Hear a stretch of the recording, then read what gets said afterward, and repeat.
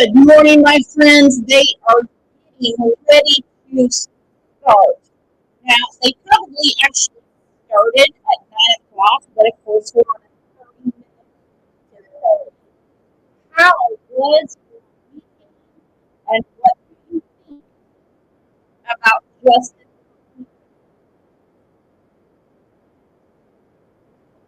Now, please keep in mind that I'm streaming on two channels today. Two. We have Sarah Boone.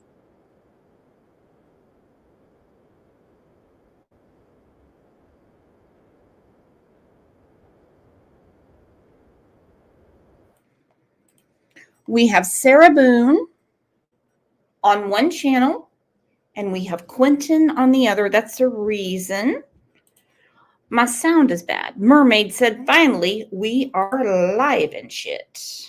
Now I have no sound? Okay. Danny Dane said much better. All right, here we go.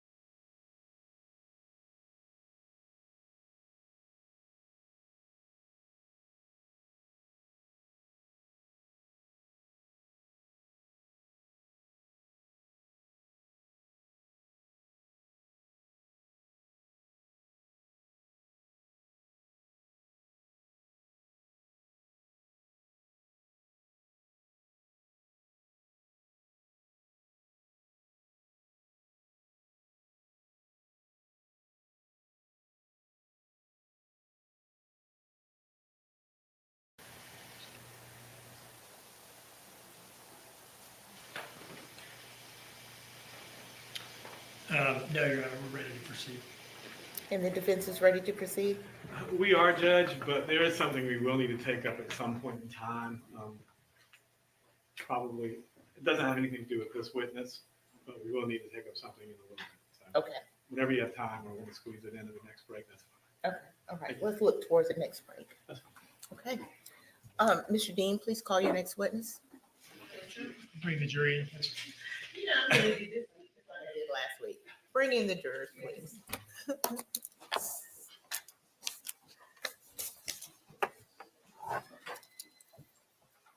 And good morning, is that Miss Gay? Hello. Well, welcome to the group. Hello, ma'am.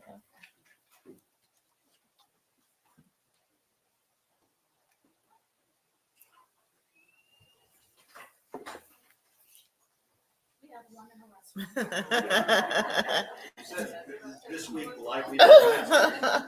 Deja vu. All is well. Y'all, please have a seat until the jurors come out.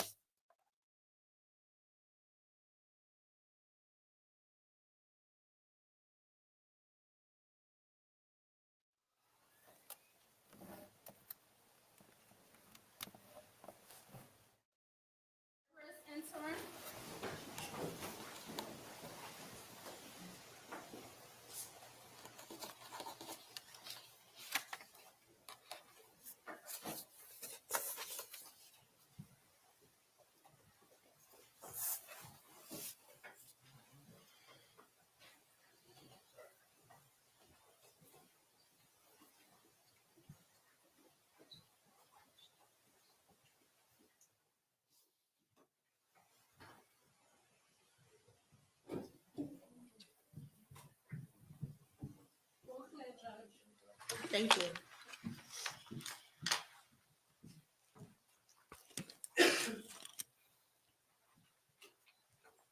All right, good morning, everyone. Please have a seat.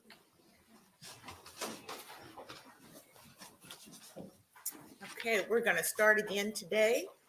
And before you left last Friday, I gave you my instructions not to discuss the case, don't do any research about the case, don't talk to anyone about the case, don't let anyone talk to you about the case, do not read, watch, listen to, or otherwise observe or consume any media reports about the case. Was everyone able to do that? Follow the instructions? Is there anyone who could not? And if so, would you raise your hand? Okay, let the record reflect that it appears that everyone has been able to follow the court's directions. And we'll turn now to the state. State called Robert Corley.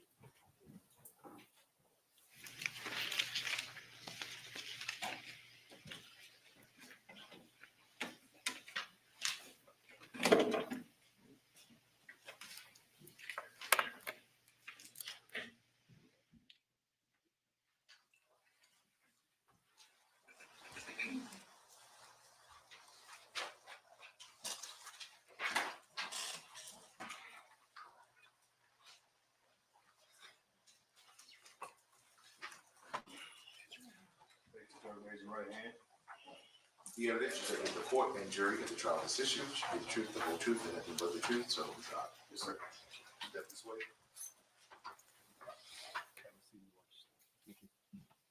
All right, good morning. Good morning, Your Honor. Good morning. Could you please introduce yourself to the jury? Yes, my name is Special Agent Robert Corley. I'm with the FBI Jacksonville Division. And can you tell us just briefly about your education before joining the FBI? Yes, I have a bachelor's degree in criminal justice and a master's degree in criminal justice. And how long have you been with the FBI? Since May 2011, so I'm coming 13 years. Are you a full-fledged special agent, or are you in some sort of support role, or what? What's your role? No, I'm a special agent assigned to national security investigations. Now, you are here because you analyzed some phone records for some of the people involved in this case to see whether you could determine where they had been on the night of October 4th into the morning of October 5th, and whether their phones had made any significant movements. Is that right? Yes, sir. Now, what is the methodology that you used to do that? We define it as cellular analysis. We basically look at cellular records provided by cell phone companies. And we match those records with cell tower lists, which are also provided by the telephone companies. And then we use relevant dates and times provided by investigators to create a report and analyze the location of the device. Now, did you do this in your capacity as a member of CAST? Yes, I did. What is FBI's CAST? So CAST is short for Cellular Analysis Survey Team, and it is a team of approximately 80 agents and task force officers spread throughout the United States. CAST performs three primary functions. We provide training on cellular analysis to state, federal, and local law enforcement partners. We also use the methodology and the techniques we're going to talk about today to track and locate people in real time. So we'll often be asked to help locate fugitives, help locate missing children, and unfortunately, a lot of times locate the missing bodies or remains of victims. Now, can you tell us about the training part? Sorry. Go ahead. And the third primary function is to do what I'm doing today, to testify as an expert witness in trials. Can you tell us about CAST training that you got that allows you to do this sort of analysis? Sure. So CAST training starts with a basic course, which is just an introduction to cellular records that all agents, state, local, and federal law enforcement can participate. Once that class is completed, you can be invited to what's called an advanced course, which is reserved for FBI special agents and FBI task force officers only. After advanced course, you go on to what's called a field training certification, where you spend 3 days looking at prior investigations or cases. You're put in like a command post situation where they give you a time limit to solve a case and see if you can come up with the same solution that the original case agents did. And if you progress through those and you meet all the minimal requirements, you can be invited to CAST certification. CAST certification is a 4-week course. It consists of 1 week of training in RF theory, radio frequency theory. That's taught by PhD professors from the Florida Institute of Technology in Melbourne, Florida. After that, we have a week of training and interaction with the cellular providers. In my case, it was AT&T, Sprint, Verizon, and T-Mobile. Sprint, merged with T-Mobile, so now people no longer receive that training, but at the time I did from Sprint.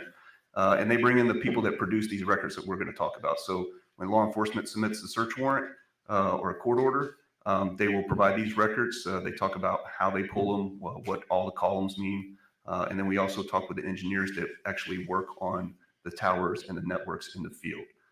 After that, we receive some training in mapping, different types of software that we use. And we also receive training in something we call drive testing, where we take equipment out and we do measurements of the actual footprint of a cell tower. So we can not only say what we believe the cell footprint or the cell tower footprint would be, we can, in some cases, actually map out the actual footprint of a cell tower. And have you completed all of those steps that you just described? Yes, sir. And do you hold the CAST certification? Yes, sir, since 2019. All right, so since 2019, you've been full-fledged member of the CAST team? Yes, I received the training, and we receive an annual recertification, which is 24 hours of training every year, generally consisting of those same things. We bring the carriers back in. They provide any updates to any of their records. And then we also receive training from other companies like Google, Apple, companies that provide other location-based services. So aside from the training to do this type of analysis, since 2019, have you gotten experience actually employing this in cases? Yes, I actually use this in my own cases. That's how most people become a CAST agent. You start using some of this technology in your own investigations. So I use it not only to help other agents or investigators with their cases, but I also use it daily, weekly, monthly in my own investigations. And have you testified about it in court before today? I have. About how many times? 19 times. And have you been accepted by courts as an expert witness before? Yes, all 19 times. Your Honor, at this time, I would offer Special Agent Corley as an expert in the area of cellular analysis. Objection. The witness is accepted as an expert. Now, in this case, did you receive a request or perhaps a series of requests from the Savannah FBI office to conduct this sort of analysis with respect to some cellular records that they had obtained? Yes, sir, I did. And did you receive cell phone records from Taylor Burns of the Savannah office? That's correct. Did these records include a set of phone records for a number identified to you as that of the defendant, Leilani Simon? Yes. Did they include phone records for a number identified to you as that of her boyfriend at the time? Yes. Did they include cell phone records for a number identified to you as that of a brother of hers that was living in the same house during the relevant time frame? Yes. And did they include cell phone records for a person identified to you as the father of the missing child? Yes. All right. Once you had these records, what did you do with them in short? So once I receive the records, first I do a check to make sure they're original records received from the phone companies. Nothing is out of the ordinary. And then I take the records and match them with a cell tower list. The records will provide you, in this case, we specifically use timing advance records. They provide you with the tower used, the sector of that tower used, and then the distance from that tower. So we're able to provide a general location of where a device is located. So I use those records and then produce some maps and a report showing where the phone was located during that time. You mentioned you produced the maps. Have you for today prepared a presentation detailing your findings? Yes, sir. And do you believe that presentation will aid the jury in their understanding of your testimony? Yes, very much. Do you see in front of you a document marked as State's Exhibit 64? Yes, sir. Can you tell us what that is? This is my report. Your Honor, at this time, I would offer State's Exhibit 64. No objection. And I'd ask to publish it to the jury, Your Honor.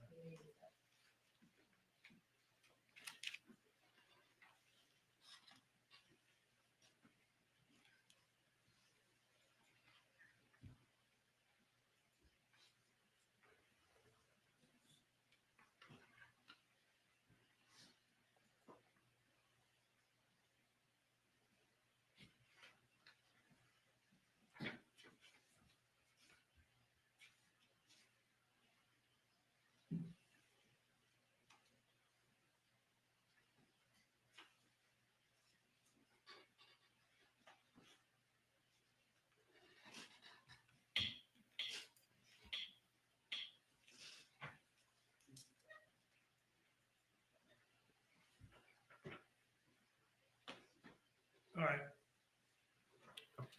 We're on page 1 of 12 here.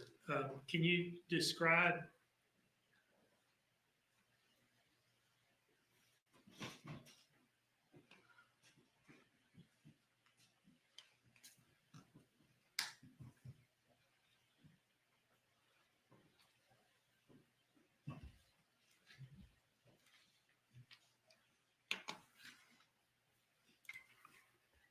All right.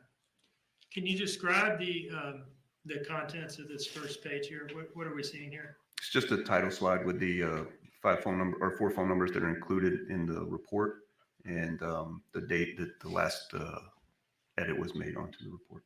Okay, so the top number, that would be the defendant's, right? Correct, 5275. That 910 number, the second from the top, would be that of her boyfriend.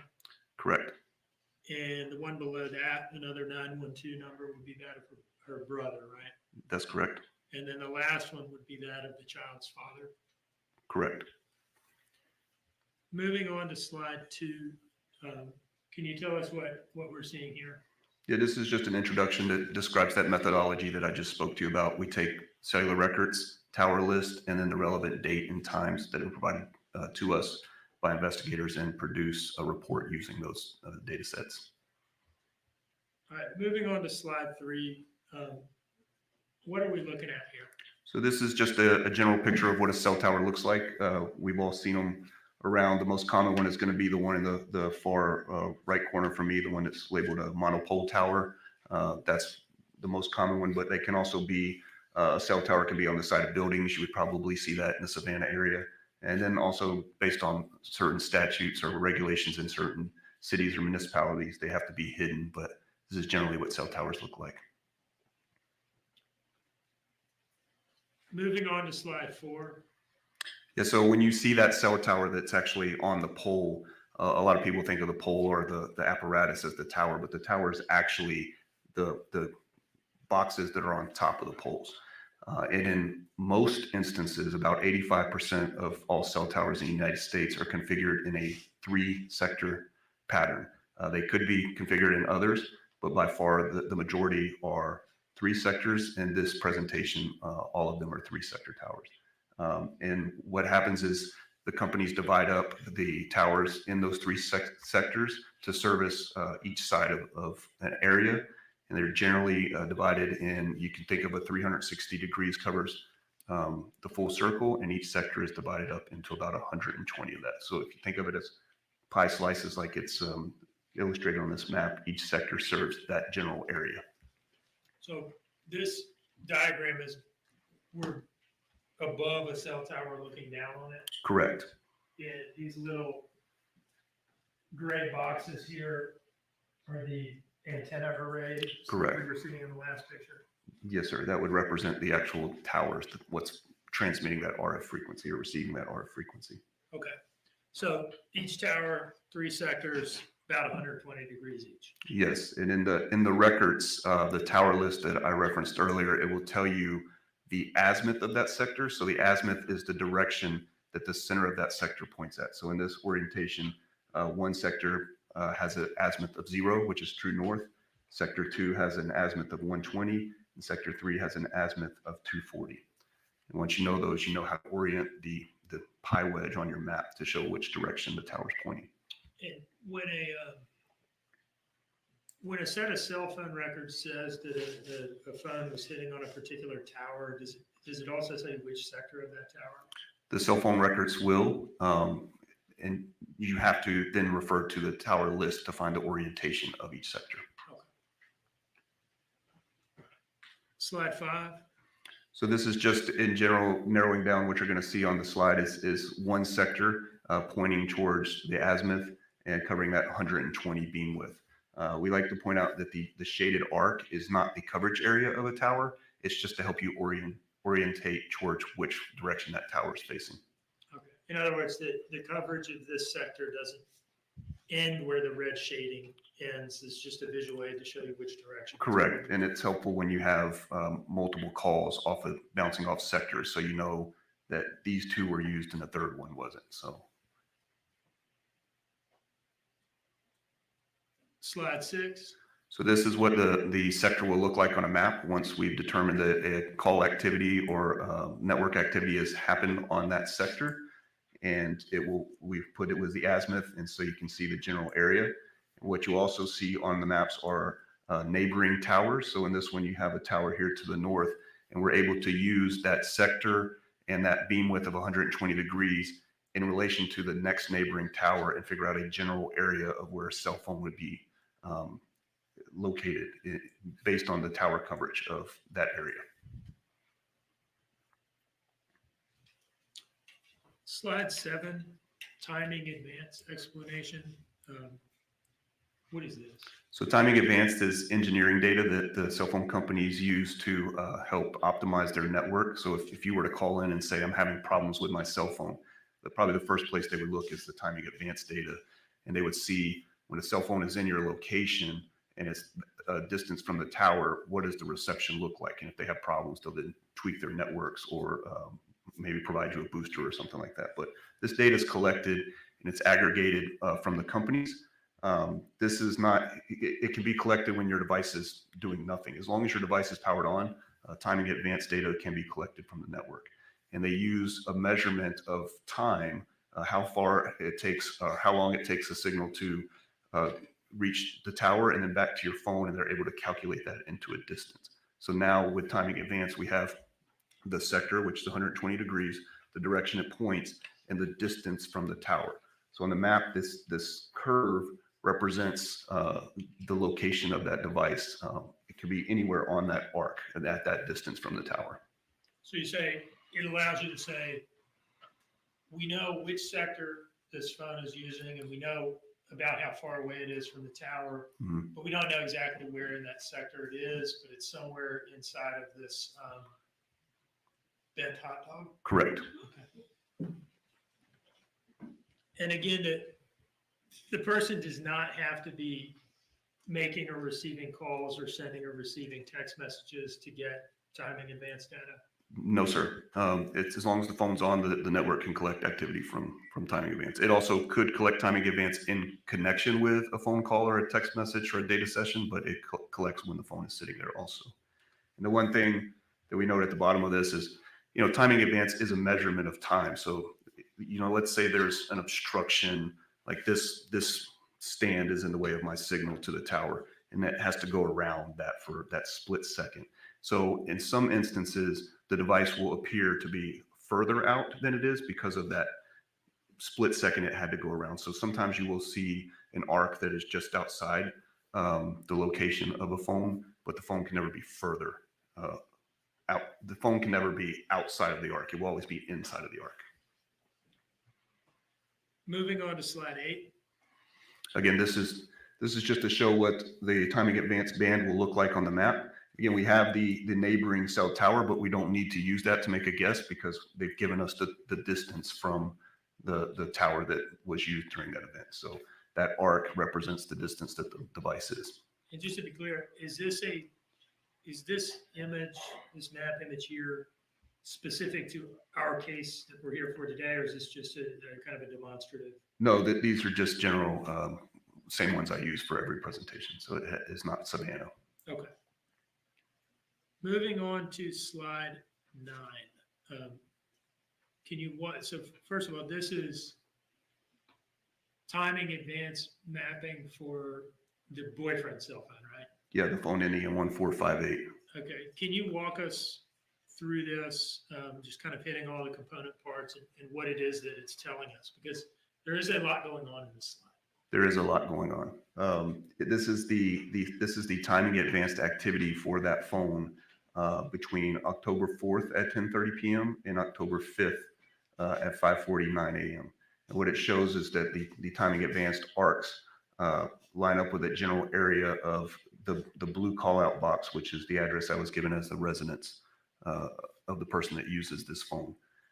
And what you can do with the timing advanced in these instances is you can look at where timing advanced overlaps with each other and it makes that X, so that that the phone could be anywhere along those bands, but when you have two overlapping bands, it's going to be somewhere in there where near where the bands overlap, or it makes an X. Okay, so just to be clear here, we'll start. Looks like we got this phone. 3 different towers gathered timing advanced data for this phone during this time frame. 4 different towers. If you look at the tower at the top, 4 different sectors. Okay, 4 different sectors. All right, so this one on the left here, right? You're saying at some point during the night, this phone was hitting on this tower. Yeah, there were 22 events on that tower. Which would put it in this band. Correct. And at some point in the night, it was hitting on this tower here moving to the right. Yeah, there was one event on that tower. And where's the band for that one? Can I stand up here? Yeah, sure. So this band here would line up with this tower. This band that runs from here to here. Okay. And then was it hit this tower here moving to the right, the one that says CID is 1755? Tell us about this and where the band for it is. So there are 23 events off both of these. Same tower, two different sectors. And what you'll see on a lot of towers is they stack on top. So if you ever see a tower and you see like there's almost like a parking garage, they're all in the same location, but level 1, level 2, level 3, they're all built to service more customers. So if there's an increase in customer base, instead of putting up a new tower, they're generally just going to stack more towers on top of that pole. Okay, so is that why they're not offset like 100 degrees, 120 degrees from each Correct. other? Because it's not two separate sectors of the same tower. It's Yeah, so this is likely two towers sitting right on top of each other, one slightly pointed in a different direction than the other. So this would still be sector 3. These are probably both sector 3 towers, one with a slightly different azimuth. okay. And these bands are represented. You can see the one, so this one that's a little to the right, these two bands here that go and stop a little bit short, and the one that's pointed up here starts here and goes down to here. Okay. And you're saying it's the intersection of these bands where that phone would have been during this time frame? Correct. During certain time periods, you can see if, for instance, if there's a call, I think there was a call at 10:48 on this band, and then there's a call 30 seconds later on this band. Well, you can't be here on this band and then here on this band in 30 seconds. So you have to naturally start looking at where do these bands overlap, and you can start narrowing down the location of where they could be within those bands. And then you can just look at geography, like there's no roads here, there's no roads over here, there's no roads here. So you could start eliminating so many places on timing advance and start narrowing down to where it's likely at during that time. Is it your opinion that this phone appears to have been in the area of 535 Buckhalter Road for the entirety of this time frame here? The timing advance data would be consistent with it being at that location for the timing advance data that I have. All right, through the night. Through the night. They started at 10:30 and ended at 5:49. Did you see any indication that the phone left the residence at any point tonight? No, this is all the timing advance data that we had for that telephone. Moving on to slide 10, this would be the same, generally the same time frame, but for the brother's phone, right? Yes, this one's at 11 instead of 10:30. That was the first timing advanced event. And then this one went to 9 a.m. Originally, we did some different analysis on the last phone to show where the phone went after 5:49. But this one was in the same location until 9 a.m. Okay. And so again, we're looking at where the bands intersect to tell where this phone appears to have been through this time frame. Yeah, so these were both Verizon phones, both using the same towers, with the exception of that one event that happened on one other tower from the last slide. These are the same towers, same timing advance measurements, all lining up with being consistent with servicing that resident. And do you believe that the timing advance data that you looked at for this phone is consistent with the phone having been at 535 Buckhalter Road for during the time frame on the top of the slide there, 11 p.m. to 9 a.m.? Yes, these timing advance bands would service that area. Okay. Did you see any evidence in the timing advance data through your analysis that this phone left the residence at any point during that time frame? There were no timing advanced events that led me to believe that. Moving on to slide 11. This would be cellular analysis for the child's father's number. Is that right? That's what was described to me. Yes, sir. All right. What is the area depicted on the map here? Where are we in the world here? Up near the South Carolina-Georgia line. I'm gonna have to look closer at I'm not familiar with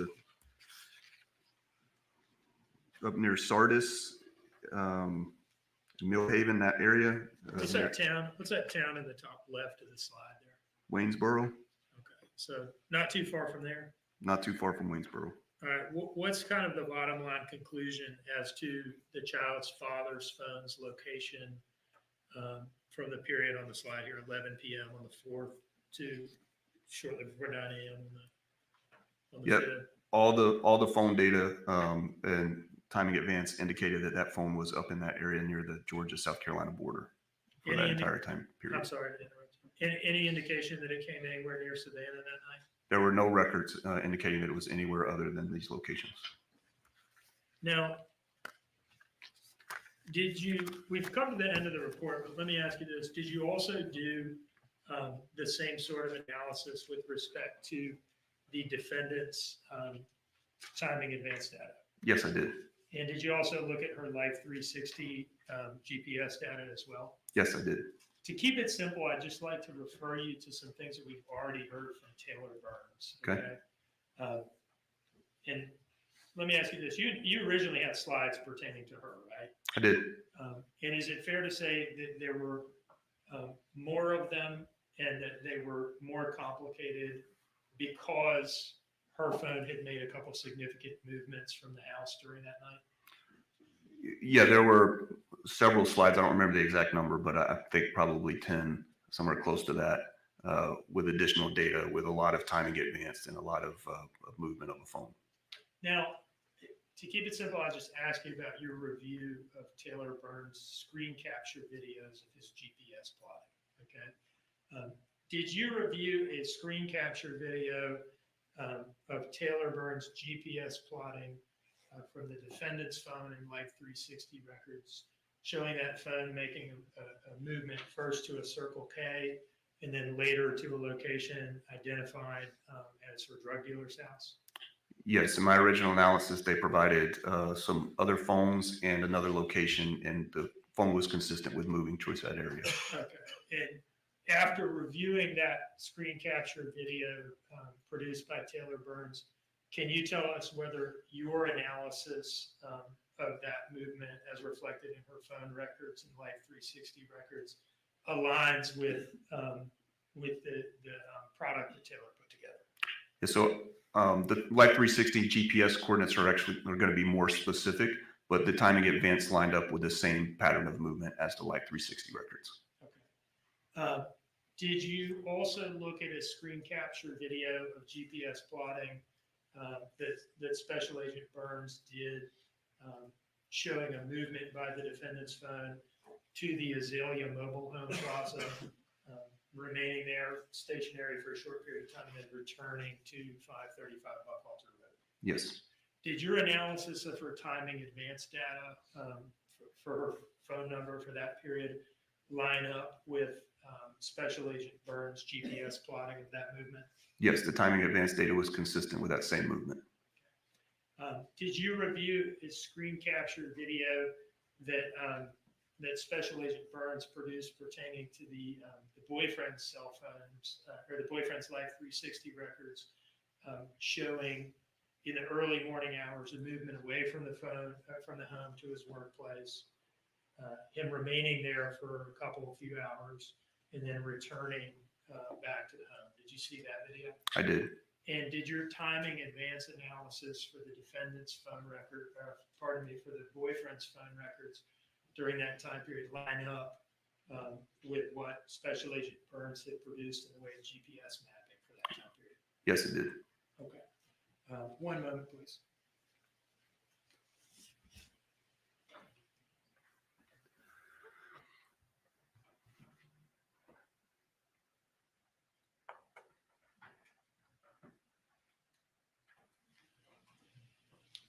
No further questions, Ron. Mr. Dean? Mr. Henry? Thank you.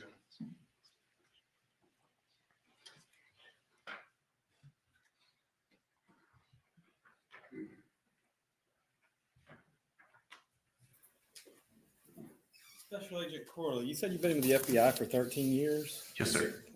And I assume, and I'm just trying to figure it out. Did you work anywhere before the FBI or were you in school?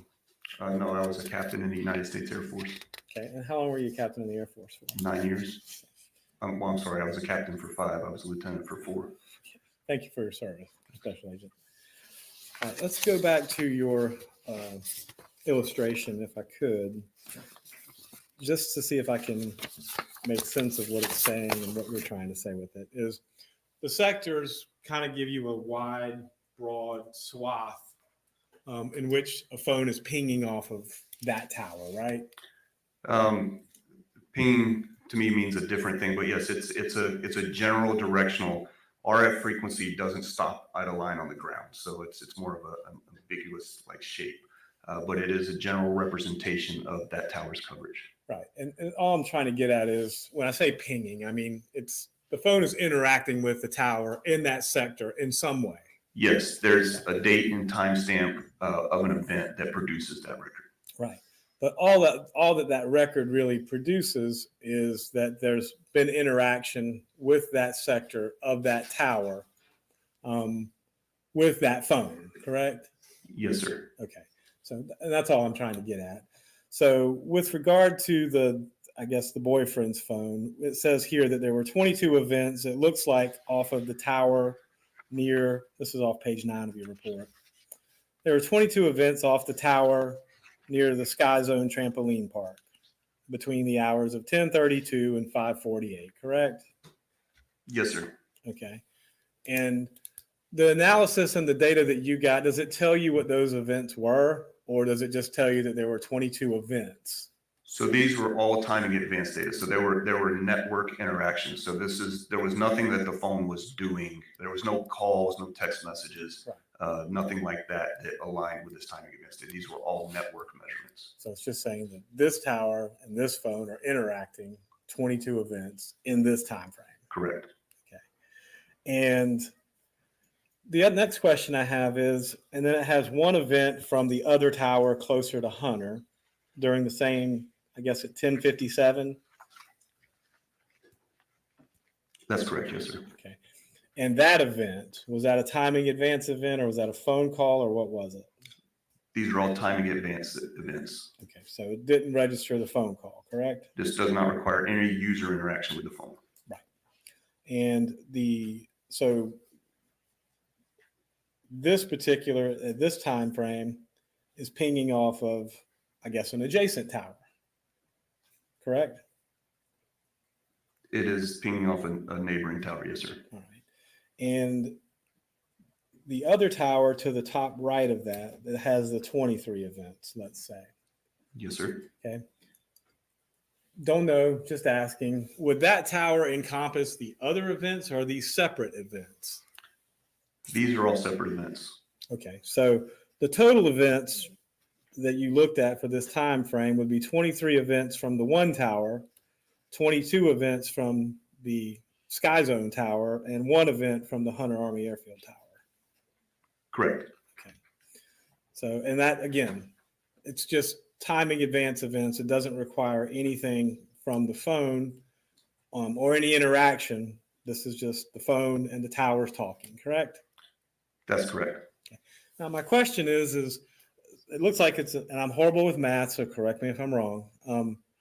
There's a total of 46 events in this time frame for this particular phone, right? Yes, sir.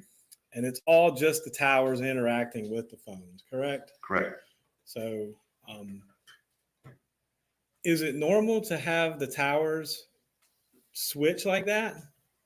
Yes. Okay. So it's nothing indicative of anything other than it's just switching between the towers. Yeah. So if you were making a phone call or using a text message or using your phone for a data session, the phone is selecting which tower it's going to use. And in most cases, not most cases, in all cases, it's going to select the tower with the cleanest, the best signal. Most of the time, that's the closest tower, but not always.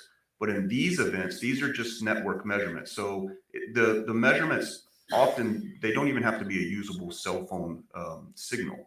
They're just measuring the distance of the devices, taking and saying, well, what's this phone look like when it's at this distance from this tower? And then they aggregate that data to do whatever engineering they need to do with it. So it doesn't matter what the phone's doing, and it doesn't follow the same rules as we wouldn't say if we didn't have the distance from the companies that tell us how far it is, this would be not usable, because then it would just be like, well, it's bouncing off a bunch of different towers. How do we know where it's at? But because we have the distance, we can use it even though it is using multiple different towers. And that's kind of what I'm getting to is let's assume the phone's stationary and hasn't moved. Mhm. The analysis that you're doing, it's these phones and these towers are doing their own thing, determining which tower to use and which signal to use and how to bounce back and forth with little or no interaction from the user, correct? That could be correct, yes, sir. Right. Not always correct, but in this Yes. particular case, that's correct, right? Appears to be, yeah. Okay, all right. And that being said, the analysis doesn't ever actually say who is in possession or carrying or using the phone either. No, Yeah. I can't tell you that, no, sir. Right. And you have to look at other things to know that, correct? Well, I mean, I would say there's probably never an instance where I can say 100% that person had the phone unless I was sitting next to them and watching them use the phone. So it could be picked up by somebody else. But yeah, I can't determine who was using the phone. That's all the questions I got. Thank you, Mr. Thank Ford. you. Is there any reason to hold this witness? No, you're right. Okay, you are excused. Thank you, Your Honor. Thank you very much.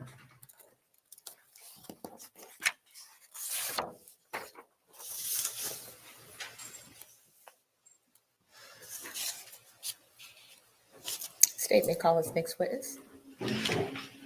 Special Agent Snyder.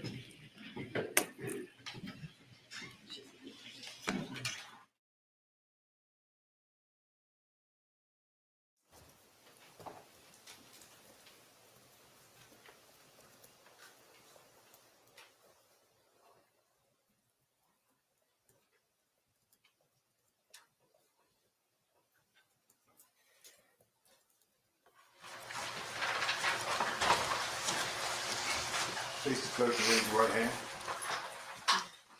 The evidence you shall give the court and jury in the trial of this issue should be the truth, the whole truth, and nothing but the truth, so. Step this way.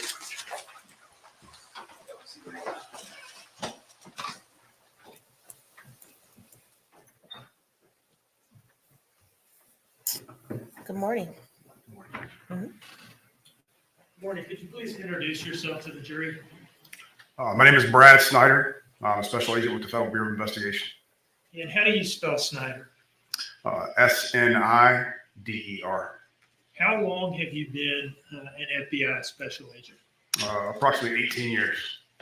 Can you just briefly tell us about your education before joining the FBI? Sure.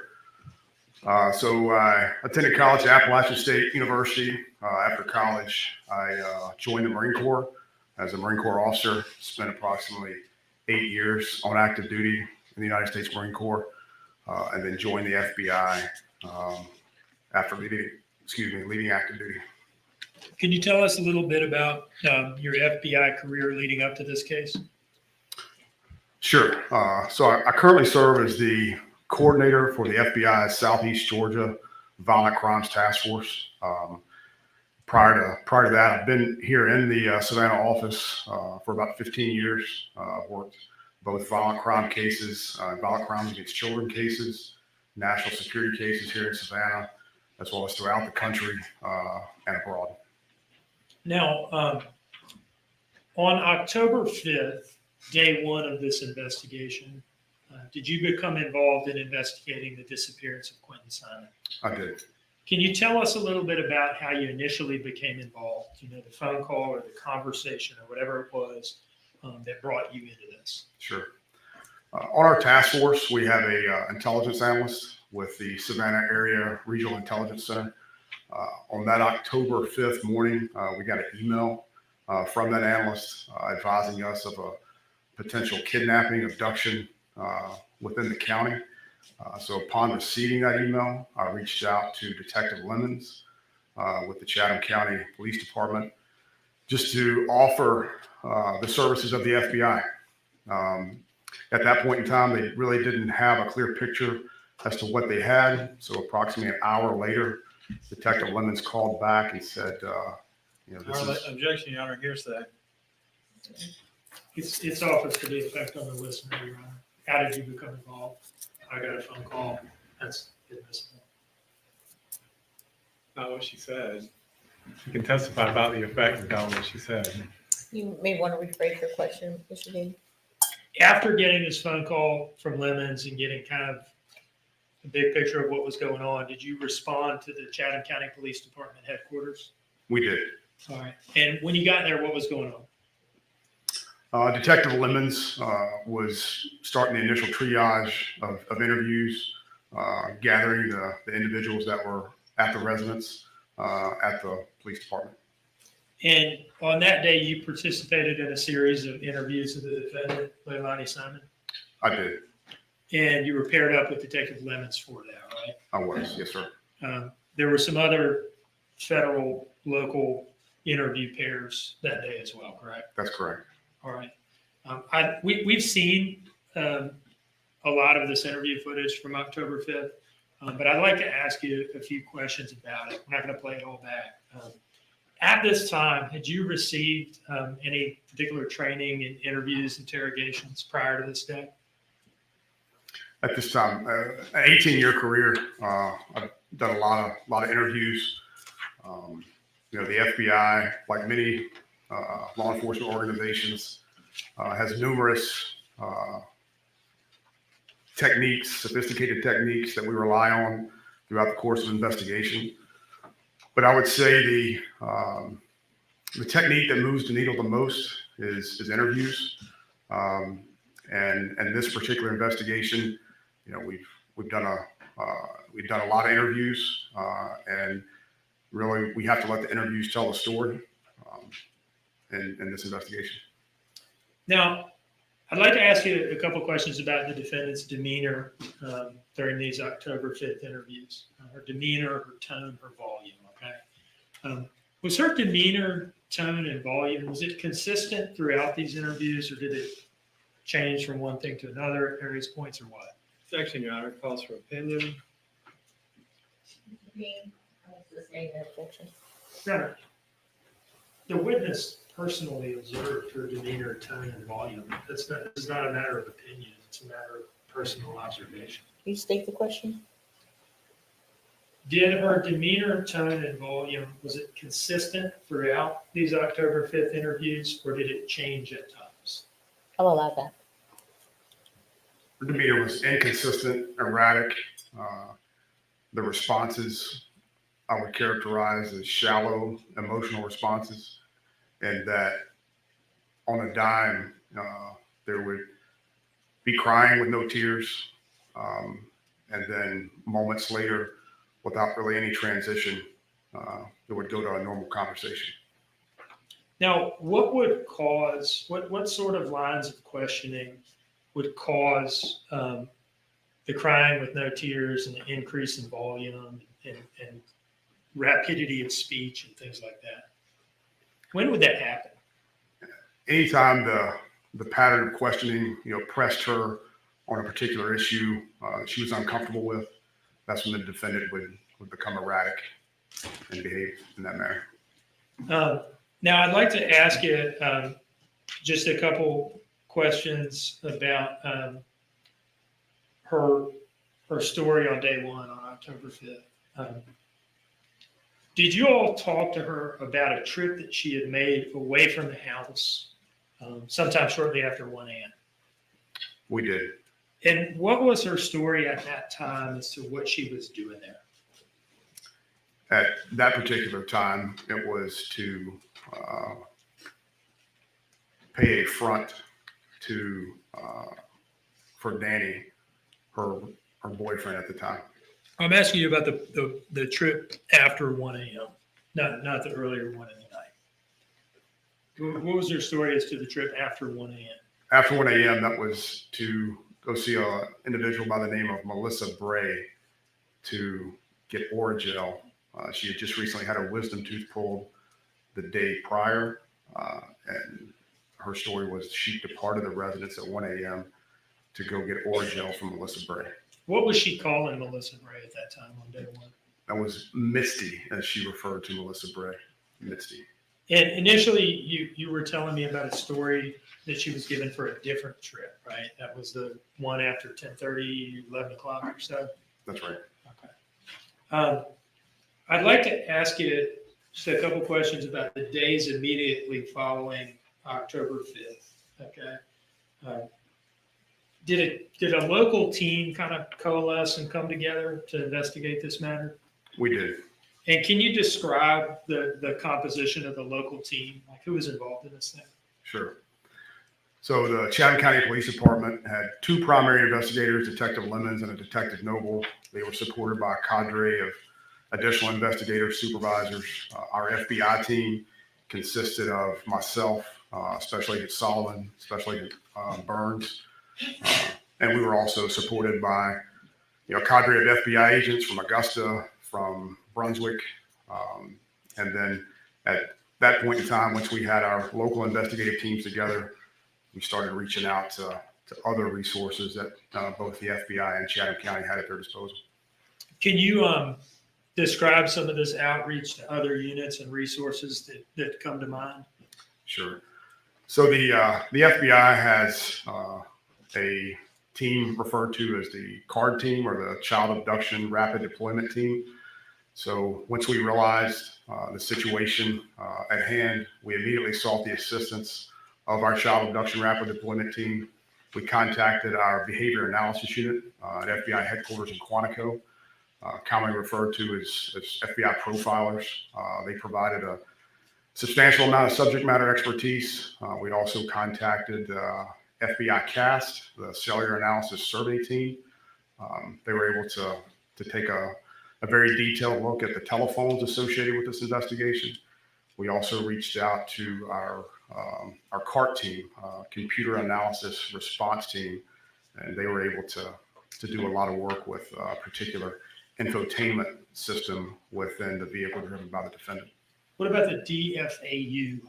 Y'all use them for anything? We did Digital Forensics Analysis Unit. They did a lot of video, audio enhancement, specifically, video enhancement, and then audio enhancement as it relates to some of the interviews to clarify various points where the audio wasn't as clear as we wanted it to be. Can you think of any resources y'all didn't use in this case? Truly, no. In this investigation,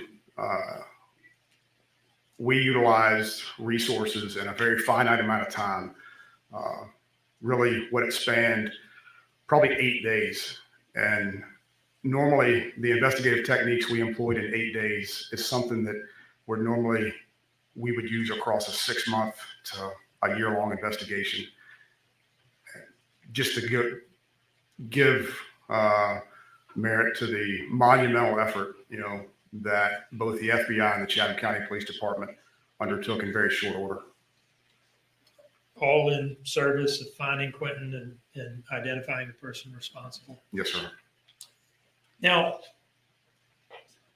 the plan and priorities over the first couple of days after these October 5th interviews of all these 3 people, did that include some follow up on Henry Bubba Moss Jr.?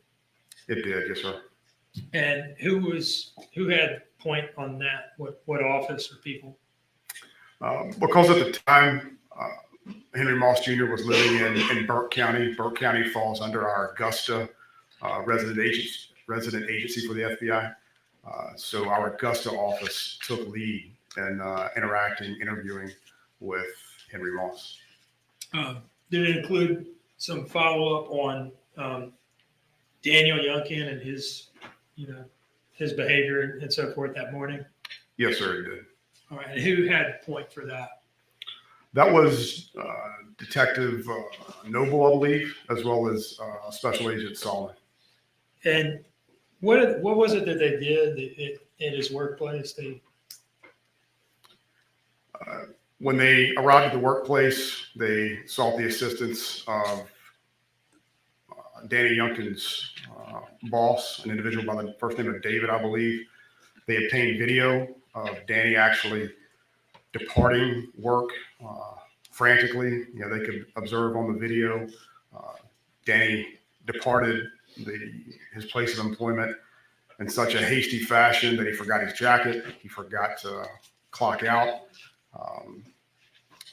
and ended up encountering his supervisor as he was running to the vehicle.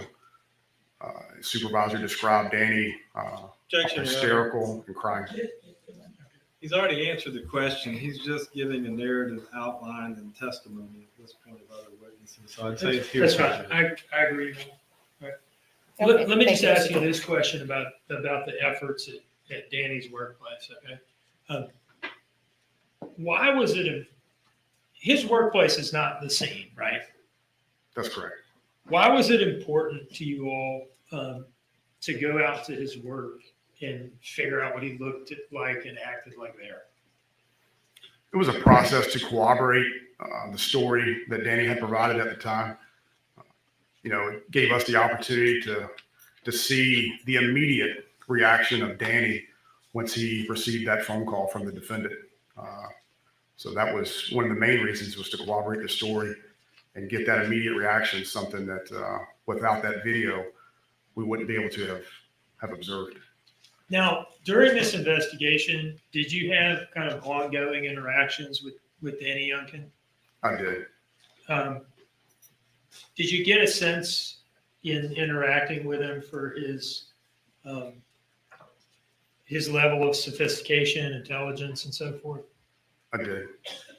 With that background, do you believe that he would be? Objection, Your Honor. Calls for speculation. I do not believe it does, Your Honor. I didn't hear the question. Okay. Do you believe that he would be capable of acting or thinking to act in a particular way? I'm going to sustain that. Okay. Let me ask you about the October 8th interview. Okay, we've heard testimony about an interview on October 8th at the FBI office in Savannah with an interviewer from Quantico named Bridget Brock. Okay, were you present for that interview? I wasn't present for the interview, but I observed the interview in a remote location within the office. Okay, you're watching it on like a live feed or something like that. That's correct. Okay, and let me ask you this about because I don't know that I've asked anybody else this. The location in which that interview was conducted, is that in Chatham County? It is. It's at the FBI office off Chatham Parkway here in Savannah. Okay. And the October 5 interviews at Chatham County Police Headquarters, were those in Chatham County as well? That's correct, yes, sir. Okay.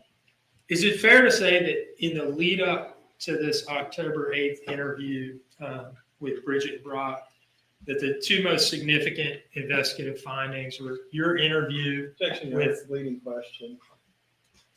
Rephrase the question. prior to that October 8th interview? Had you interviewed Melissa Bray? I had. Can you tell me first about the process of locating her in the first place? We first learned of Melissa Bray through an interview of the defendant. The defendant provided us information that she previously worked with Melissa Bray at a restaurant located off of Highway 17 and Chatham Parkway here in Savannah. And I went to the restaurant, approached Miss Bray during working hours, and asked Miss Bray if she had some time after she was off work for the day to speak with me. She advised that she did. She would be more than happy to speak with the FBI. Arrived at her residence at approximately 3:30 in the afternoon of October the 6th. And what were you asking her? What were you looking for from her? The main thing we were trying to seek from Miss Melissa Bray was whether or not she had any recent interaction with the defendant. And what did she tell you? Miss Bray provided that she hadn't had any recent interaction. However, she provided text messages and, that the last time she had contact face-to-face with the defendant was July the 5th. She received a text message or a phone call. Actually, I believe it was a text message from the defendant. The defendant said she had run out of gas, needed a gas can. Miss Melissa Bray, as well as her husband, supported the defendant in getting that gas. And then after that, there were a series of text messages on July 6th, 7th, 8th, 9th, and I believe the 13th, where Miss Bray was trying to get the gas can back from the defendant. I observed the text messages myself. There was never a response. The gas can was not returned. So really from July the 5th, there had been no contact whatsoever, according to Ms. Bray, between Mrs. Bray and the defendant. Now, in your view, did the text messages that you looked at corroborate what Melissa Bray was telling you about the last time she had seen the Objection, defendant? Your Honor, comes back to opinion again. Give me the question. Did the text messages corroborate what Melissa Bray was telling you? I'll allow that question. Second objection, then a bolstering, Judge. Witness has not been attacked. I'm going to allow the question. Did the text messages corroborate what she was telling you? Absolutely, 100%. Now, so that was done before the October 8th interview with Bridget Brock. That's correct, yes, sir. And prior to that October 8th interview with Bridget Brock, had the investigative team obtained some important video footage? We had. And just broadly tell us what that was. That was CCTV footage obtained from the Azalea Gardens trailer park. And in this October 8th interview with Bridget Brock, did the defendant stick to the Misty story? Absolutely. Now, moving forward from this, that night, the night of the 8th, this is when the hotel monitoring operation was conducted, right? That's correct. Now, were you involved in setting that up or at least discussing it with Daniel Youngkin? I was. And when had that discussion taken place? On October the 7th. Okay. Can you describe, approaching Danny and bringing this up, and who else might have been there for this conversation? That was an interview conversation that we had with Danny Youngkin with Agent Savannah Solomon on October the 7th at our office. We disclosed to Mr. Youngkin, to Danny at the time, the facts that we had learned at that point in the investigation. We disclosed to Mr. Youngkin the Objection, Your Honor. It's a narrative from the witness again. I don't think that's the question that Mr. Dean asked him. I asked him to describe the circumstances of approaching Mr. Youngkin about this operation. Proposing this. All right, I see a little argument Totally in responsible. here. It's a We narrative. have a woman named Gail, and I know that she entertains another channel, but we are welcome to have her. Welcome, Gail. I Now, don't think in this. I case have to it was say a this better in every trial, and it's very, very important to put this So under. again, we were able to Okay. disclose to Mr. Did Youngkin the everyone hear me? facts of the investigation that we had obtained at that point. And Okay, I didn't pause it. Let me start this again. We have a woman in chat named Gail. Let's welcome Gail. Welcome, Gail. Everyone say hi to Gail. Come on, we can do it.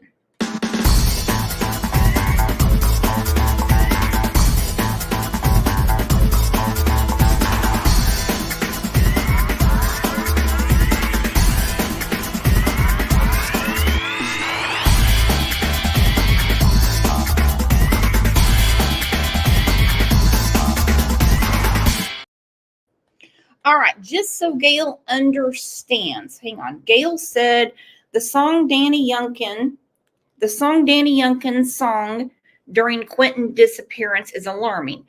That was actually before Quentin disappeared, but it was reposted. Now listen, he worked with the FBI to get information, evidence on Leilani.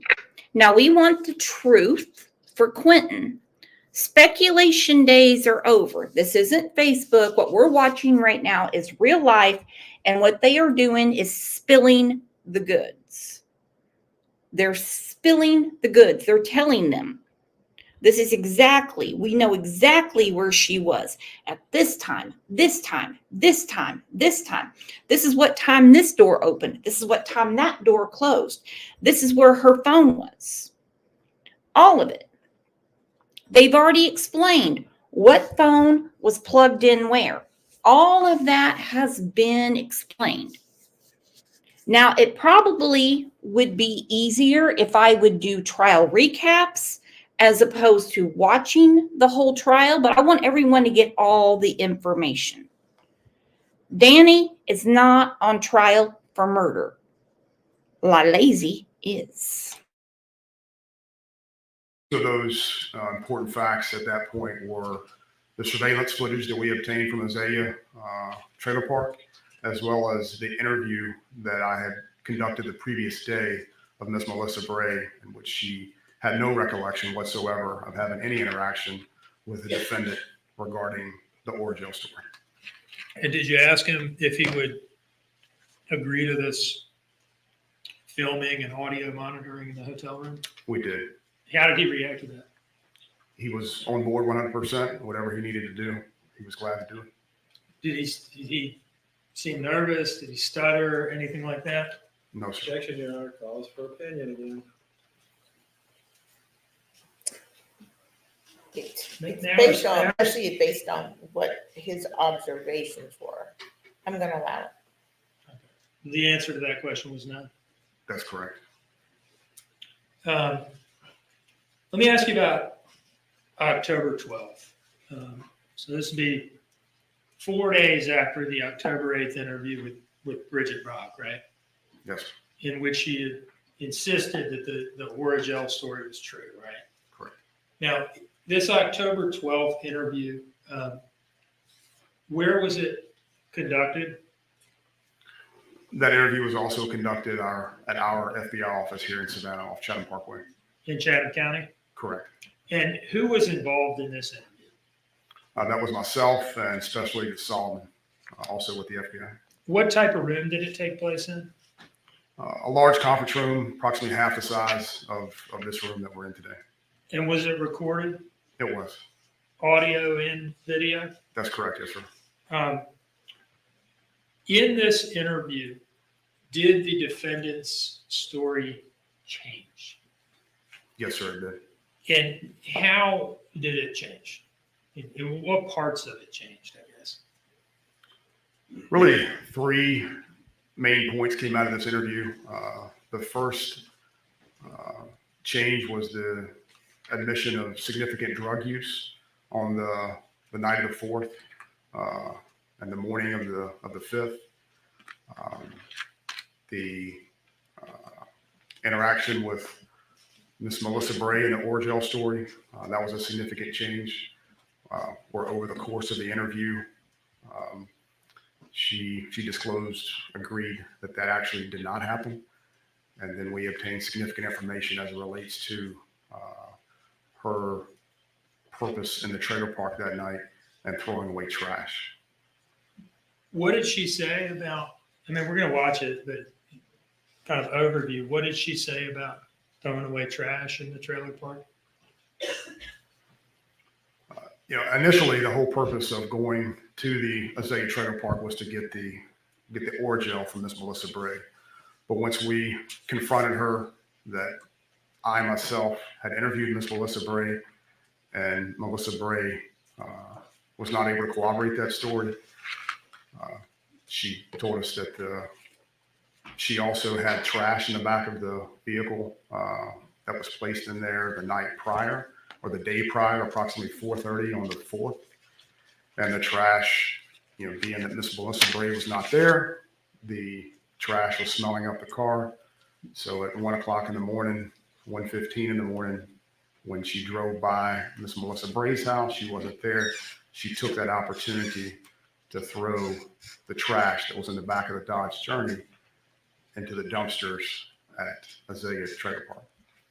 Now, prior to this, on October 5th, had you all discussed with her this Azalea trip? We had. And had y'all discussed it with her at length on October 5th, what exactly she was doing there? multiple times, yes, sir. And on October 8th, did Bridget Brock discuss this Azalea trip? She did. And was that also at length? Yes, sir. Now, in either of those, on either of those days, October 5th and October 8th, had she said anything about throwing trash away at at Azalea on that trip. Never. So as of October 12th, is it fair to say that this was new information from the defendant? It was. Did she talk to you about how much the trash weighed? Well, let me ask you this. First of all, what did she identify the trash as being specifically, to the extent you remember? She identified it as being shrimp pasta. That was a meal that they had thrown away from a day or two prior. Was she able to give you details on the estimated weight of the trash and the specific physical mechanics of throwing it away? She was. What did she say about those two things, the weight and how she did it? When we were questioning her about that, this was towards the end of the interview. We asked how she threw the trash away. She described getting out of her vehicle on the driver's side, walking along the driver's side to the rear of the vehicle, opening the back hatch of the Dodge Journey, and then pulling the single trash bag out. She was asked how she pulled that bag out. Verbally, she said, "I pulled it out with one hand," but as she was demonstrating, how she pulled the bag out, she demonstrated using two hands to throw the trash bag into the dumpster. She also described before she went to throw the bag in the dumpster, she opened the bag and described smelling the bag before she threw the bag into the dumpster. Was she able to tell you if this really was just a bag of old food, why she would have felt the need to look inside the bag one last time before throwing it away? We asked her that multiple times in the interview, describing, is it normal for a person to, knowing that the vehicle was had an odor to it, is it normal for a person to smell the trash before they throw it in the dumpster? And the defendant really didn't have an explanation for that other than she was just smelling the trash before she threw it away.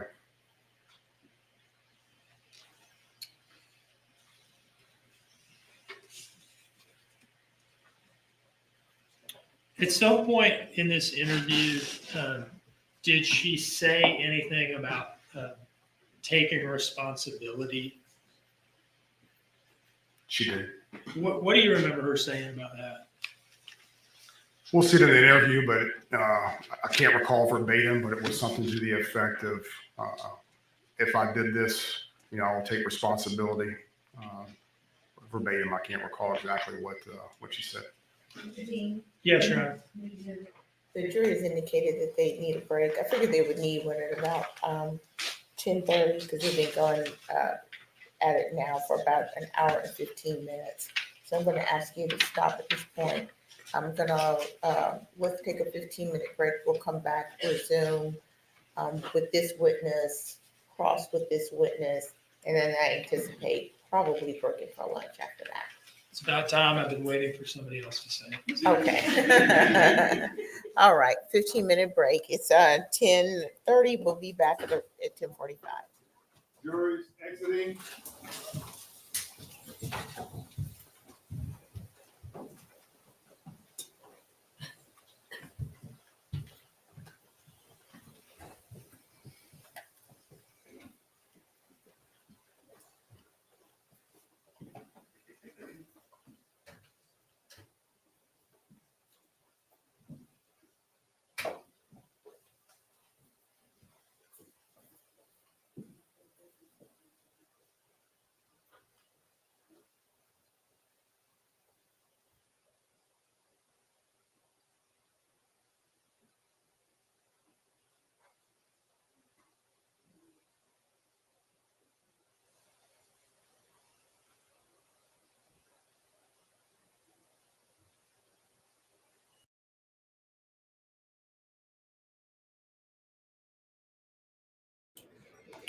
Okay. Who smells trash? This is a Casey Anthony defense, in my opinion. So I am multitasking today. I know a lot of people are asking how I'm feeling and things like that. I love you. Love you a long time.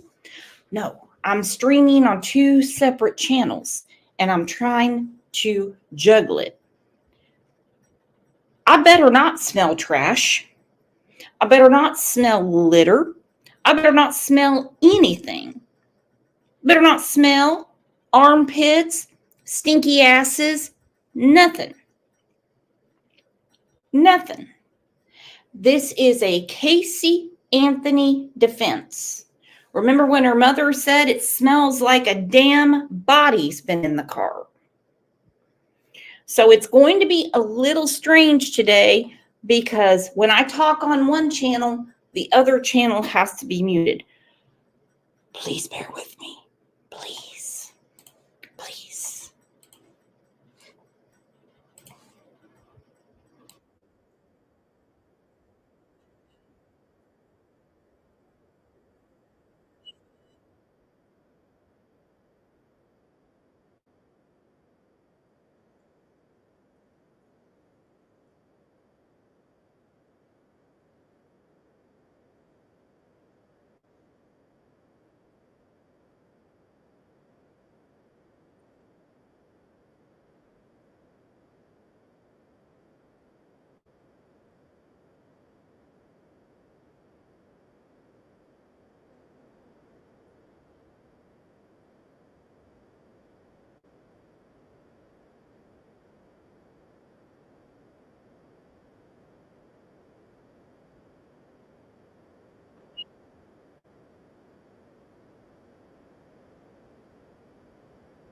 In Savannah, Georgia, a young mother accused of murdering her 20-month-old son, Quentin, and discarding his body in a dumpster is standing trial for her alleged crimes. And today, her live-in boyfriend, who wasn't the father of Quentin, testifies against Leilani Simon about their relationship, their drug use, and the day that little Quentin was last seen. The night of October 4th, you were at home with the children under the influence while she's out getting more drugs, correct? Yes. If you got cocaine, you share. Yeah. And if she got it, she'd share. No. No. No. She was selfish. And in Alpharetta, Georgia, Gary Ferris was found dead in a burn pile on July 5th, 20. Held to give them something.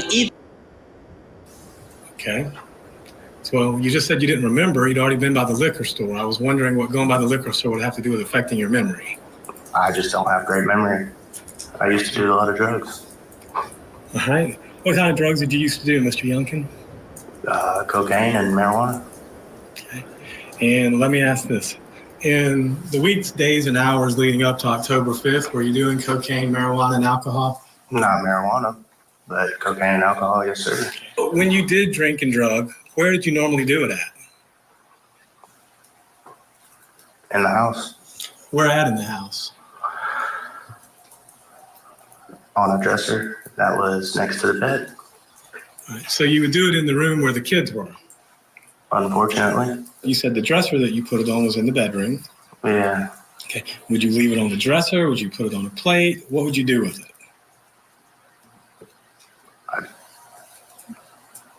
On the dresser, it would be in a bag, or snip it out of the bag, or put a line on the dresser and snip it off the dresser. All right. So and that's kind of the point I'm getting to.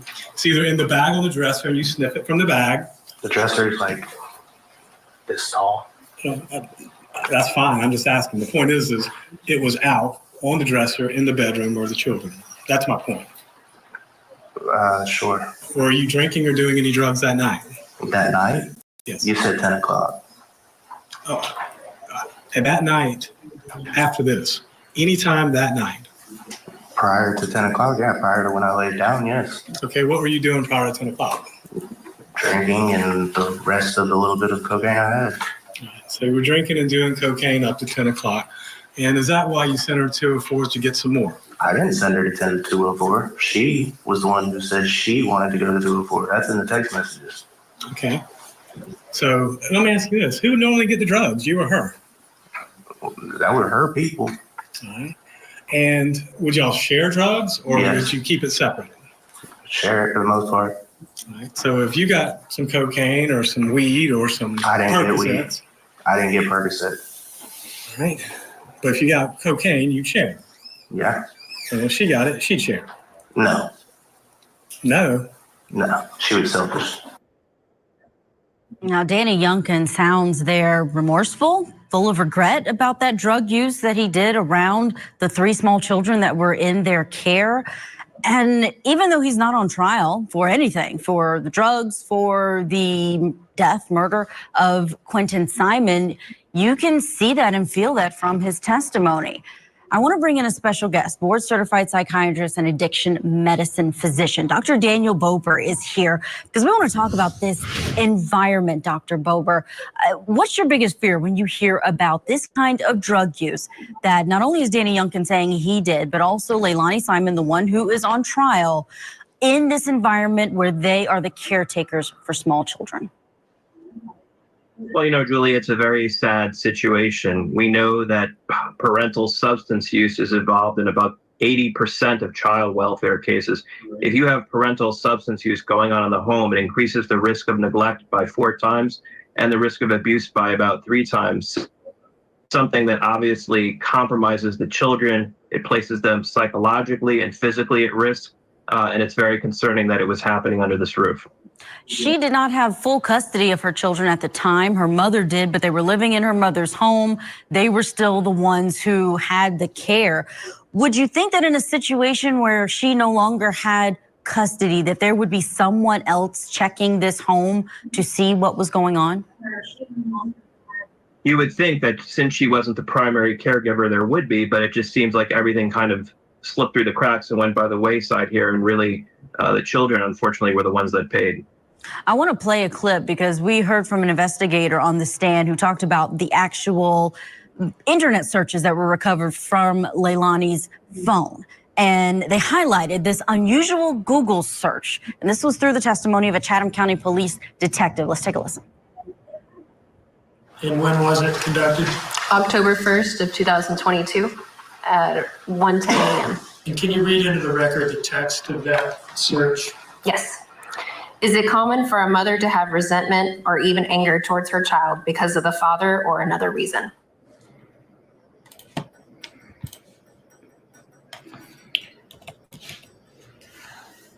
Okay, I want to talk about something really quick. I know there's been a lot of controversy about why didn't CPS check up? Here is the question. Why would they? Why would they?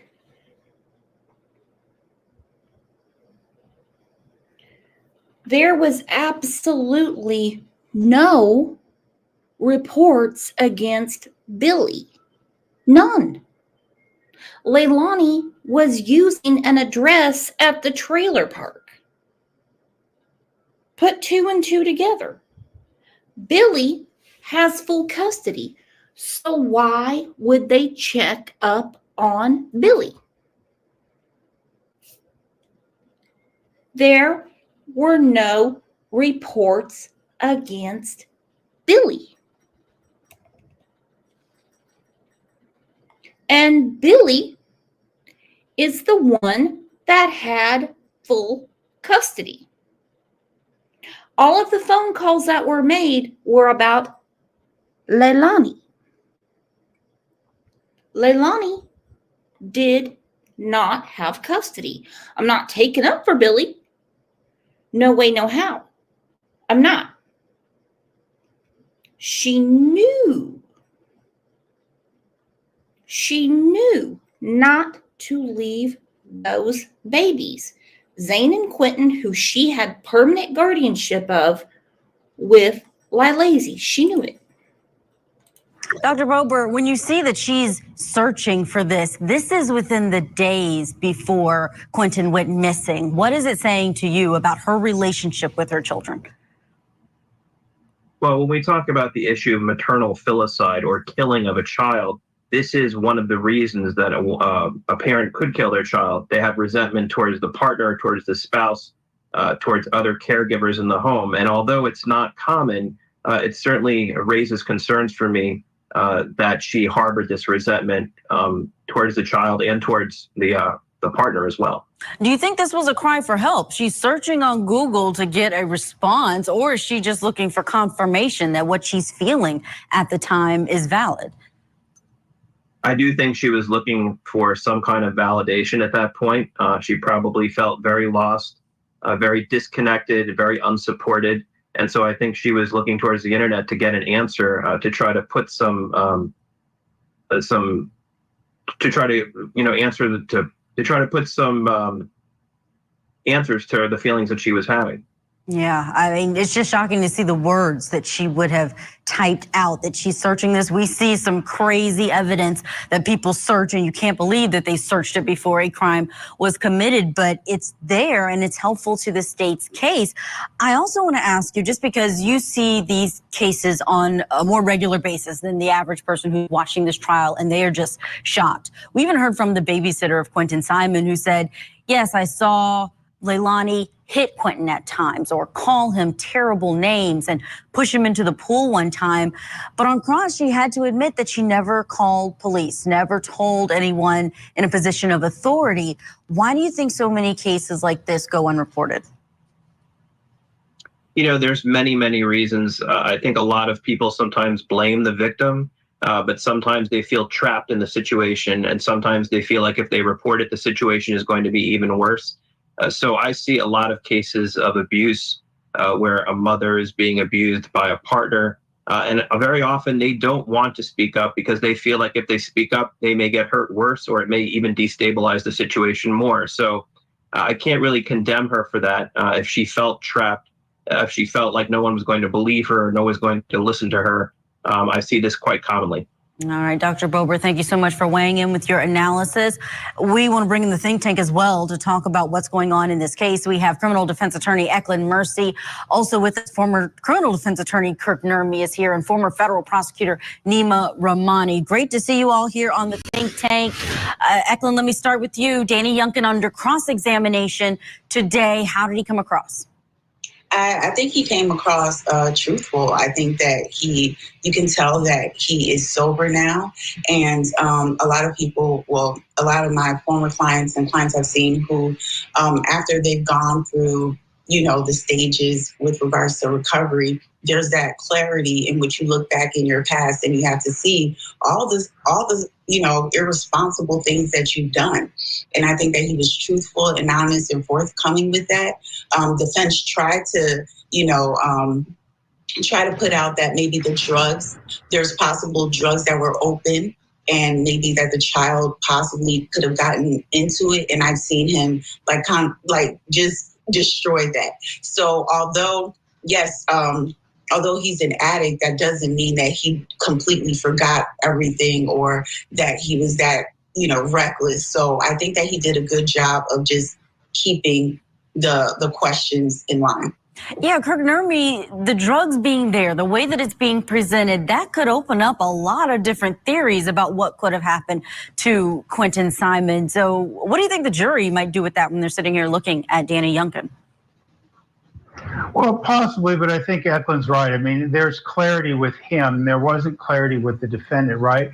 And when we talk about addiction, one of the things that I observed is something like what the doctor said, the absolute absence of logical thinking. It just completely distorts the brain.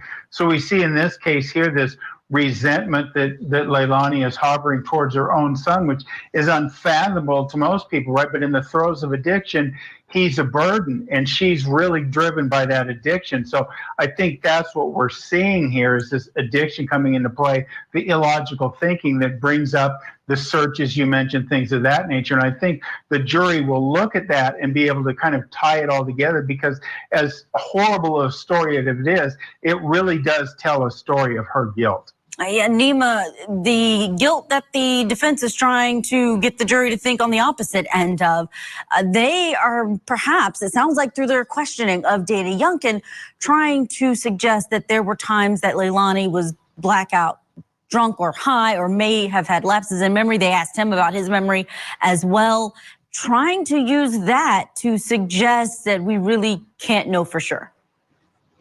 Well, here you have the prosecution star witness, right? He's the last person to see Quentin aside from Leilani. And he's important because he's the one that's going to poke holes in her alibi. He said that there is no shrimp pasta that's thrown away. There's no trip to Chevron and there's no trip to get Oragel, right? So here's someone that says that, you know, she obviously what came out yesterday is that she's having this potential sexual relationship with a drug dealer. Essentially that she's a liar. And obviously we know that he cooperated with law enforcement. So the fact that he actually held up pretty well on cross-examination, because obviously this is not your ideal star witness if you're the state or someone with a serious drug problem. But I agree with Eklund, I agree with Kirk. He testified well. And I think the drug use, although it may hurt Leilani, I don't think it's going to hurt him as a witness because he did come across as credible to me as well. Let's play a bit more of that cross-examination because he was asked specifically about Leilani and what he told police initially the day that Quentin was reported missing. Do you remember telling him that when you woke up at 3 a.m. that Leilani was asleep? No. Well, if I did, then that's probably something she told me to say. Okay. And you remember telling him Quentin was okay at 3 o'clock? Probably based on what she told me to say. Eklund, that got a big reaction from Leilani Simon there at the table. Your thoughts? I honestly think that if I was Leilani's counsel, like this is the time you have the come to Jesus meeting in which you just, I think that she can get.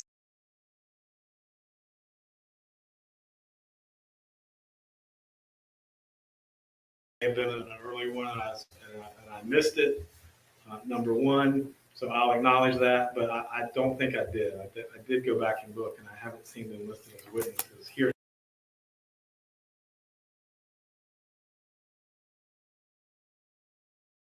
We're now back on the record. Before we bring the jurors out, Mr. Hilliard, you said there's something you'd want to bring up. Yeah, I'm just waiting on this side.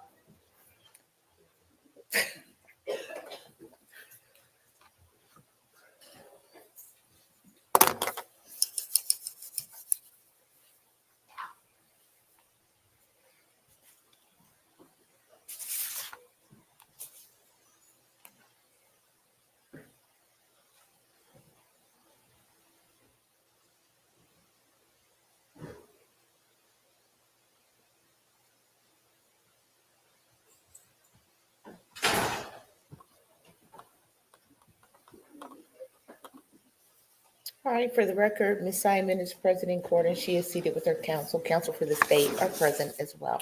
Mr. Hilliard? Last night, I received an email from Mr. Dean late in the evening saying that he, as well as Detective Lemons, and I believe it was Agent Schneider, if I'm not mistaken, had interviewed and spoken with Craig Weston and Tim Weston, and they were going to add them to the witness list and supplement the witness list. And my understanding was that they were to be called this afternoon. So, one, I would object to that under 1716.6. And again, it may be somewhere, but I have not seen, at least in the last two witness lists, either Craig or Tim Weston listed as witnesses. It may have been in an early one and I missed it, number one. So I'll acknowledge that, but I don't think I did. I did go back and look, and I haven't seen them listed as witnesses heretofore until now. So we object on that as not being timely disclosed. Second, I would like to at least be given an opportunity to interview those witnesses. So on the one hand, I moved to exclude it under 1716.6 as not being properly disclosed 10 days prior to trial. We're on the 9th day of jury selection and trial at this point. So obviously, I don't think it fits in the 1716.6, number one. So we moved to exclude both of those witnesses. Number two, if the court does not so exclude those witnesses, then I at least would like to have an opportunity to speak with those witnesses prior to them being called, given the statements that I'm being told or proffered that were made. All right, thank you. Mr. Dean? Your Honor, Ms. I'm going to Ms. respond Parker? on behalf of the state. Mhm. Your Honor, excluding these witnesses is. Ms. Parker, yeah, I'll just, turn this on. Can you hear me? Okay. Your Honor, excluding these witnesses is not the proper remedy here, especially when there is no unfair surprise. These witnesses, while not on the witness list, were included in materials that were provided to the defense. They have been referenced during the trial, even referenced by Mr. Hilliard. He was aware that these people existed. They're not somebody that we've just pulled out of thin air. The circumstances of the trial have caused us to change our mind about calling them. There is evidence that's now ruled admissible that includes text messages related to the Westons, and so we've decided we want to include them in our case.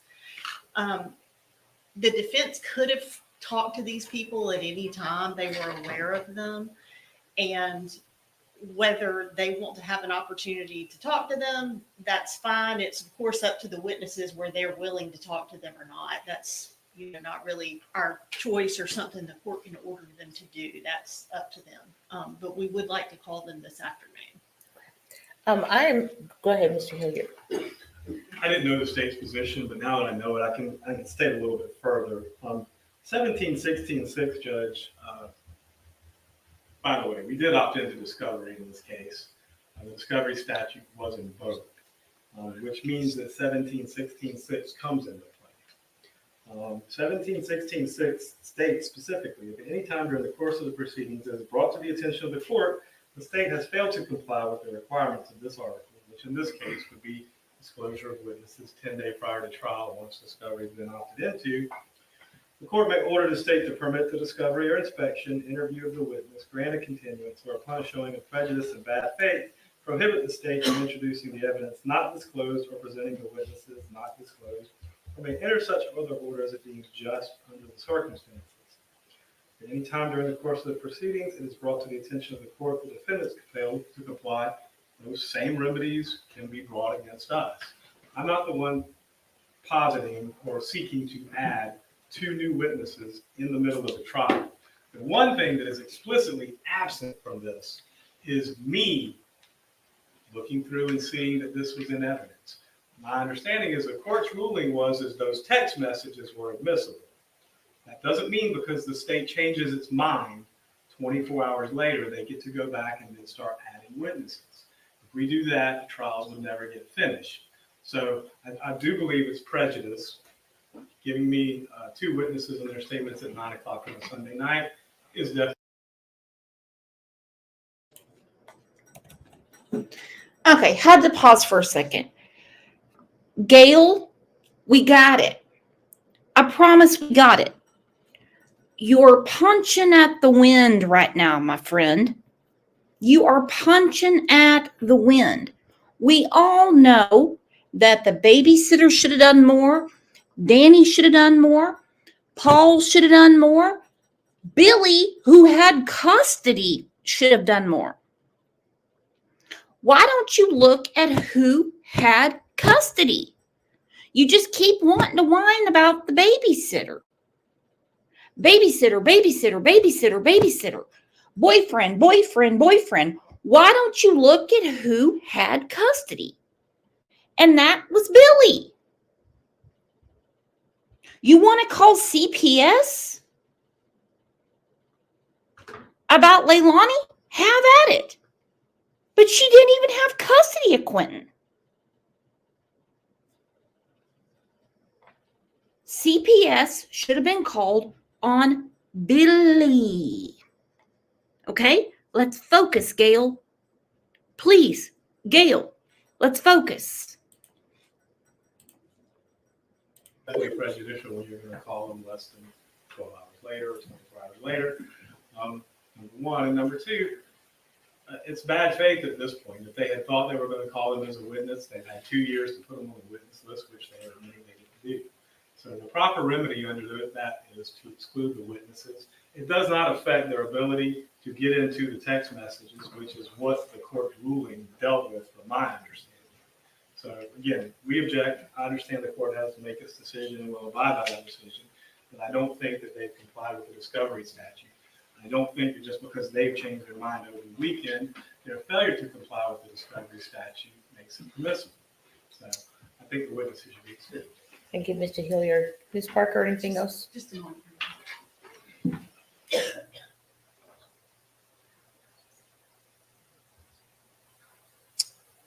Amanda.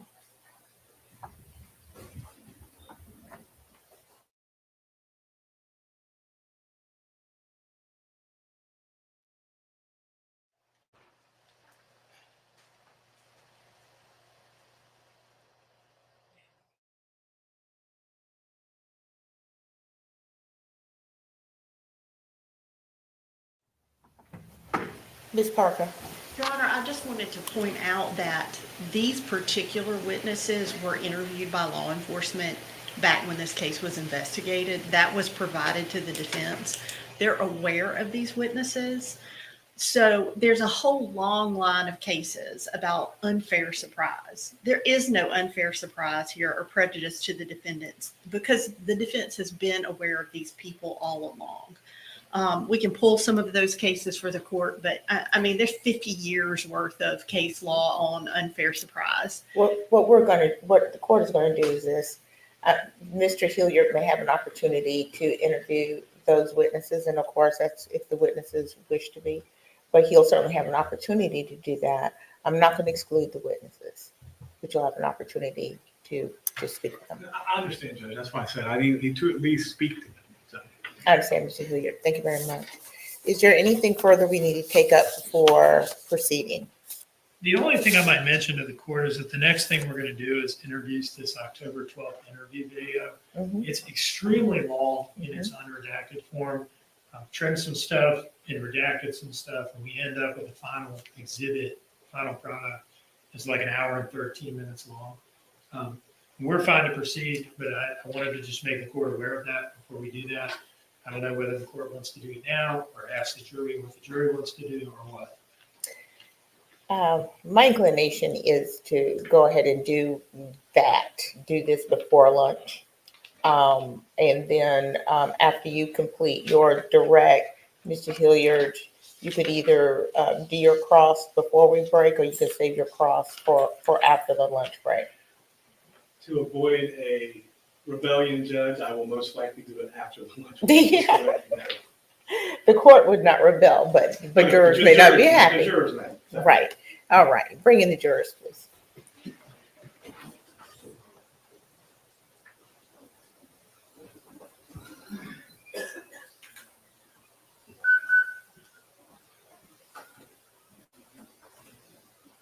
Jurors interim.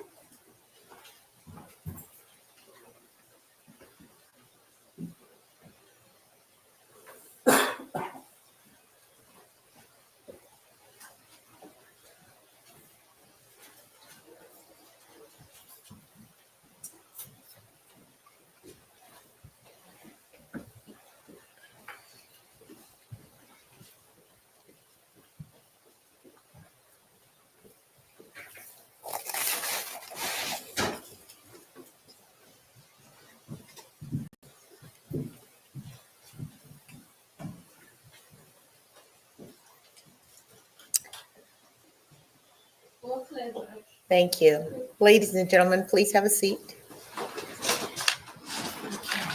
We're back from your break. I trust you're able to observe the instructions. Okay, thank you.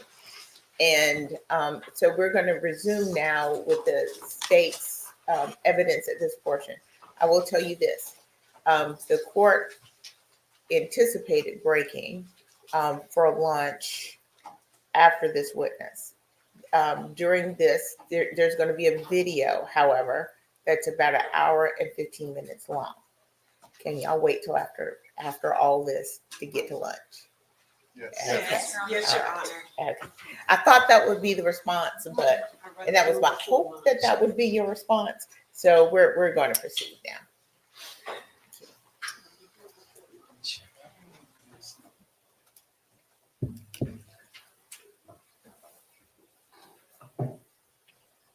Do you have up there with you this marked as State's Exhibit 70? I do.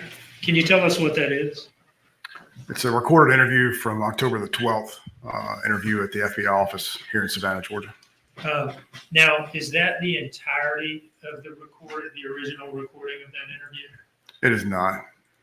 Can you tell us what has been cut off from the front end and where we're going to pick up? We're going to pick up approximately 30 minutes plus or minus into the interview. There's a significant amount of rapport building, nothing really substantive to the case that takes place in the first portion of the interview that's cut out and that's redacted. Does the recording on this disc fairly and accurately depict the portions of the interview that we've included here? It does, absolutely. And other than trimming some material off the front and back end and redacting some inadmissible information, has it been altered or modified in any way? It is not. Your Honor, I would introduce this as State's Exhibit 70. Subject to the redactions we've already discussed. Now, when we open this thing and start playing it, first of all, what are we going to see initially? This is the conference room, a large conference room in the Savannah office of the FBI. You'll see myself on the right side of your screen, the defendant seated at a small circular table in the middle, and then Special Agent Solomon on the left side of your screen. I'm going to take the time to get it up here because it does seem like some people have been watching on this screen as opposed to the other one. Okay. And what are we going to hear you say at the outset here? At the outset is an apology, to the defendant based off a conversation that the defendant and I had following an October the 8th interview. That interview taking place also at the office, FBI office in Savannah. Just briefly, what were you apologizing for? Just, so we know what is going on here. Sure. After the interview was complete, I went and wanted to impress upon the defendant the gravity of this case. It was really a one-way conversation. I explained to the defendant that the entire weight of the FBI and the Chatham County Police Department were going to ensure that justice was served in this case, that we were going to find Quentin and bring anyone responsible for that to justice. And that was on October 8th after the interview with Bridget Rock. Absolutely. With that preview, I'll go ahead and publish this by playing it for the jury. I want to tell you, I might stop it from time to time and ask you kind of what was that question and what did she say, because the audio is, I think it's passable, but it's not outstanding. Fair to say? That's correct. Yes, sir. All right.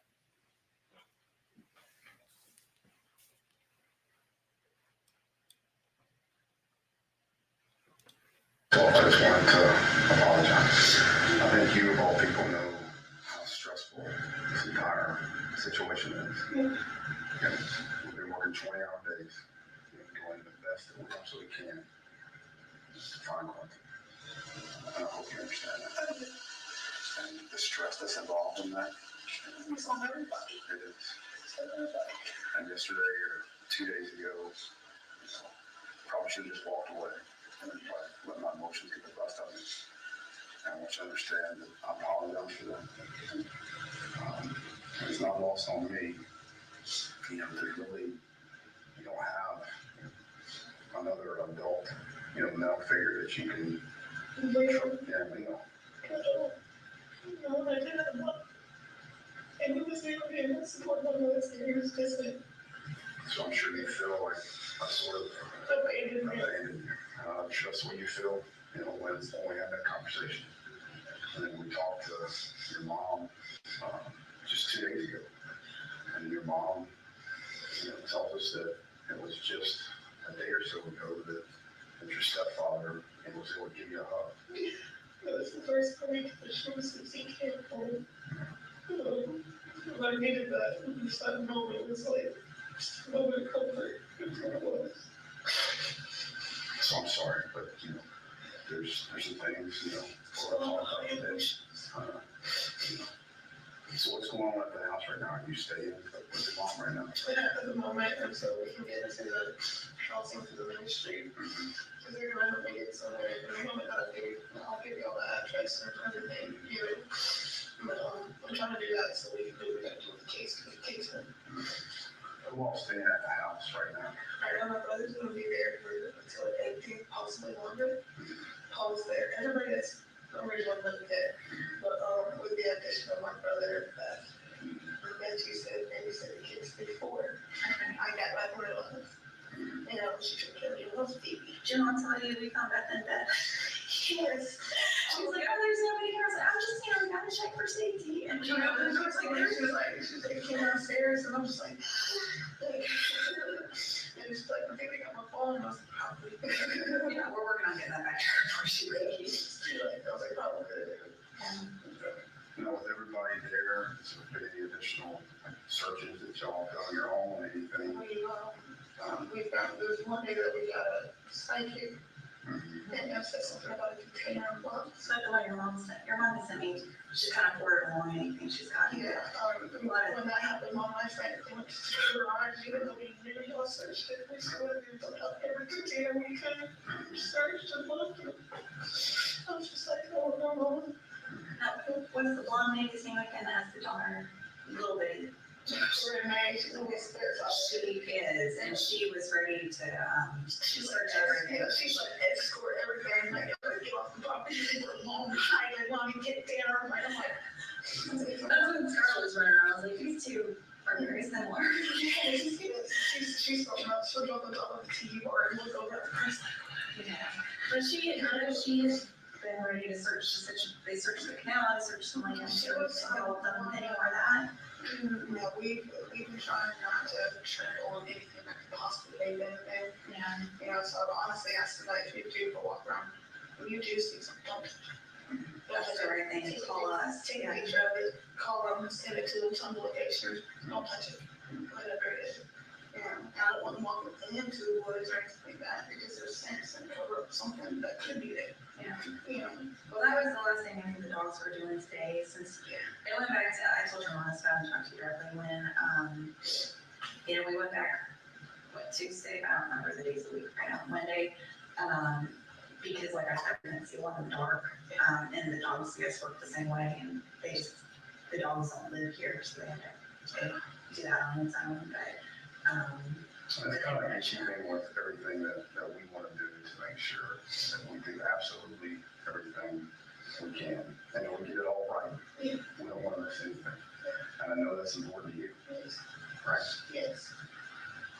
So with that, I mean, just kind of, you know, not wanting to put words, you know, in your mouth, but being the time and space that's passed since the last talk.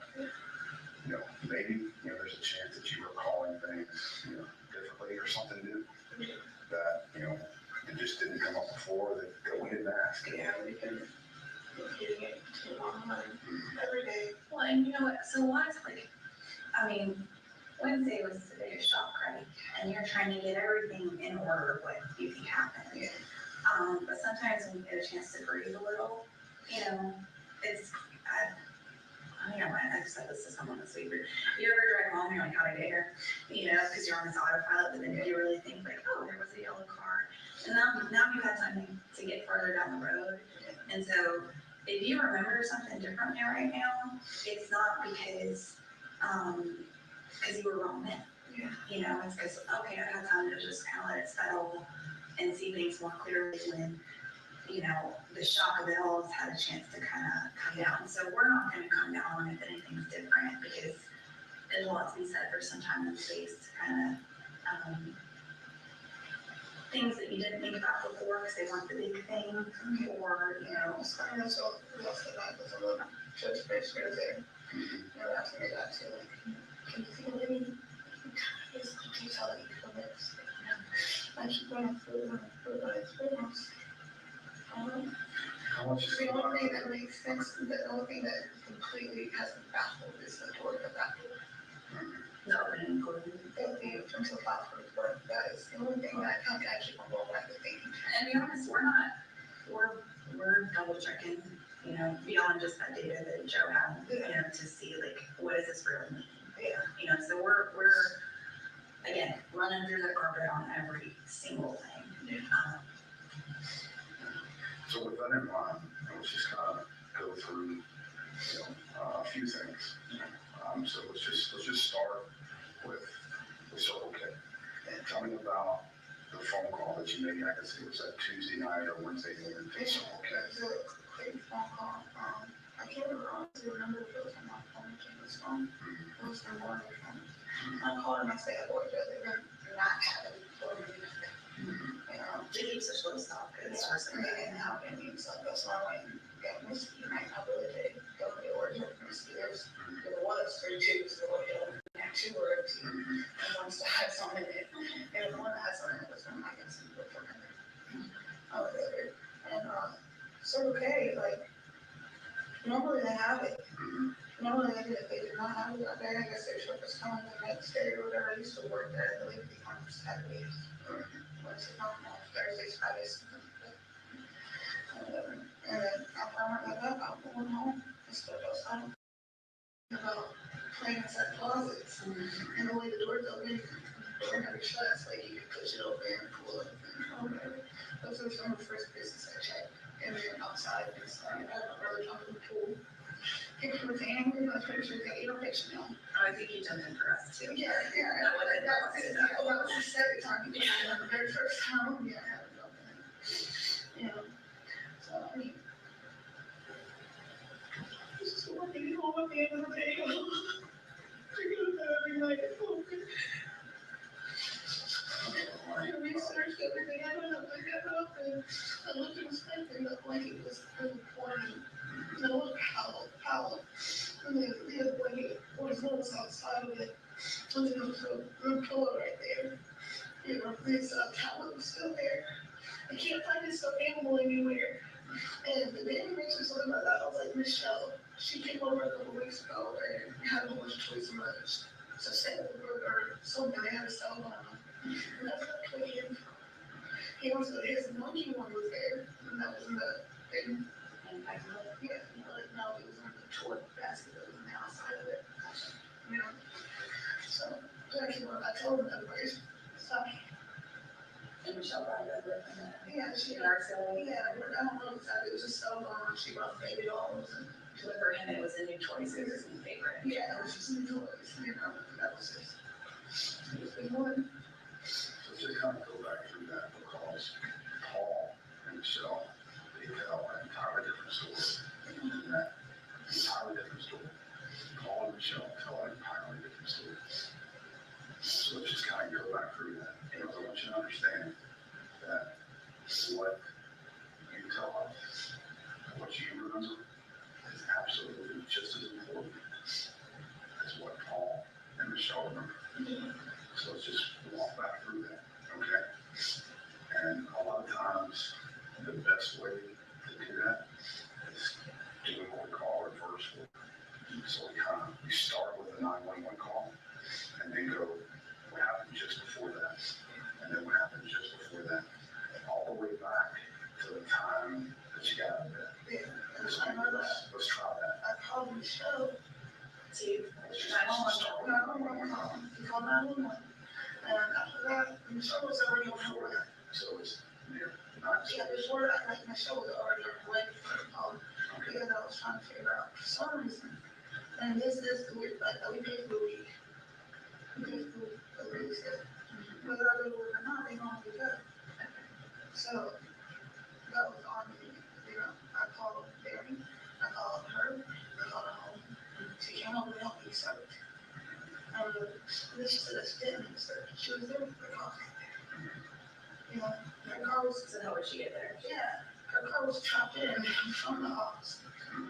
I know that before I searched the house, screaming, yelling. So let's talk about that, right? You know, so 911, and before that, it was a call to Michelle. Michelle to see for some reason she had. Okay.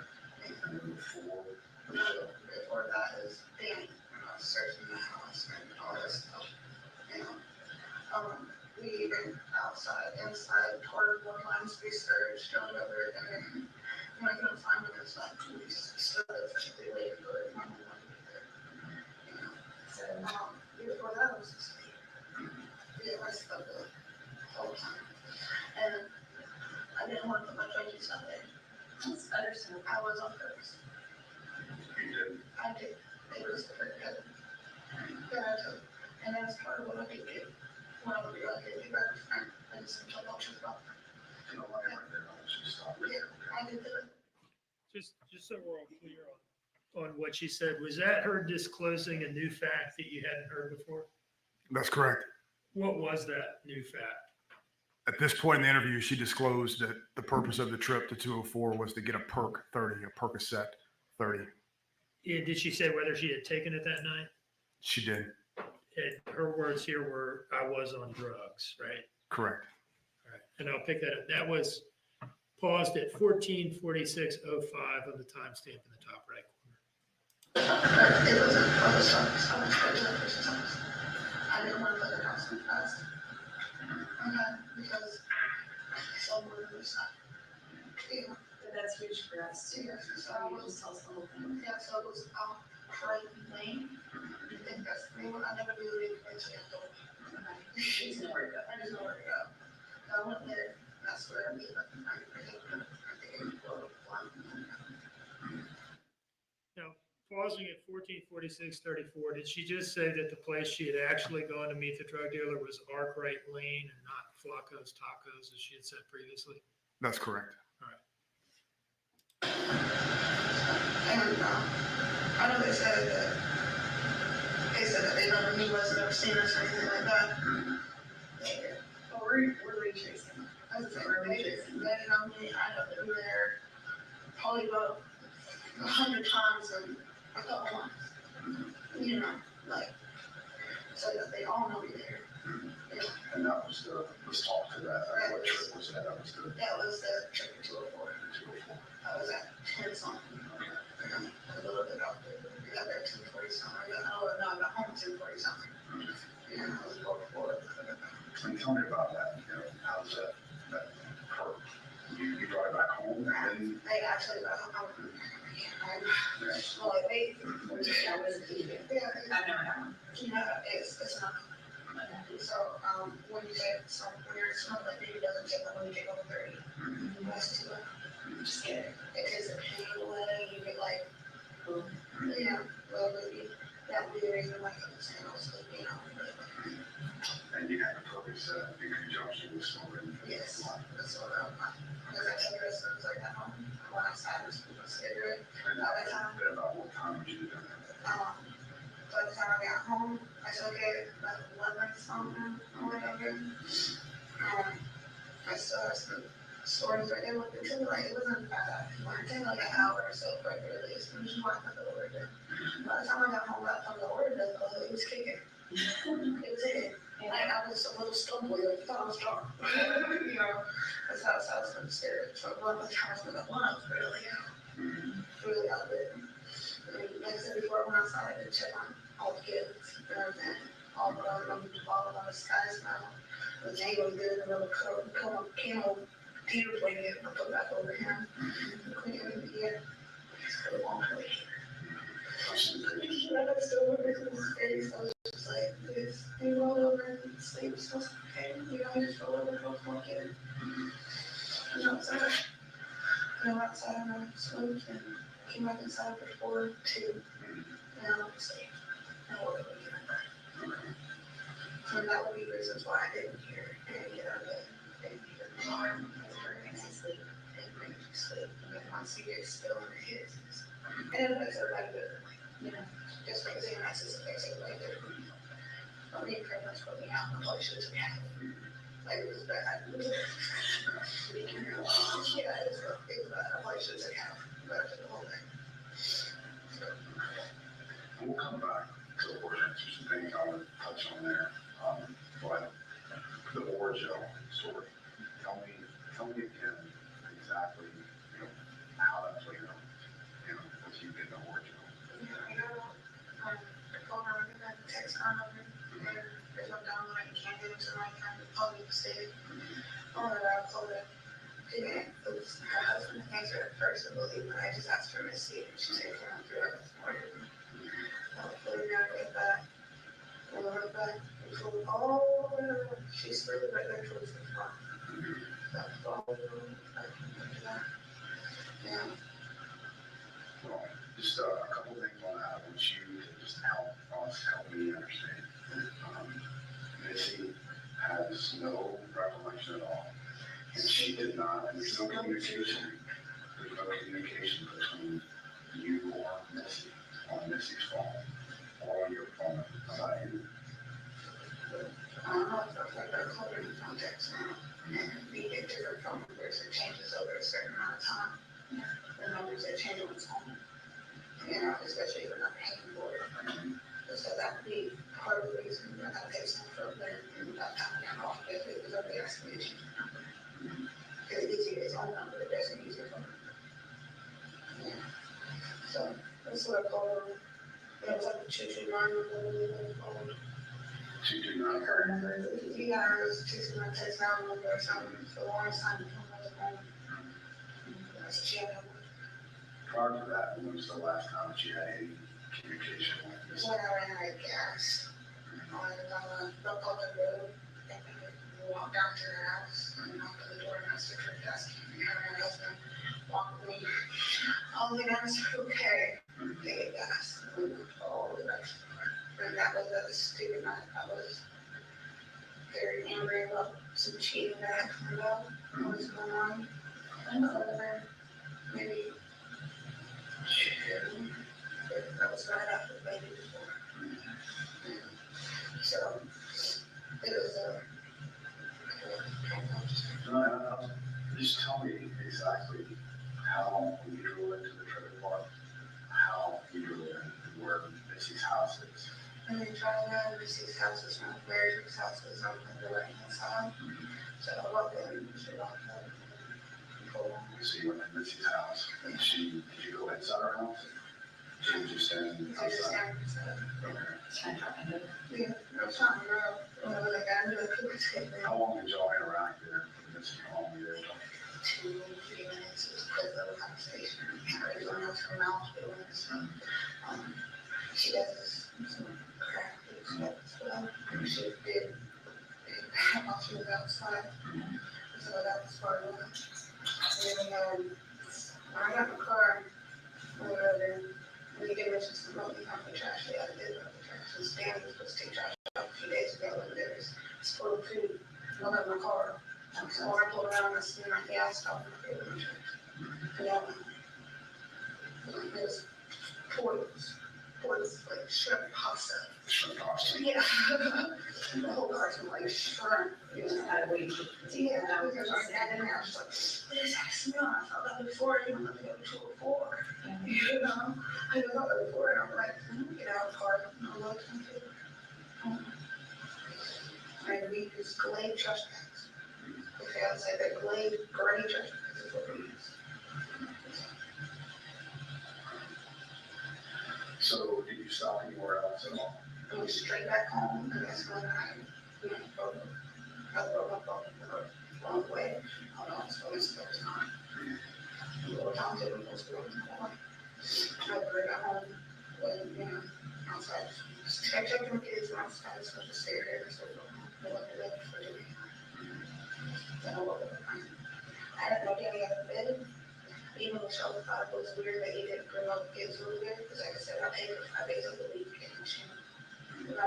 So whether I go to work or not, we do it that way, so we have a steady pay rate. And sometimes my pay might be, I don't have to pay a little bit then, and then catch over in a couple of days, anything like that. We got issues like that, but she's always been paying. She's always been paying. Sounds like you were honestly, I didn't hear the alarm go off. Danny said that he shook me before he left. I didn't feel that. I didn't know that he even left. And I was like, I woke up. Surprised, honestly, that Scott and the kids and Clinton wasn't there. It's, I don't know how they acted. That freaked out. They woke up to me screaming and talking about something. Yeah, so, well, that's everything. Straight down to the T.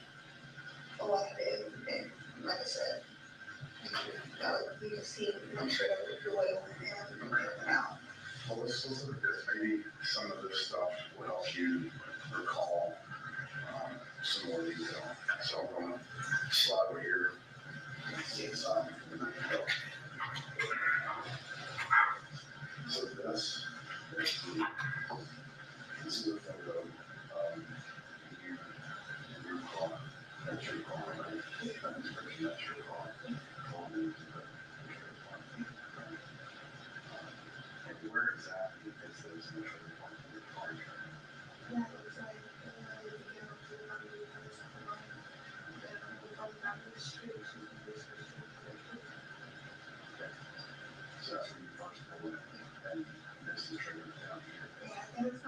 one of my phones coming out. It's not so. Goes right here.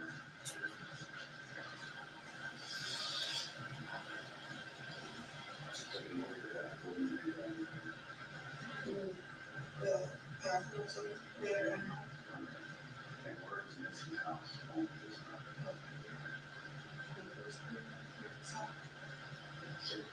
Nancy's house.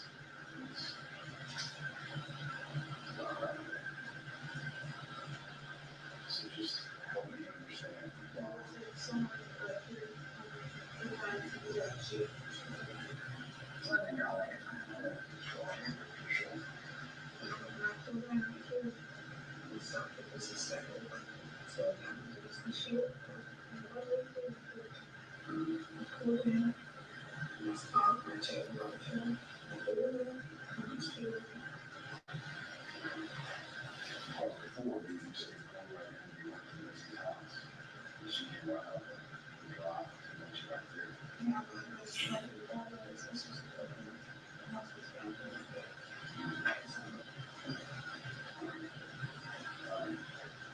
So this year, we have not given that one.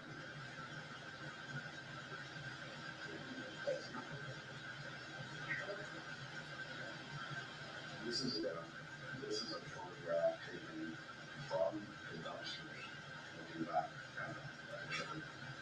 What you can't see in this picture is the camera that is right there that we now have. So that we have that camera right there. What is that camera going to show? Exactly what the vision is. It goes along with it. So it's a stop and it's going to go around the back down. What did you pull that bag out of? What was that? It was in the bed of the shop, like the very back. I put it up there. I smoked it. Tied it over the other time. I just went right to the second one. It was 1 to 2 little pieces. And this is on you. I started to top of the I believe it was. And it just shrimp pasta, isn't it? Great, pretty bad. Yeah, it was shrimp pasta. It was just old thrown out food that he was supposed to take out the day before. So they would clean out the fridge.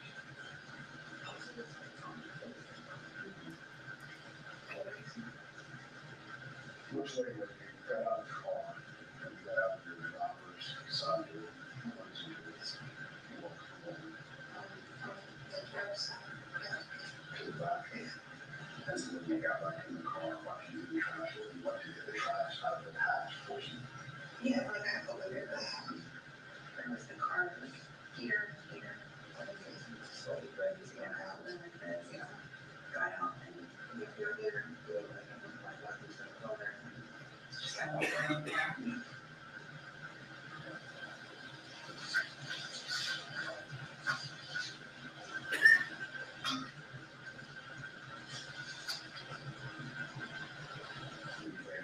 This camera, that's exactly what it's exactly what it's so we get out the other side, to the back, grab it.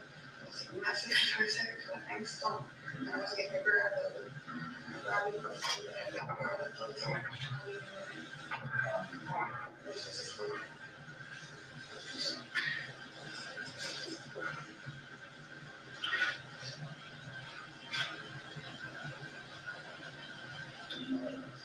So that's exactly what I'm doing.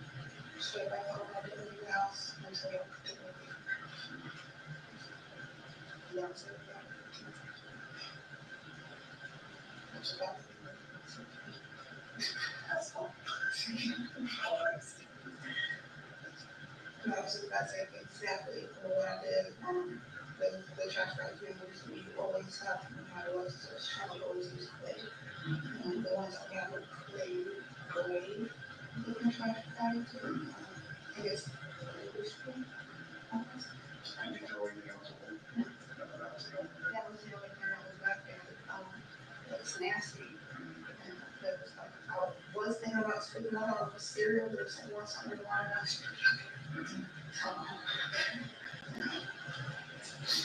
Yeah, I asked her something, so it was babysitter, it was right space down the babysitter. I had somebody give me his phone, and one of them, she had just opened, and her baby didn't do it with it. So I was back there, I guess one of the turns I set up or something, it just busted open the back, and I never made it. There's something else on the ground.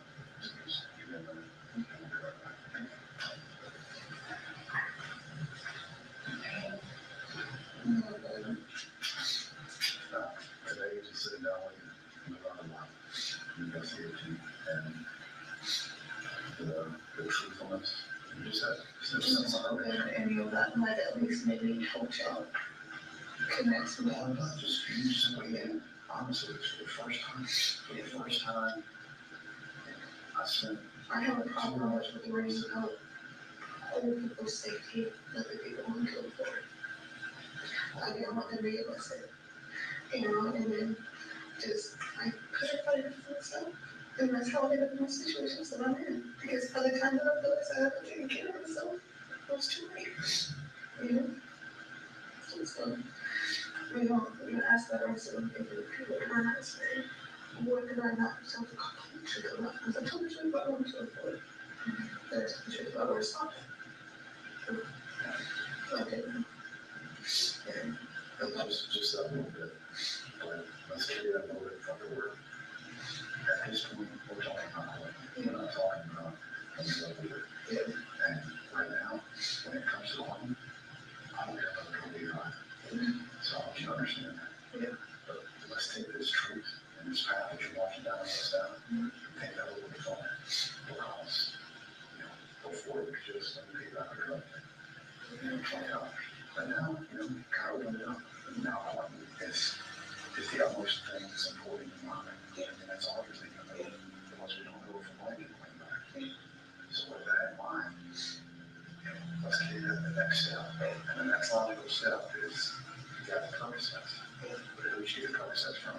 They were talking about home here. Yeah, it was people, but there's multiple people there. There's Brent, there's Craig, there's Tim. But everybody was Craig. Correct. Okay, you tell me about Craig. I'm going opposite here. Opposite here. There's a person every time I was married, I need help getting there's the only person I ever got. He's right. He's a taller, black man, he's 46 years old, dark skin, long dreads. He's actually very nice guy, especially. Yeah, besides his business or whatever, he's always been like a top baby, right, stake of this, all that person. Other than that, we've never actually like hung up on that, but seriously go by there and take what I want. And then first met that's how we even became like that, because that's the bear and they would switch me up to the point that they like, come on, my friend, I don't know. So that's how all that started. I only hit him up when I needed something. And sometimes go ahead and call. It's just pull up, not over. So is he the man that you have? Yeah. Is he within the camper? Yeah. He comes to the house? Yeah, he didn't come to my house. So he comes to the camper? He goes to the camper and then back to that same property. Because I'm buried after the property too. There's a camper right there and some other old houses right there. What kind of car is he driving? The white van is one of them. I want to say it's like up over 2010 maybe or something like that. And he's got a black truck. It's always who got enough of the funny guys, but they always find different vehicles. Try to be smart with it. So it's hard, but I know for the fact that he does consistently drive the one van. That's how you think about your house. Yeah, well, he never came to my house. They never came to my house. Yeah, he never knew came to my house. I don't know. Did he know about the air house figure? Yeah. Did he ever come to the house? I've always came out there. There's only one other time that he actually met me somewhere right there next to a base of those peanuts before water. Where that car wash is. And that was a couple weeks ago. Well, you see nothing to do with it. Yeah. That would be something that would have been great for us to know. Yeah. Wednesday, Thursday, Friday. Okay. So just those little things are what help us find things. Okay. There were a few times that I could get with the kids. They stayed in the car, they gave them no one, have one, whatever. And I think the last time it happened was she was over and they seen her kids. Nobody had called her. There's, that was it. When did you put the trash bag? So you wanted to be able to get to the door. There's a trash bag already in the car. Yeah. I could smell it when before I even like when I got car to get with me to apply or something. Yeah. And I think he put it in the car earlier that day because like it's maggots or anything, like you could smell it. It was nasty. And when I then you were to take it off. So when I finally got the car again to go on the door down, so much of it was tonsils are here, so I'm gonna go fix the bus goes in the way. Was it like full kitchen trash? Or just like full kitchen trash, like full fridge clean out for here. So. I'm just going to leave it because I want you to understand that Savannah and I here, this investigation is going to continue. We want you all. If there ever is a point in time. That's why I made sure that I had a student who had one of those. So I'm telling you that my brother, we sat there, we walked through it. He's like, well, let me ask some questions that maybe somebody didn't ask. I might make you think of something that maybe just didn't think of it know at the time. So every single day, even when I held coffee, we sat down and we talked through it. We talked through it. Over and over again. And it's a big confidant for me. And he also just letting me scream. And they were real blessings. It was crying endlessly. You're still young, Quinn. Endlessly. I love you. I want to stay.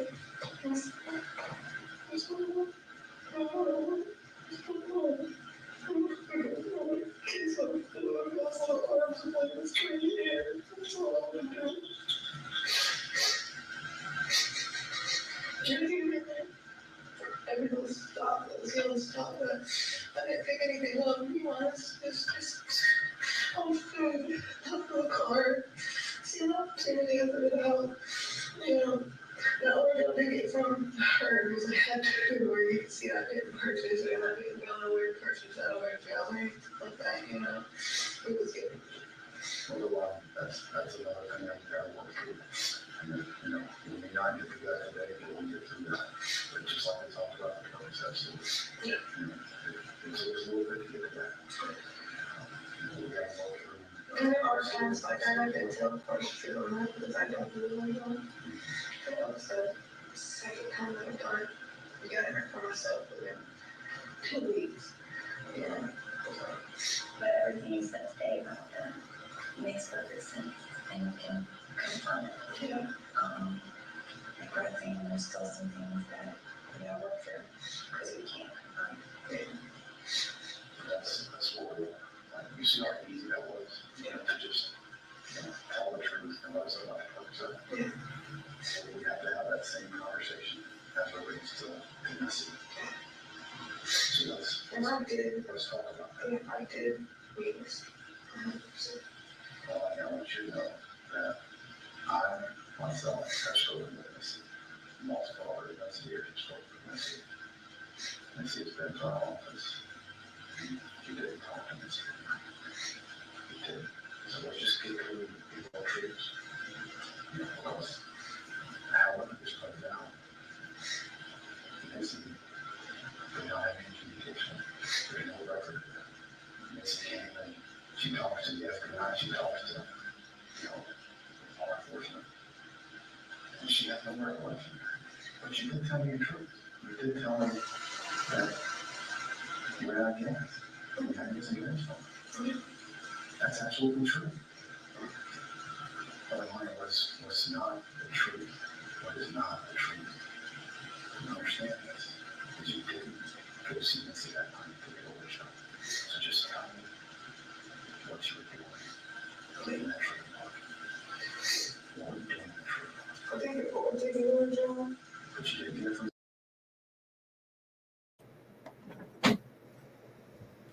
I am so sick of listening to her crying ass all the time. All she does is talk in circle after circle after circle after circle. And here's the thing, they know the answers already. They just need her to either admit it or grab the rope. That's it. Sinclair said, sure, Jan, when I clean out my fridge, I put the items in my car, walk by the trash cans, and place them in my car. She's pathetic. So we're supposed to believe she took out household trash at around 1 a.m. after she picked up 2 tall boys from the Circle K. And honestly, to understand any of this, all that stuff, sorry, I made myself sick doing that. To pick up on what she's saying, you have to turn on the closed captions. That sniffling and shit.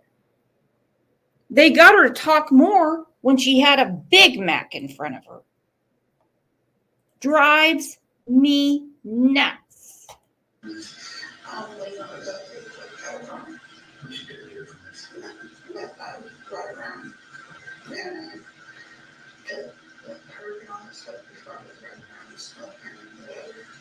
honestly, they put through there, hoping that their light was on, hoping that something was on in the car and or something. I really didn't know.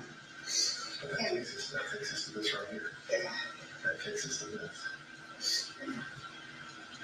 But, So we got yeah, okay, I really, but, you know, around there, so something. Yeah, nothing. I was on mine. Nobody was with me. And I told Annie I was going to the room and he was half asleep, so I didn't know what was going on. So like this is, literally, how much money it costs is small, but you understand. And then take a deep breath. What we're talking about,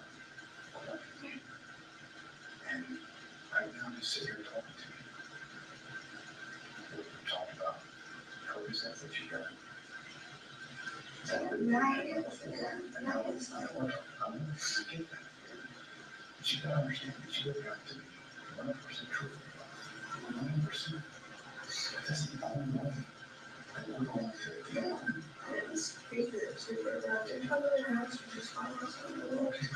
that's a big thing. Yeah. Because It's a lot of fun, not good. Yeah. because you move forward with it. I did get work out that night. But I found it and the card was one of the ones that I lost. And I was on my way back to the house. And I got a pop on. So the whole purpose of this trip Was to see if it was home. Because honestly, I didn't have a number anymore at any time. And when I got home, text him. It wasn't on there anymore because it gave me a number. So help me understand this. I mean, I need your help here. Without you, I can't find Quentin. Okay? So you've got to help me understand this. So in your house at 1:11 to go randomly drive to Missy's house. She's normally up. They're all normally up when I ran on the gas. Last time that you saw her was When I ran on the gas that night, it was 1 or 2 o'clock in the morning. That I went over there and got her absolutely. And she didn't answer the door and say, if people in I'm going through, like, the way, like, the smell, and she was nasty. And he was like, oh, seafood and nuggets on it? Yeah. It's a lot worse than that. So that's the get rid of that one. That was all just, I didn't go anywhere else. I didn't leave my phone anywhere. Everywhere I went, just right there. So really what you did was you left that house. So when you went to go throw away trash. I had to go to knock on her door. I told her, like, there was nobody on in the fight that her son wasn't there. Was not there? No, it's normally parked in the front. There's like a tree right there. Like against there, you can see it. Well, that's the photograph there of you pull into So is that your trailer park? No, it's gone down, we kind of built over there and just steered for a little There's not quite as easy as it is. You know, there's a hard right, so you go straight this way. This is data right off of 360 and your cell phone app, okay? And if you look down, you can see your tree, and it's right there in front of the house, you can see it. And if a first shot is on, you're standing by one. The shot on the person bike, his bike against a tree. And normally if he is, that bike is there, if somebody is up, because he's down. You know, so I went back home, I got home, and I looked in the car and I found the door, and I looked in the seats, and I think it was on there. I'm bored all the time. So because I'm older one, because of my boss, I'm not gonna have shit problems for all of them. But no, I did not leave that morning with the sole purpose of throwing the trash. It was with, okay, I'm gonna see us not problems. And I can't find it. Let me go see if we go first. Is orange gel alcohol in the cover center? When it's on the inside of your tooth, because my tooth is broken down or whatever, I mean, it's something that I take the pain away until the parasite fully hit. You know, so I put it back there, it's like comfortable. When it actually fully hit me, but by the time I got home, and I'm sitting there, like, it started to hit, and I left. But I could just feel it coming home. When you left work, I left the house. but you took the percocet when you got back to the Yeah, house. well, it was like 11, yeah, no, I had to take it as soon as I got back home. I took it 30 minutes, 40 minutes, or whatever. So like a line. It was 11 or something. It takes about an hour for it to hit and there's some change. It takes an hour for percocet to hit. Normally, it depends on if it's fast acting or if the pill is old. But that pill, I think it was old, it took a little bit longer to hit. And obviously, it's well because people can't get all of these scripts that easy. That is true. So when it did hit, it had the great reduction to being old. But when it hit, it hit. And it said T189, so I know for a fact that was and my soul purpose goes really, you go and see if they have the shoes on, you know, or they don't know what was on, no pilots, and that's how I just kept on driving. And I got the car, and I couldn't get up, so I was got right there and did the way he was supposed to go right earlier that day, after we got the teeth and stuff. So you don't want to throw your trash away? Yeah. Where do you put that trash in? Normally we send it to Azalea or Cottonville. Cottonville is the two places that we go to, and every now and then my brother told Jamie about taking it just late. Because I guess they have construction or whatever going on, and they don't have a problem with it. When did you put that in the car? When we got back to the house before we picked up the kids, so we got home, and they said we're trying to clean up, make dinner, all this stuff, get things ready for when we get to the kids at 4:30. So part of that cleaning was cleaning up the fridge and, you know, everything when we come to the shower. And we ended up going shopping for the week part. And that's what we were going to do. We were going to milk and all that stuff. So you threw that in the van before supper? Yeah. Don't use the big trash cans for that? No, he was supposed to put it all. He was supposed to put it all in there. It was like he got distracted or something. He was like one there or somewhere. But that was nasty. He was supposed to take it off. And it's because Thomas gets mad when because I haven't had it on like it. Like that bag of trash was already started before we even got to cleaning out the fridge. It was already sitting in the trash can. And we got it, we finished cleaning it out. And that's how we looked in there. We didn't have gnats and flies and all that stuff in the house, fruit flies and all whatever. And I think it's just because of the weather changing. And yeah, later I was like, it was nasty as well. Like the food ourselves, like the one we put it out in the fridge. Like it's not good. In the fridge? Yeah. Like it was, but things don't show all the way sometimes. And when it don't, my milk was still my ages, it was milk the wrong way, it was yogurt the wrong way, it was eggs that were nasty, and that big bowl of pasta salad or something. So again, that trash bag was in the car. Before I got When did the trash bag get placed in the car? I can't tell you exactly the time. I know it was before we picked up the kids, because the plan was to go up Thursday and pick up the kids. So that would have been what time? 3:30. 3:30. So just before you picked up the kids. Yeah, because he was supposed to, he picked up the kids himself. I stayed at the house. He was supposed to take off all the trash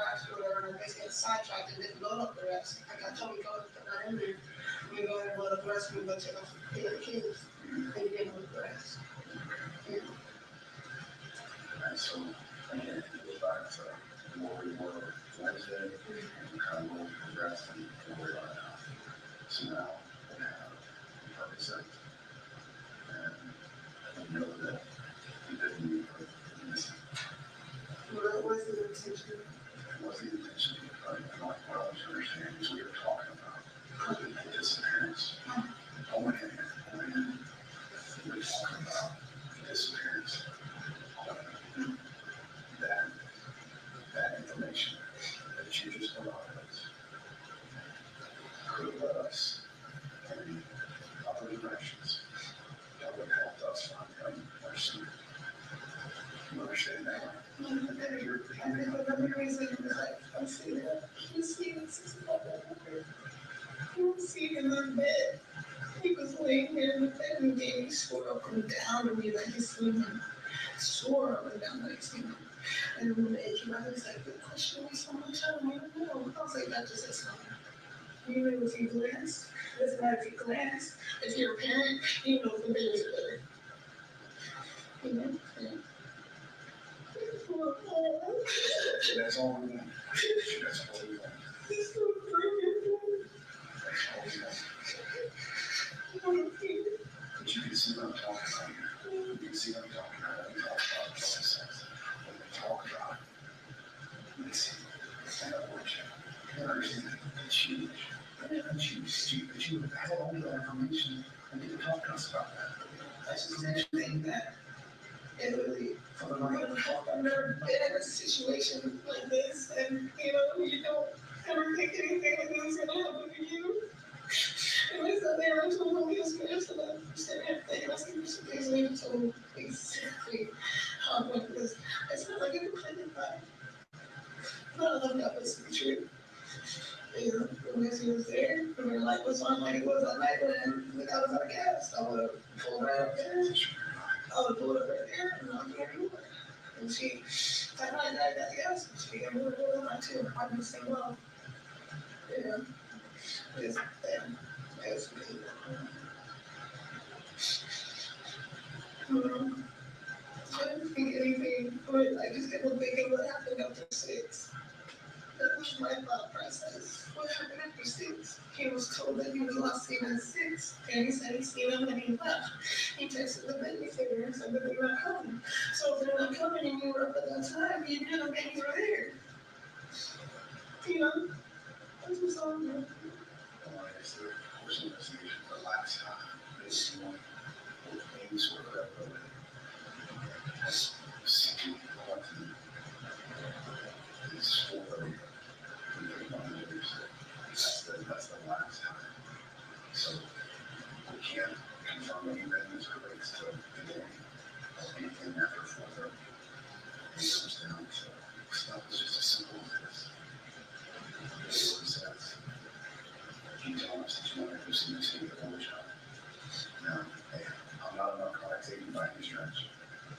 She can't tell me which is the purpose of it. Late release, when it starts feeling, there's sometimes that I've had to take 2 or whatever because we wait an hour and doesn't hit. And all my snaps, especially a lot of that could have to do with the fact that I was snorting because we could have been clashing. I just find out. I didn't know that they were for all that happened, twisting. Yeah, and the day after she, yeah, and that was it. Yeah. I was taught something. So you, at that time, Hurt, coke, weed, and whatever they shot in my mouth. all in and around, all between 4:30 Tuesday night. Yeah, all of them said, and then, we worked from them. So where did you get the cover from? I already have that for a few days, it's really good in Marvin, and say that, but. Marvin? Yeah. Tell me about Marvin. Marvin is a coworker at Davies, who used to be, we were a couple of together. And he's got a. What's Marvin's last name?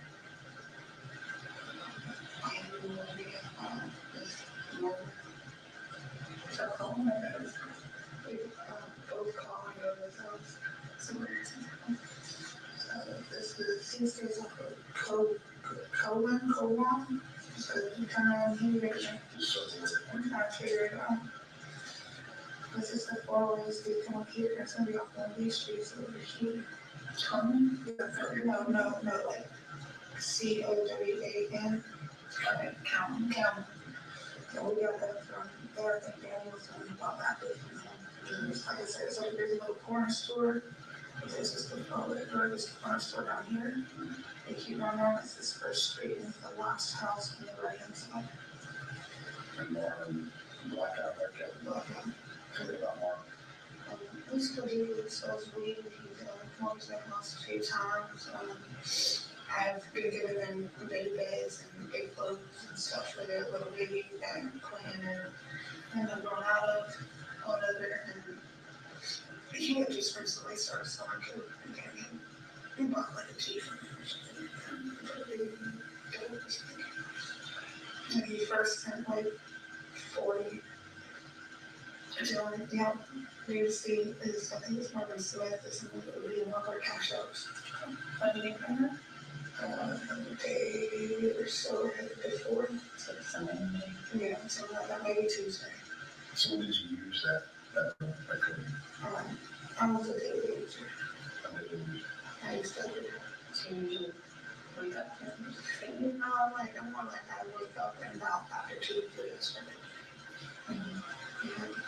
So, I do it throughout the night. And then I go to bed and then I go up. Sometimes it's before 2, sometimes it's after 4. I just depend on how much I was doing and what time of day I was having. So just before you left, they would take the trash to the day. You were on cocaine, and they would set, and it hurts, yeah. And like the goal wasn't to take the trash out, the goal was to see if she was there. I tried to get in contact with her. I don't know her name on Facebook, but I knew where she stayed at. And I figured I had taken her home before we got those people's together. And I did the same thing up to the right here, to the girl in the hospital. you see this path everyone does, right? So, and you're doing great. You're doing great, and this is the type of stuff that's going to help us find out. Okay. But, we have to find out what else. What else is in the trouble with black because, now. I'm not holding anything back. There's details about 2 or 4 that are right there. That's huge. That's everything. Those are the only 2 things that I have back, and I didn't want to want to before we get in trouble or whatever. And I didn't really know how to 100% explain why the hell I just left and didn't call her or whatever. It's because I didn't have her contact. I used to. I got a text now they changed my number, so I couldn't call her, but I didn't have her contact. remember when you started cooking on Tuesday? Before or after that? Before. What? It was not long after we started doing it. He was kind of, they can't tell you exactly what they bought. And some of those who can tell you things that were up all the time. And I guess I don't know. Yeah, see the doors opening up constantly over a period of time. A lot of it's going in and out of the cigarettes because they don't have to do it. Yeah. So when you started before you picked up the kids, can you use it through the night? Yeah. Yeah, then you didn't remember there's just whatever to get you high and make you feel numb and not hurt. And so I did. I put in my teeth, my snorting, and never smelled good. So when you come back home from taking the trash to the dumpster, do you do more coke when you get back home? I got another one, and then I come back to the pork food. And That's where you do that. That stand up over the TV that had our wall moving. And that was the bullets on top of that. Then I had it. And high end, you know, not put them down or something like that. And I had it inside the cabinet with kids. And so you're doing the coke, and that's while the back door is open and shutting. Constantly, because every time we hit one, we always smoke a cigarette. If we hit one, we always smoke a cigarette. Me, I was hit one and go smoke weed and a cigarette. I've always, weed was always mixed in with whatever I was doing. Let's go from, just like we did with the 911 call. maybe this is why I don't hear the call something. So let's go backwards from the point that you were stopped in front of these dumpsters. So you were stopped in front of these dumpsters for how long? Just like a minute. And just tell me from the time that you pull off, so the time that you pull off, tell me, kind of in the first order, what happened from the time that you pull off. The time I put on reverse order, so I'm backwards from him. Drive by, and I look down, I see my wife, and he's right there. Right before that. Just before that, so we've already moved a couple steps before, so just before that, so that would include, going backwards when you pull off, that would include, getting back in the car, and then from there. She turned around. Yeah. She just left it running and ran car. Yeah. And I looked at her first, I can probably see it on camera because I really thought that he had already thrown it away and took the kid from the kid. And I opened it first and I was like, okay. So you opened the trash bag before you threw it in the dumpster? Yeah, I didn't know what it was. Like, I knew that all the trash needed to be taken out, and I knew I had told them to take that out first, especially even if it's just one bag of tape, because it's not terrible, I said, like, get out. Yeah, I closed it. Like, it was already kind of partially tied, but not completely tied, which is why the cards don't really fit. So let's talk about that contributor. And we're going to break this down piece by piece, so just so we can understand. Okay, that's the only reason we're doing this. Because, you told us just sitting here, not one, that trash bag was placed in the car just before we went to pick up the kid, and you knew that was there from the night before. It was probably, it was just old food, like older, so it's clean out of the fridge. Whatever. Yeah. But I can't understand this. Do you think that that's something common that people do is before they put trash away, to open it up and look at it and see what they're about to throw away? Yeah, we don't know exactly what it is, and it was like not completely tied. I call you out, even opened it when I curled it, it became a little bit open. They could smell it, and I could smell it. So like, and it's like, it's not like I opened the whole bag and looked in or whatever. I'm just like, okay, yeah. All right, so let's keep on going. So you pull the bag out of the car, and you opened it to smell it. Do you tie it back up? Not too small. I could smell it. It was already like partially, not completely tied. Or whatever, like I was like, and then like finished tying it. So, how heavy was the bag?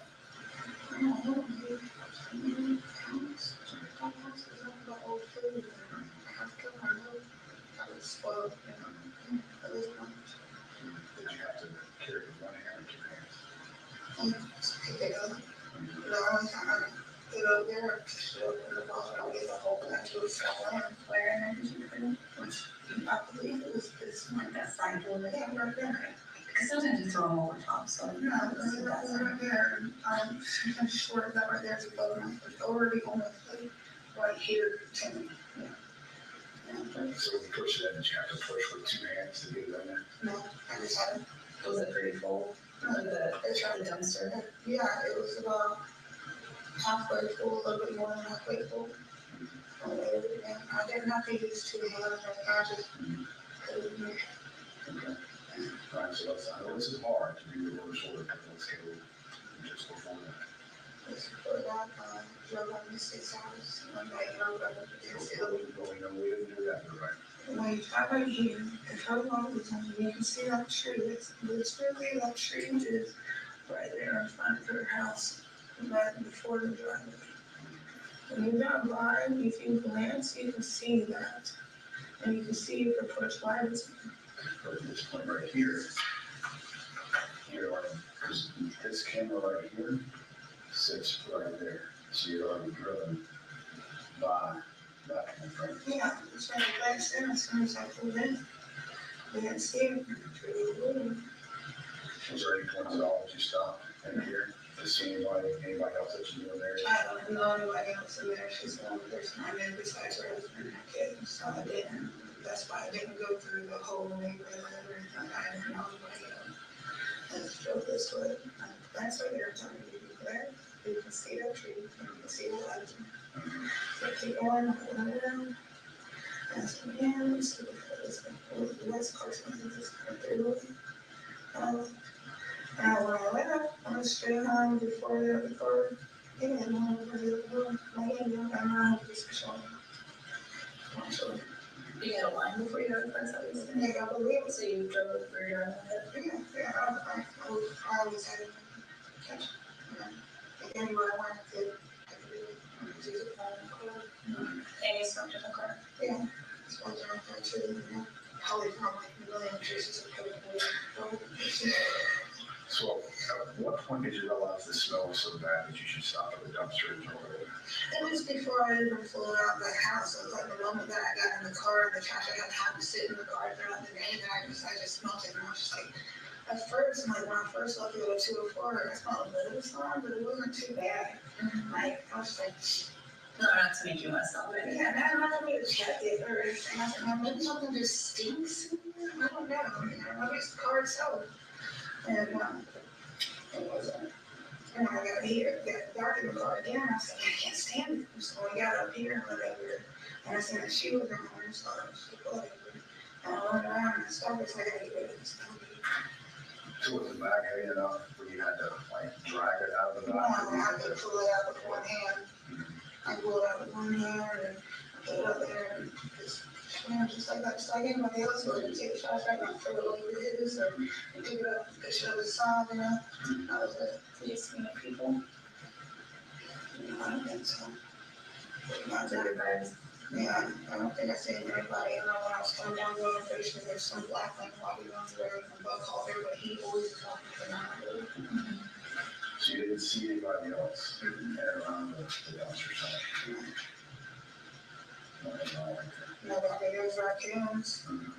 There's plenty of raccoons out there, but that was it. And that camera, that's going to show us. That's right, exactly that. You see that it was, y'all see that it was pull it out easy, put it away easy, there was no struggling with it at all. So it's not even like all the food and trash, that was all that was in there. 100%. Smell it, sure, all of it.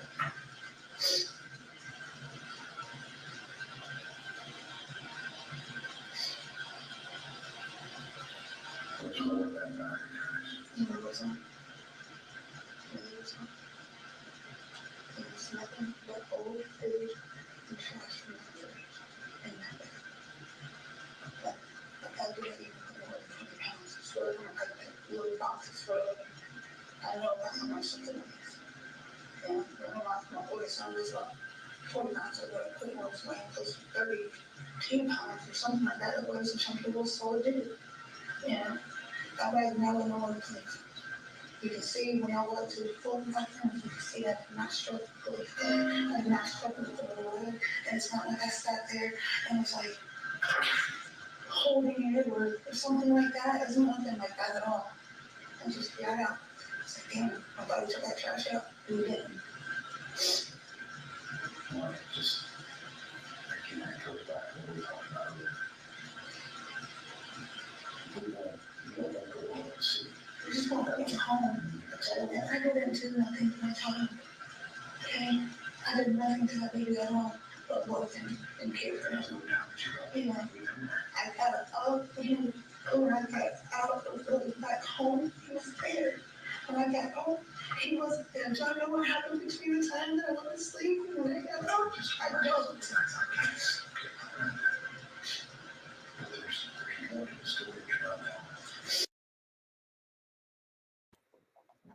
Hold on, hold on, hold on, hold on. This smell she keeps referring to. We've heard shrimp pasta, all this seafood bullshit. How on earth? Sorry, I talk loud. Sorry, Walking Dead. What was she smelling exactly?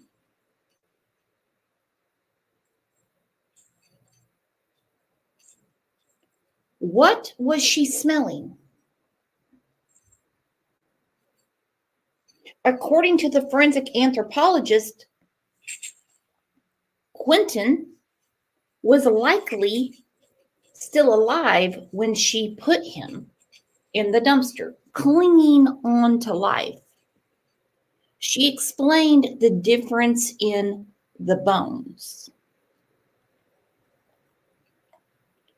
I don't think the vomit was in the playpen. Dirty diapers, she seems to be immune to. Kimberly Mann has an answer. She said, I think it was her own crotch. That could be. I can imagine it being nasty and funky. So what is the smell she keeps speaking of? Do you think she might be projecting? How fast she got rid of him because she was afraid of a smell? How long does it take for decomp to set in and you actually smell it? Angel P can answer this. She said she kept checking his coloring. Her words, not mine. She kept checking his coloring. Danny said he didn't smell any vomit. I have a feeling that with all the different scents in the house, no one really paid attention to any scent at all. The dogs picked up, obviously, on decomp in the landfill. But there was no decomp in the house. That's where they used limonol. And they tarped.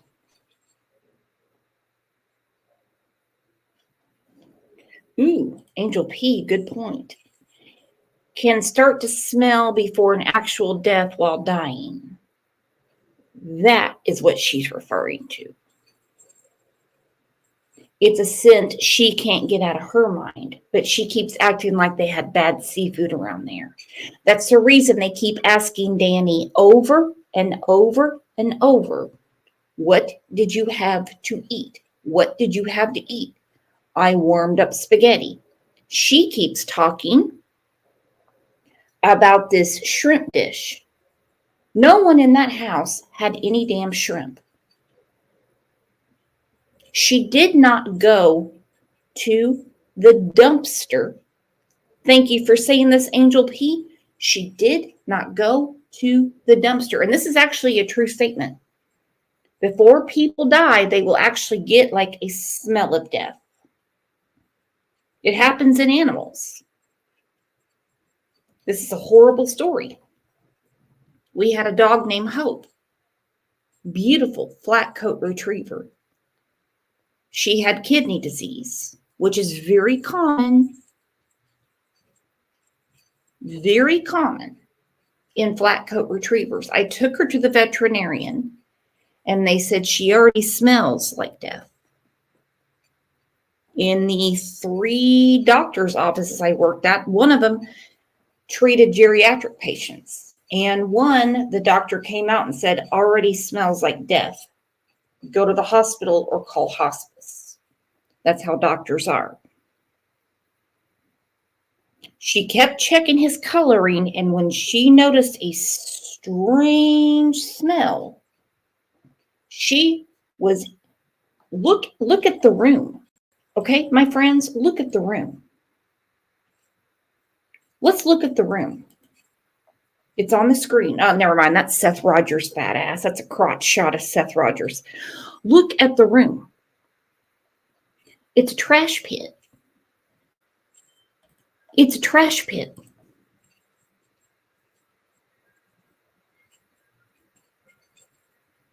It is a trash pit. She is not at all worried about cleanliness. But hey, girl, you do you. Try to convince the FBI. Hell, half of these detectives actually worked at the body farm at ONLR. They know.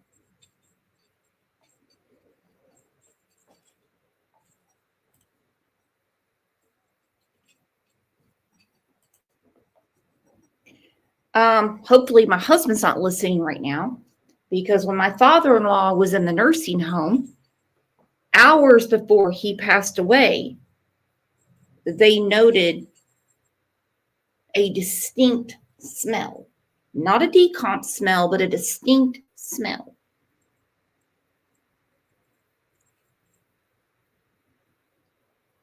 Little Quentin was in that pack and play, slipping away, second by second by second. Everyone else in the house is watching TV, drugged up and asleep, you name it. So when she thought he's gone, she wraps him up and puts him in the dumpster. Did she never think, even if it got her 5 years in jail, to wrap him up and take him to the ER and say, I lost my shit and I hit him in the head?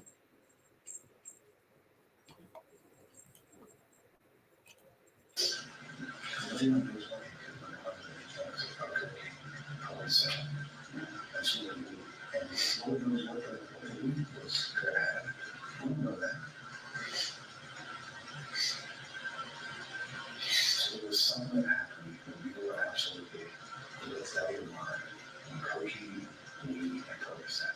I mean, that's an all combination. So that's all we got to get to. I don't know. I don't know what happened. I don't know what happened. I know maybe right there in the moment, you had no idea. You know, you had just had the issue with him. Y'all were in an argument. You felt like he was abandoning you. You were hurt. You were struggling. You had nobody to reach out to. No one ever comes to you. We see that. We see it in the video. I don't have a copy of the video here. It's in my book and watch it. And we know the struggles that you were facing. We understand that. As best we can, we try to understand. We can't live through your life. We don't completely understand. But watching those videos, I say, look, I heard for you. Now I can understand that. But there's nothing that happened to my knowledge that they was in a You get to see the babies, you're by yourself, and something happens, and you're beside yourself, and there's no one ever going to help you alone. And you've got two babies, you got both, and you go. And what Danny said too, was how you were there, about bed, watching TV, and I got straight and really strong, and down, when he was there. Yeah. He went with you? No, he went with me. My brother got there, and he was in the east, and I got hung up with. Like, what's happening? And kids were in the house. Awfully. Every time, me and him never really went anywhere together because of the struggles of taking kids out in public and, going shopping and everything like that. So it was like he would go or I would go. And if we all went, it was normally right after dinner with the kids because they were already in the car. But there's nothing that happened that would make it. Right now. I will tell you that yes, I was messed up, and I was messed up, and I was messed up, and I was sometimes I'm sorry, but I'll change the way I dress. There was nothing that happened that I can remember. When I went to bed, as far as I know, he was there. When I woke up, he wasn't. So there was nothing at all to my knowledge that I can remember. And I couldn't, and it is my fault because I was so messed up. It was huge. I did something to him. I don't remember doing it to him. If I do, I don't remember hurting him. I don't remember taking the baby or anything like that. I remember seeing him in that bed when I went to sleep. That's what I remember. When I do, I remember the feeling. He's such a pretty baby. And one of them, she weighs somewhere around 4 or something, and then I get about 3 or 4. I get remember my office, we had talked up. And Richard, Danny, or something, I don't remember, blah, blah, blah. And, Zane, I come here, I go, fuck y'all, wait it. I remember his face, and he was asleep. I don't know anything else. It was something that, that's why I went to this Bibles. We're there.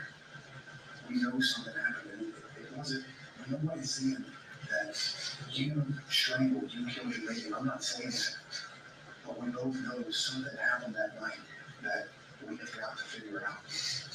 And that's who we are. And I am pleading with you to help me help you control this story. Because you're put in a bad situation, a very difficult situation. So we talked about this. The addiction to cocaine, the addiction to sex. I mean, for crying out loud, you could smell around cocaine and go to sleep. Yeah, I know.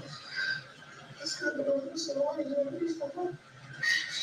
So just help us go back. Quentin wasn't crying and he did something that you just absolutely right now got pushed so far back in your mind. You love that boy beyond belief. I could see that in the video that I watched. He was your prize. But you did something when you had no control because you wanted the influence. I told him that I did not do anything, so he said everything. Intentionally. I don't want to do anything to him. I always say, Steve, I'm putting it in my bag. Which I know. I know, and I don't know what he's doing. I really don't. I don't know what happened to him. I know, you don't even know. I don't know. I want to know. I want to know so bad. I couldn't touch my baby. It's so hard. He was there and I was asleep. And I was like, my cousin, I just something. It's so mean. I would take my responsibility, but I don't know what it was. If I did, and I don't know what happened, and I don't know where he is. I know you're gonna live. Every time she's too, you ask me anything that gonna make me still take it over, and I don't know at all. You know, and I don't.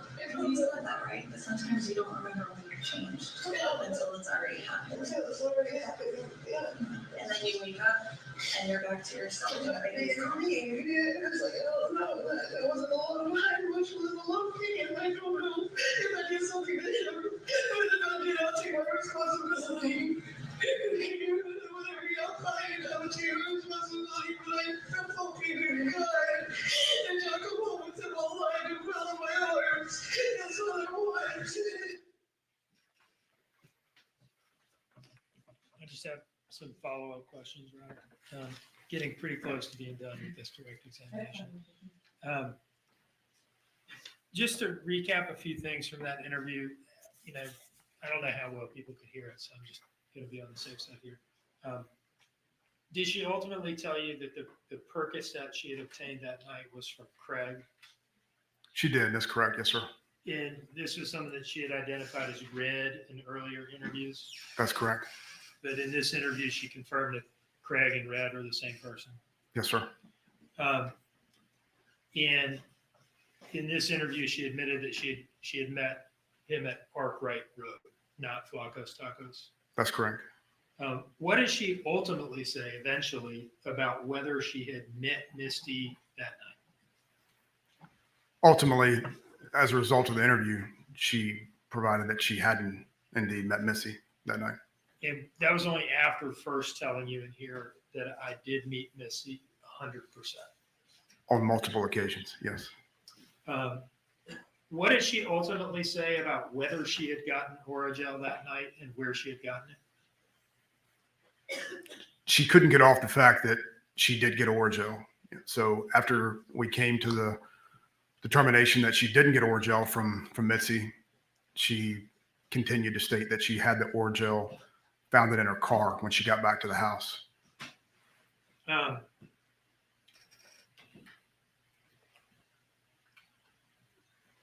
Is it the case that she offered this information about cocaine use eventually to explain her shifting stories? That's correct. And what does she say to you about the frequency of her cocaine use around this time frame? Not just at night, but just the frequency of her cocaine use generally? Yes, sir. So that she was a daily cocaine user and she was using cocaine, Percocet, marijuana on October the 4th, as well as the early morning hours of October the 5th. And specifically, did she tell you that she had been using cocaine throughout the night that night? She did, yes, sir. Did she tell you that after she had gotten home from the dumpster, she had hit another line or two? She did. And did she tell you that she was all types of fucked up that night? Yes, sir. That's correct. At one point, did she say that I was so messed up on drugs? That's correct. Yes, sir. And did she tell you that if I was so fucked up that I did something, I'd take responsibility? Yes, sir. That's correct. All right. Now, were you involved in the coordination and oversight of the landfill search? I was. Yes, sir. I was. Now, can you tell us generally, in relation to the search area pointed out by the landfill manager and then later outlined by Team Adam, where were Quentin's remains ultimately found in relation to that box or so? They were found in the lower left portion of the box that Team Adam had identified for the search team as the area to search. Now, did you all keep an open mind during this investigation and take seriously the idea of Paul and Danny as suspects? We did. Why did the investigation ultimately focus in on the defendant? Ultimately, there were 3 individuals in that house, 3 adults in that house. And of those 3 adults, there was only one that continued to lie to us throughout the course of the investigation. No further questions, Your Honor.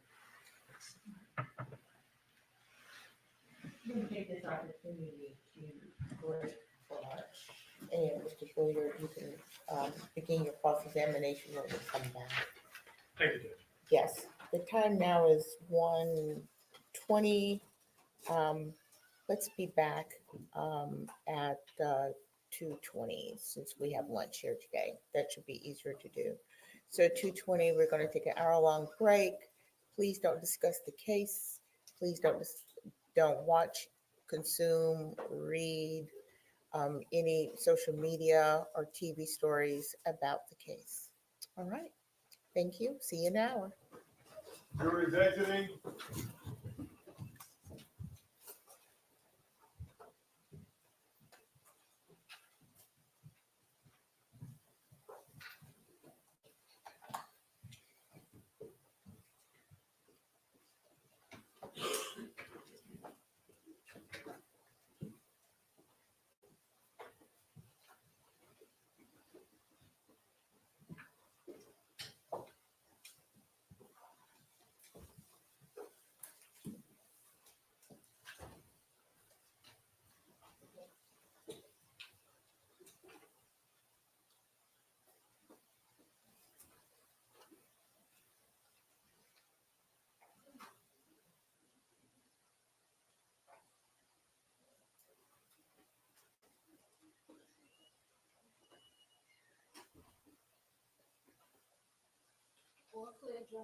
Thank you, Williams. Okay, we're in recess, 2:20. Thank you.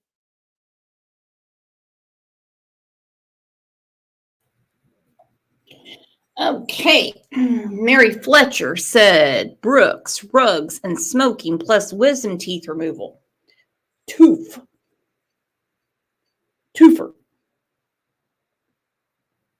Not wisdom teeth. You're not going to roll into Aspen Dental and have all 4 wisdom teeth taken out. Not going to happen. They'll remove a tooth, but a lot of them don't do it. They want a root canal. They do something like that. Okay? She did not have her wisdom teeth removed. And most of the time when you have a toofer pulled, they tell you, ice your jaw, Take some Advil. Don't suck on any pogo sticks. Don't drink. If you're going to smoke, put a tea bag on it and go forward. Wisdom teeth are a totally different animal.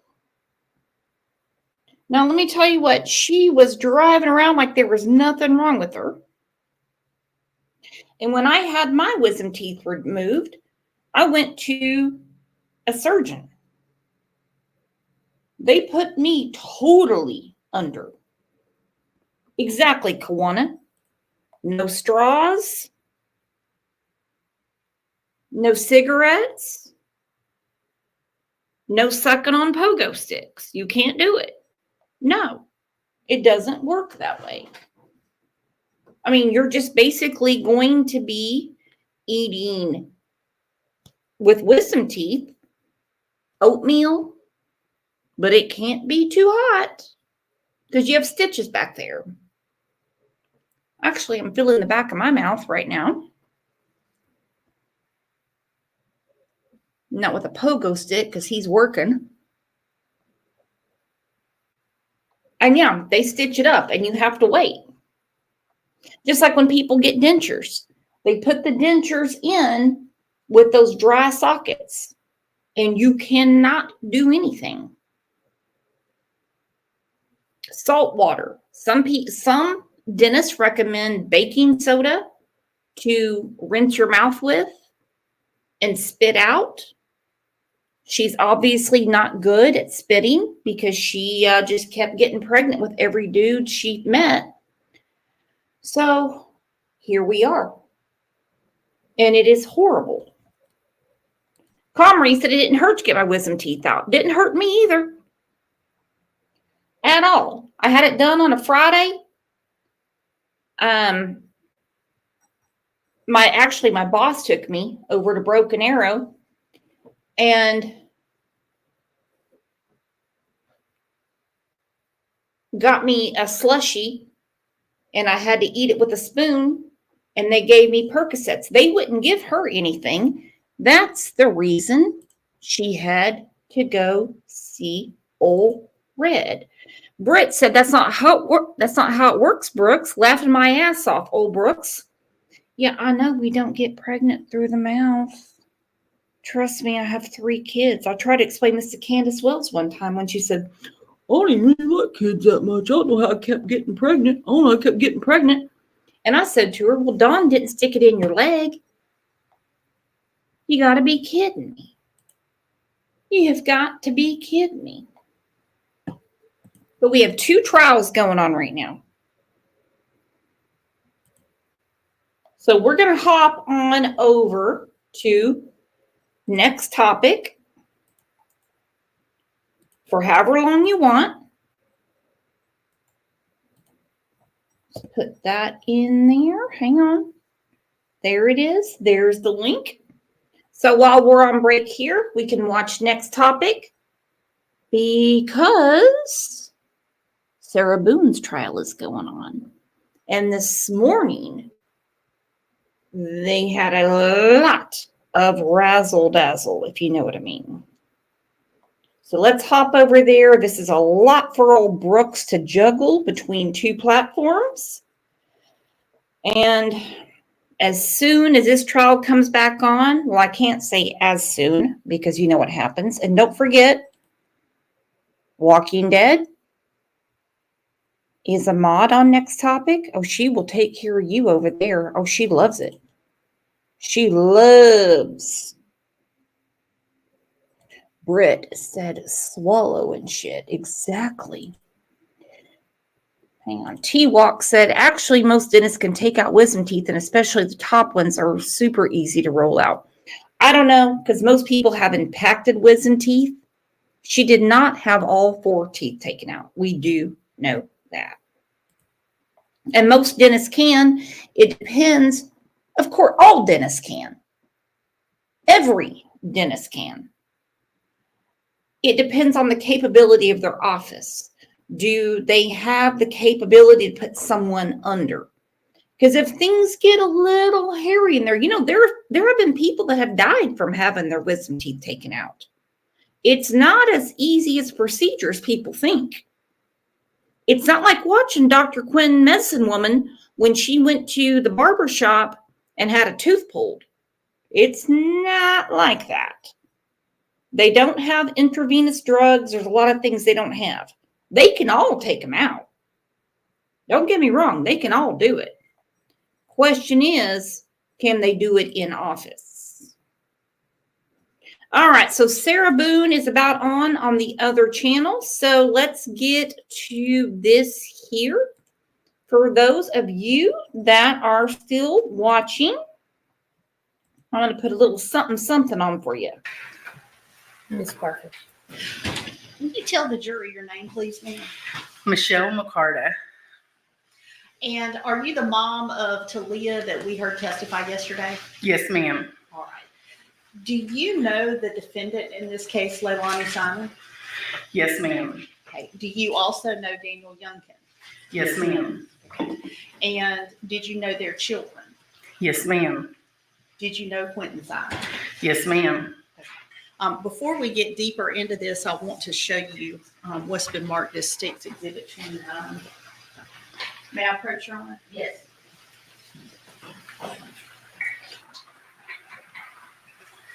Ms. McCarta, I'm showing you what's been marked as State's Exhibit 29. Do you recognize this? Yes, ma'am. Okay, and without saying what's in it, is it a photograph? Yes, ma'am. Okay, and does it fairly and accurately depict what is in the photograph? Yes, ma'am. Okay. Your Honor, at this time, we tender what's been marked as State's Exhibit 29 into evidence, please. No objection. Okay, Exhibit 29 is admitted without objection. Okay. And now that it's in evidence, can you tell us what this is a picture of?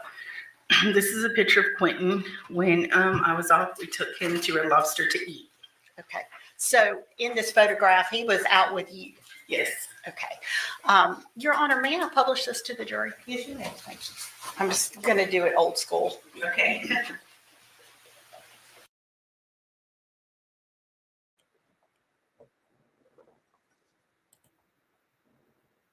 Beck Carter said, I feel for the babysitter. Me too. Especially when people like fucking Gail keep coming in going, she should be in jail too. She should be in jail too. Listen, the only other person that should be in jail too, in my humble opinion, is Billy, because she had custody of Quentin and Zane, and she left them with their mother. Let's look at this document again, because some people, shit, that's some Seth shit, because some people still don't understand it.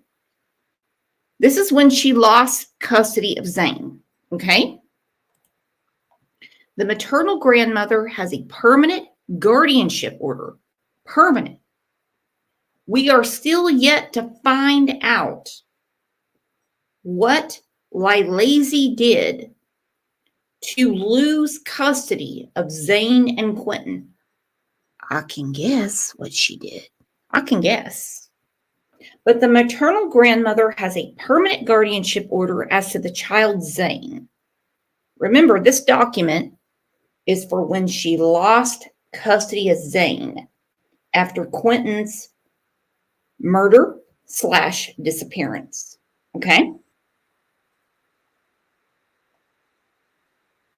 The maternal grandmother failed to provide adequate supervision for the child Zane by leaving the child Zane in the home in the care of the mother, a person the maternal grandmother knew or should have known was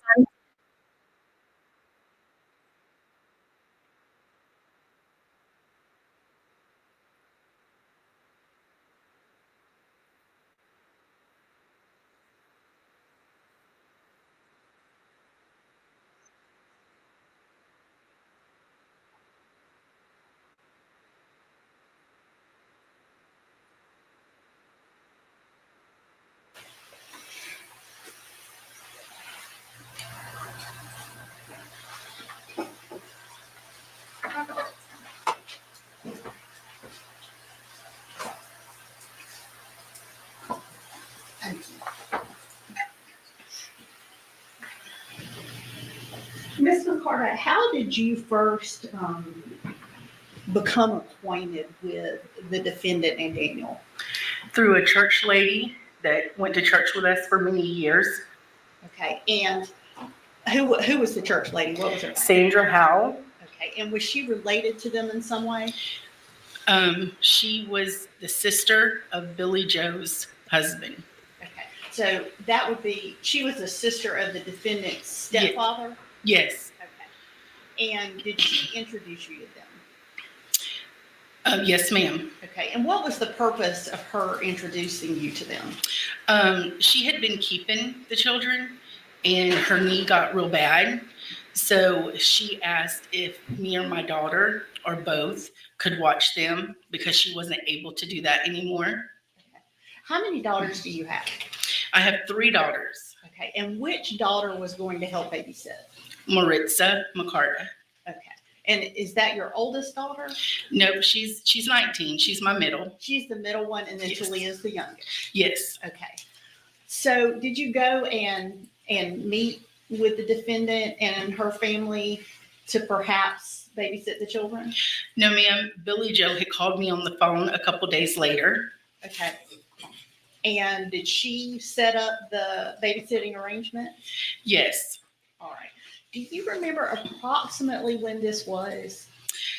We started watching Quentin and them around the end of January, February of 2022. Okay. And that would have been before Sky was born. Yes. So at that time, when you first started babysitting, there were just the 2 boys. Yes, ma'am. Okay. And about how old would the boys have been then? Quentin was young, maybe 9 months, 10 months. Okay. So they would have been, Zane would have been a toddler. Yes. Quentin would have been an infant. Yes. When you first started babysitting. Yes. So how did it work? Who brought the kids to your house? Most of the time, Danny. Once in a while, Leilani. All right. And how often would the children stay with you? At first, it was just when they worked. And then it started being overnight.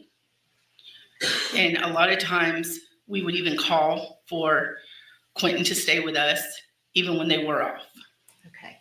Now, who was paying you? Leilani was paying, but it wasn't like steady. She would pay and then she would text me later and tell me she needed formula for Sky or diapers and could she come and get it, and she would pay back when she got paid next time. And how much were they paying you to babysit? Do you remember Yes. what the agreed upon amount was, whether you were actually getting that or not? It was like $25 here, $30 there. One time I think she paid $100.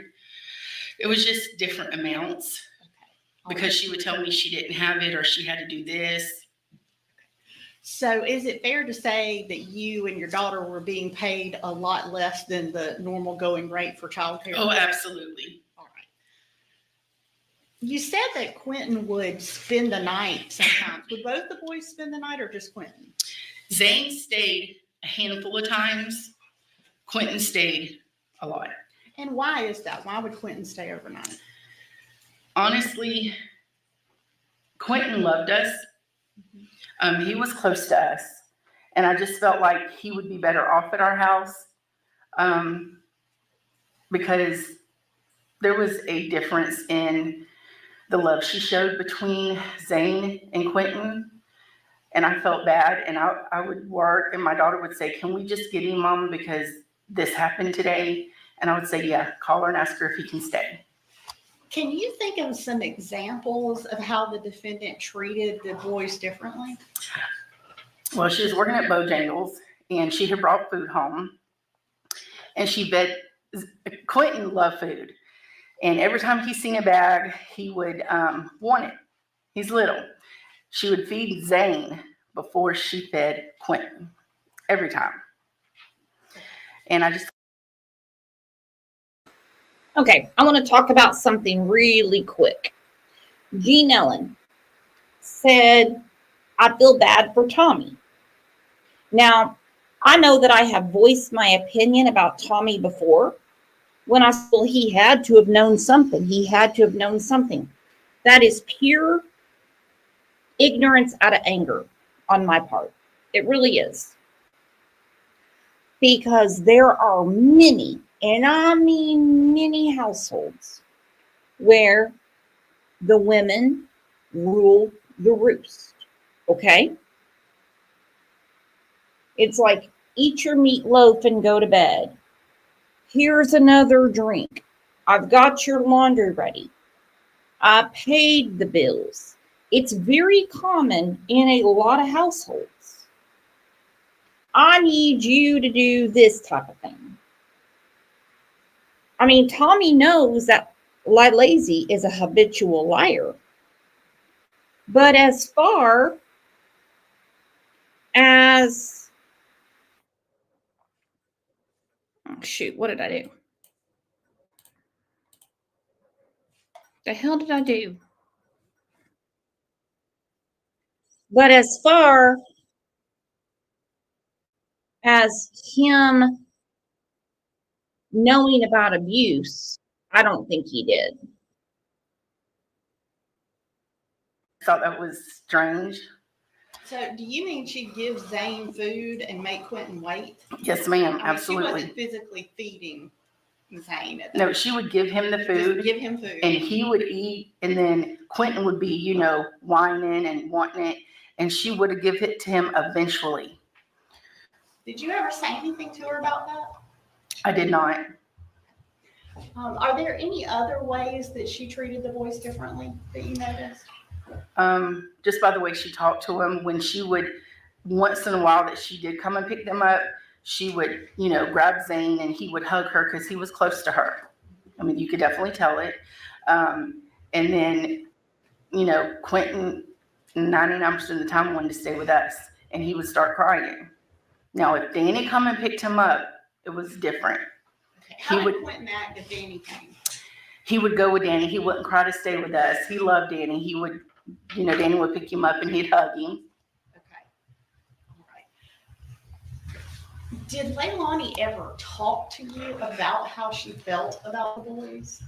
Yes, ma'am. She just, one time, and my daughter had more talks with her than I did. I didn't really talk to her that much, but she just said that she loved Quentin more. I mean, Zane more than Quentin. And, you know, I didn't question it. She's a crappy mom. I knew that. But I just never said anything to her. I would always call Billy Joe when I seen things that was going on. Okay.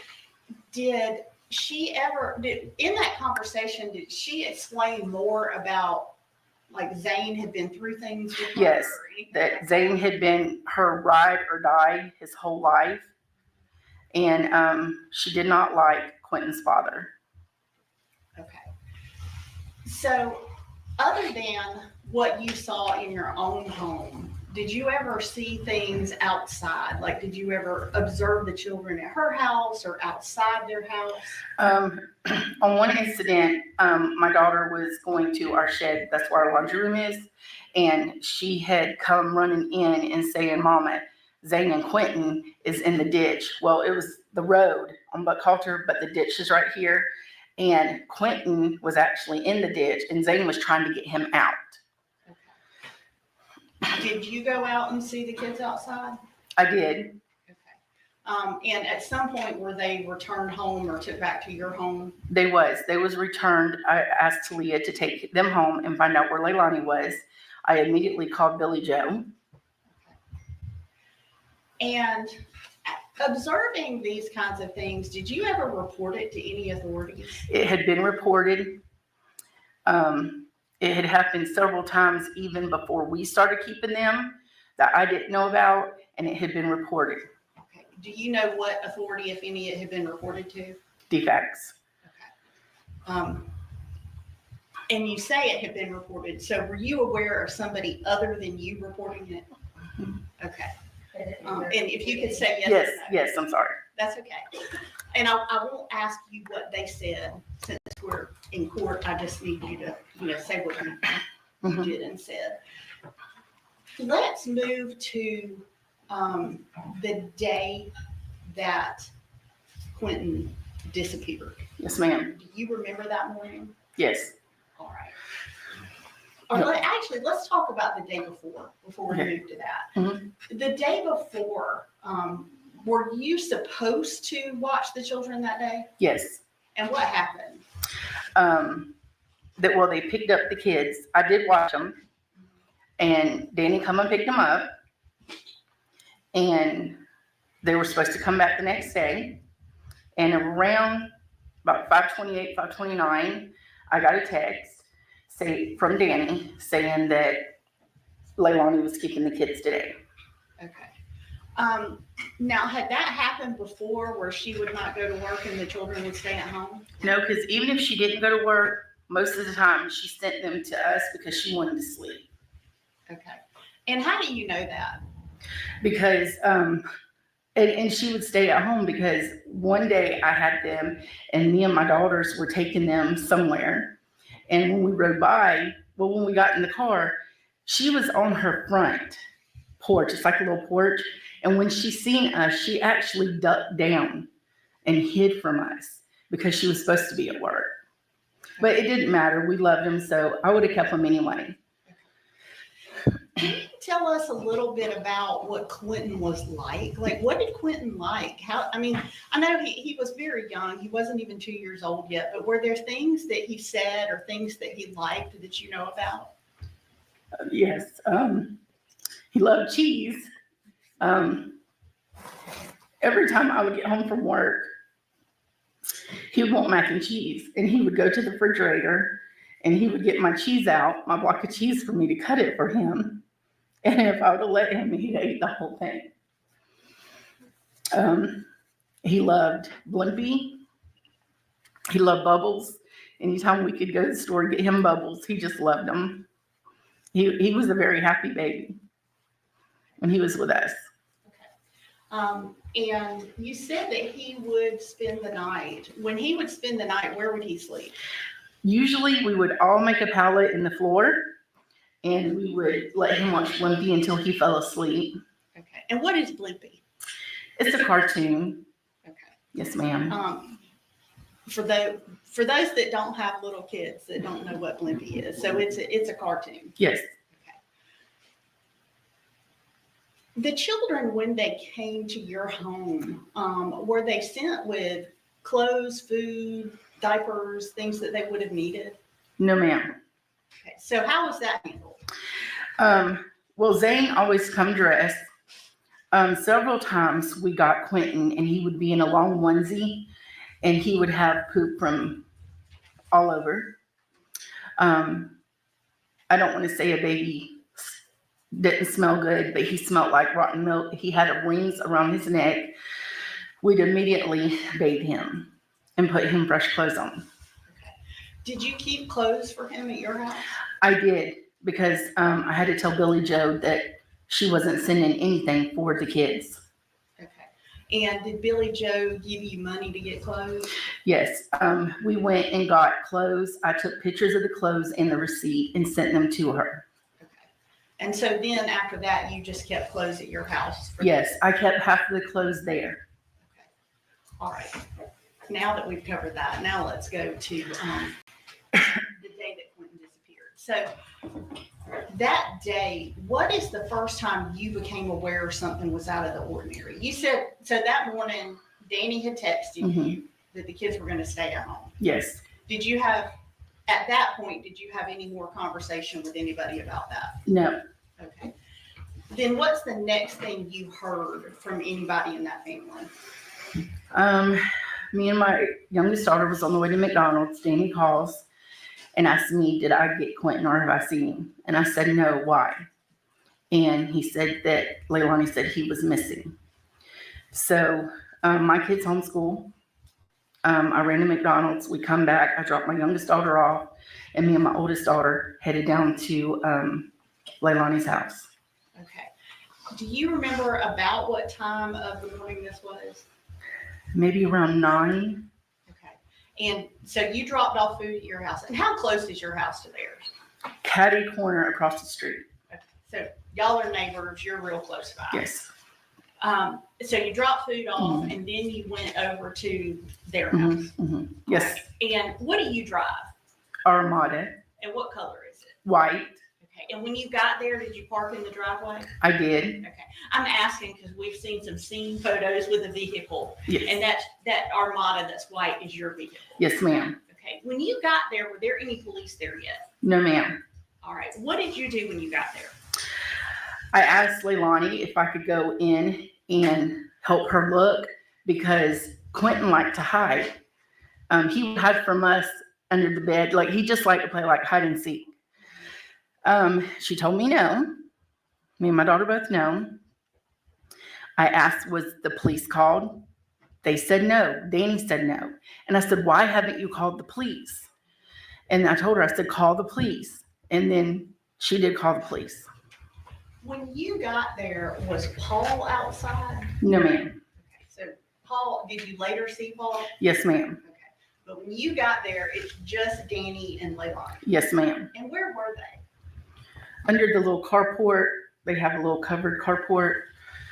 There was, like when you pull in their driveway in the back, it's like a little carport. Okay. Before you go in to get to the pool and the little play area. Okay. So are you talking about where cars are parked or like the porch thing behind the house? When you pull where the cars are parked, but they was kind of standing out from underneath the carport. Okay. Sort of in the driveway. Yes. Okay. So they're standing in the driveway and what were they doing? She was standing there smoking a cigarette one after another. She was like screaming. Okay. At some point, did the police get called? Yes. Okay. Was that immediately after you suggested it or later? I would say a couple minutes. I heard her get on the phone and call the police. Okay. And did the police show up quickly? Yes. All right. After the police arrived, what did you do or where did you go? Paul had come down at that time and he was letting Zane ride this little car thing. Well, he ended up doing it too fast. Zane fell and slid across the concrete. And I had asked one of the policemen if I could take Zane to my house until all this was kind of, situated. And they told me, yes, I could. Okay. So did you take Zane and go home? I did. Okay. And at some point, were you interviewed by law enforcement? Yes, ma'am. When did that happen? Well, I have cameras. So a gentleman come that worked and he checked my camera system and asked me questions. And then I was also pulled into the police station by a detective. Okay. So go do like a formal interview? Yes. During the time that you were keeping the kids, did Leilani ever bring them to you to go somewhere other than work? Yes. Can you tell us about that? Well, she, a couple of times she said that she had to run to 204 to go take care of business. And then a couple of times we kept them when she was off work that we knew she was going to be off work, but we didn't know what she was doing. Okay. When she would say she was going to 204, did you know what that meant? No. Okay. And how long would she be gone when she said she was going to 204? Maybe 30 minutes to an hour. Okay. All right. Give me just a moment, okay?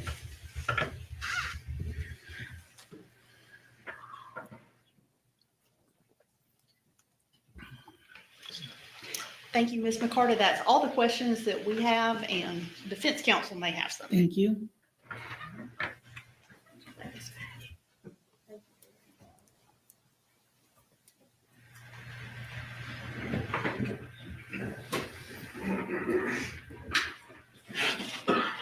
Ms. McCarter, I'm Martin Hilliard. How are you this morning? I'm good. How are you? Is it safe to assume that you, prior to October of 2022, already had strong opinions about Leilani's fitness as a mother? No, sir. You did not have strong opinions prior to October? Oh, yes. Okay. So, sorry. Yeah. So you didn't think she was a good mom, and you were fairly vocal about it, and you didn't. you didn't hesitate to say something about it when it was on your mind, correct? Yeah, I didn't think she was a good mom. Thought she was a shitty mom. Well, there you go. Okay. So that being said, I'm going to ask you, you started watching Quentin in January to February of 2022, Mhm. correct? Yes, sir. And everything you've just told me, I'm going to ask you what you did, okay? Okay. Did you ever make any police reports? You. No, I didn't. Okay. Did you ever make any reports to DFACS? You. I talked to them. Yes, I did. That wasn't the question. I asked you if you reported what you were concerned about. No, because DFACS got in contact with me. That's, again, No, I did not. you never reached out and you weren't concerned enough between January and October to do that on your own, were you? I was very concerned. But not concerned enough to reach out and make a report. I didn't have to. They reached out to me. Okay. Well, that being said, you didn't reach out and make a report, correct? No, I did not. All right. So now let's talk about the day to day. So you started watching Zane and Quentin in January to February of 2022, correct? Yes, sir. How many days a week? 5 to 6. 5 to 6 depending. days a week. All right. And who was it and who brought them and what time would they normally come over to your house in the morning? Early, around 5:36. Okay. And who was it that normally brought them? Danny. Okay. And in the afternoons, what time would they go home? 4:35. Okay. And who was it that normally picked them up? Danny. And over the course of this 8 or 10 month period that we're talking about, January or February of 2022 to October of 2022, how many times would Miss Simon be the one that dropped them off or picked them up? I would say a handful of times.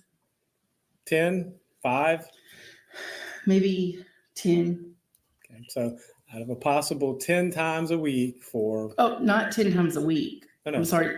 Okay. Just let me finish. So drop off in the morning, pick up in the afternoon. That's 2 times, right? Mm-hmm. Let's say it's at least 5 days a week. That's 10 times a week, right? Correct? Yeah, she didn't come. No, not that much. I understand. What I'm saying is so there's 10 possible or 12 possible drop-offs or pickups in a week for the kids, right? Since I was keeping them. Since you were keeping them. Yes. And she would maybe do 1 a week. Maybe, 2 a yes. week. Is that a fair statement? Yes. Okay. So it's also a fair statement that Danny was the one who mostly did the dropping off and the picking up, correct? Absolutely. And if I understand your testimony correct, it's not uncommon for even if she was asleep for the kids to come stay with you, correct? Correct. Okay.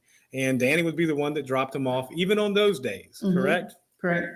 So Danny was the one who mostly did the dropping off and the picking up and the one that interacted with you. Yes. Okay. That's a fair statement. Yes. Okay. You also stated a minute ago that it was odd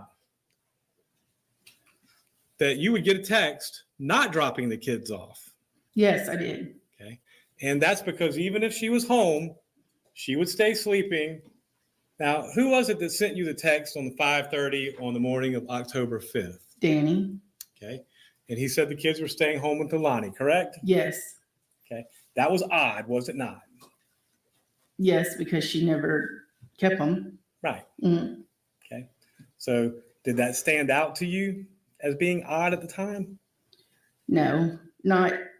I never thought she would hurt her child. So.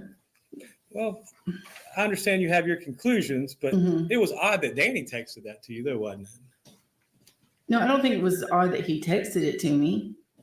Well, you just say that you can't have it both ways, Ms. Well, no, McCarthy. I think it was odd that she kept them because she never did. But I don't think it was odd that Danny texted to me. Okay. Because I had more communication with him than I did her. Correct, because he was the one who mostly watched the children, correct? Yes, yes. And he was one who mostly took care of the children, Yes, correct? absolutely. Okay. So that being said, is 90% of the time, he was the one over there care, custody, and control based on what you observed, wasn't it? Yes. Okay. Now, you stated that Quentin would be better off at your house, and y'all kept him a lot of times, correct? Yes. All right. And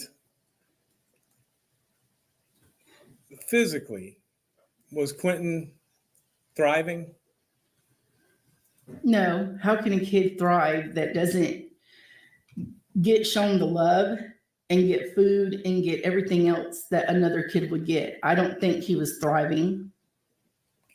Would you be surprised to find out that medically he was? Yes, I would. Okay. Now, whenever you responded that day and you came over to the house, you said it was Danny that called you, but is it possible that you were wrong? It might have been Leilani that called you to come over? No, Leilani did not call me. Okay. All right. And whenever you got over there, you said she was screaming and upset, correct? She was screaming, but she wasn't crying. I feel like that if something was to happen to one of my kids, I would be hysterical, and I would also be out looking for my child. Ms. McCarta, do you understand that different people respond to different stressors in different ways?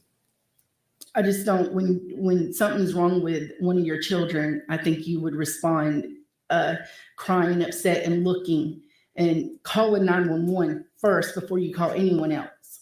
And I'm going to ask you, Ms. McCarta, you've already formed opinions about Ms. Simon at this point in time, correct? I have. Okay. And is it possible that you're projecting those opinions onto what her behavior should be according to you? Absolutely not. So you I think do not. So you think objectively that everybody should act the way you think they should? No, I don't think everybody should act, but a mother that has children, that you carry them in your stomach by your heart. Why wouldn't you? Why wouldn't she? Well, I understand that, but what I'm saying is you seem to be actually saying, yes, you agree with me. I'm saying you're projecting your opinions and your ideas and your beliefs onto other people. No. Is it possible that's what you're doing? No, it's not possible when I'm not doing that. Okay. And who was it that paid you every week, you said? Sometimes Leilani, sometimes Danny. It would come from their different cash apps. All right. So, but you, again, there are cash app records and so, and they were paid, but not necessarily always regularly, but they paid you. They did. Okay. And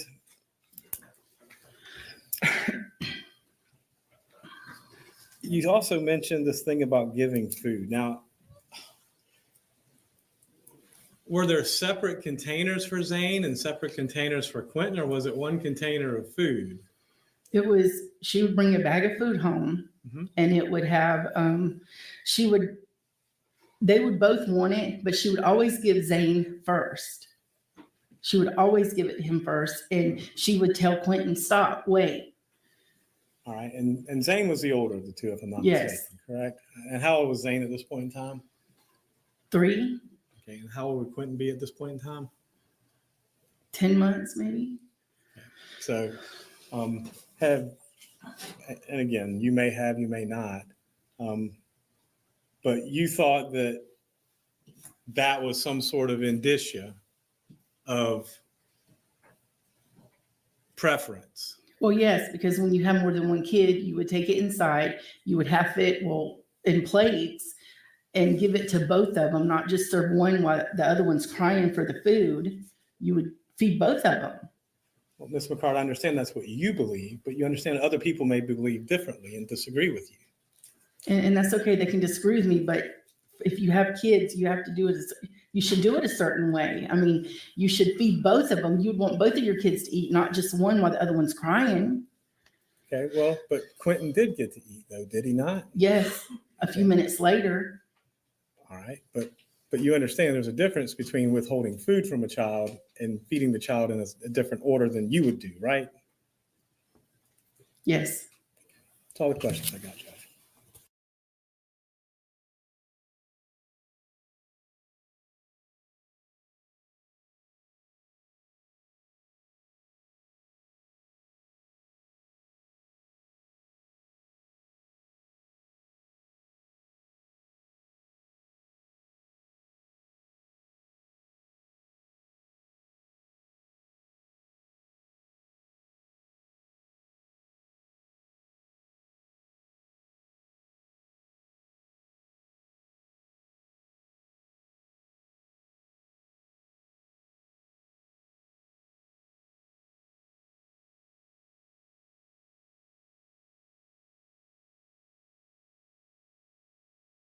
$4.30.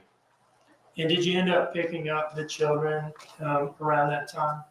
Around that general time, yeah. But I think it might have been 5 o'clock or something like that, but general time frame, yes. And did you bring them home? Yes.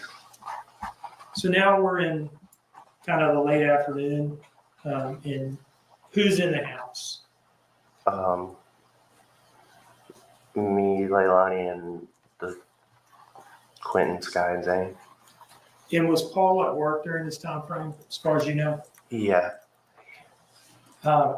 Did you make any trips away from the house to get a beer or go to Redbox or anything like that? Probably. Okay. And what do you remember about dinner that night? I think I might have like remade some spaghetti, like added another can of sauce and more meat and stuff like that to some spaghetti I made like the day before or something like that. Did the defendant participate in preparing dinner that day from what you remember? Not from what I remember. What was she doing? To be honest, whatever she normally did, I kind of tried to not stress myself out too much about whatever she was doing. Now, how was Quentin during the time frame that we're talking about? Dinner time? Fine. Time frame? Perfectly fine. Nothing out of the ordinary? No, not at all. After dinner, at some point, did y'all get the kids ready for bed and put them down? Or one or both of you? Yes, sir. I believe so. What do you remember about that? Try to put yourself back in that house and tell me what you remember about the bedtime routine.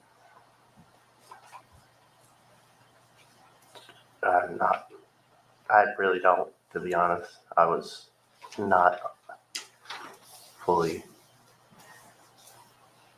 I probably just the normal, get them changed into their night clothes and make sure they're all cleaned up and fed and Zane would have his little tablet and Quentin would have his tablet and they just watch TV until they fell asleep. Now, from this point forward, did you leave the house again that night at any point? No. And did the defendant? Yes, sir. What is the first trip that you remember her taking? To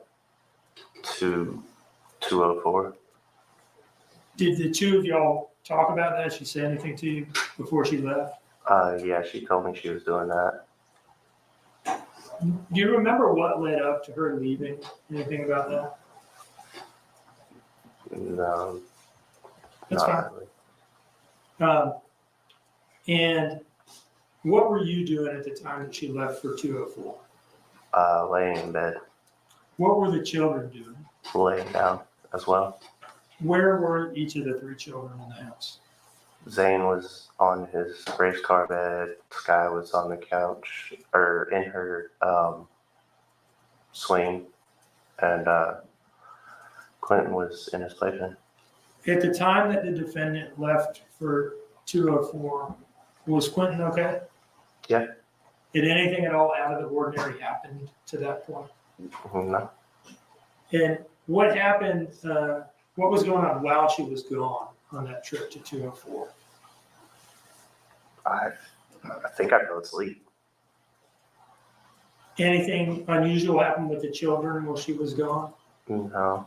Well, I was getting ready to fall asleep, and then Paul came home.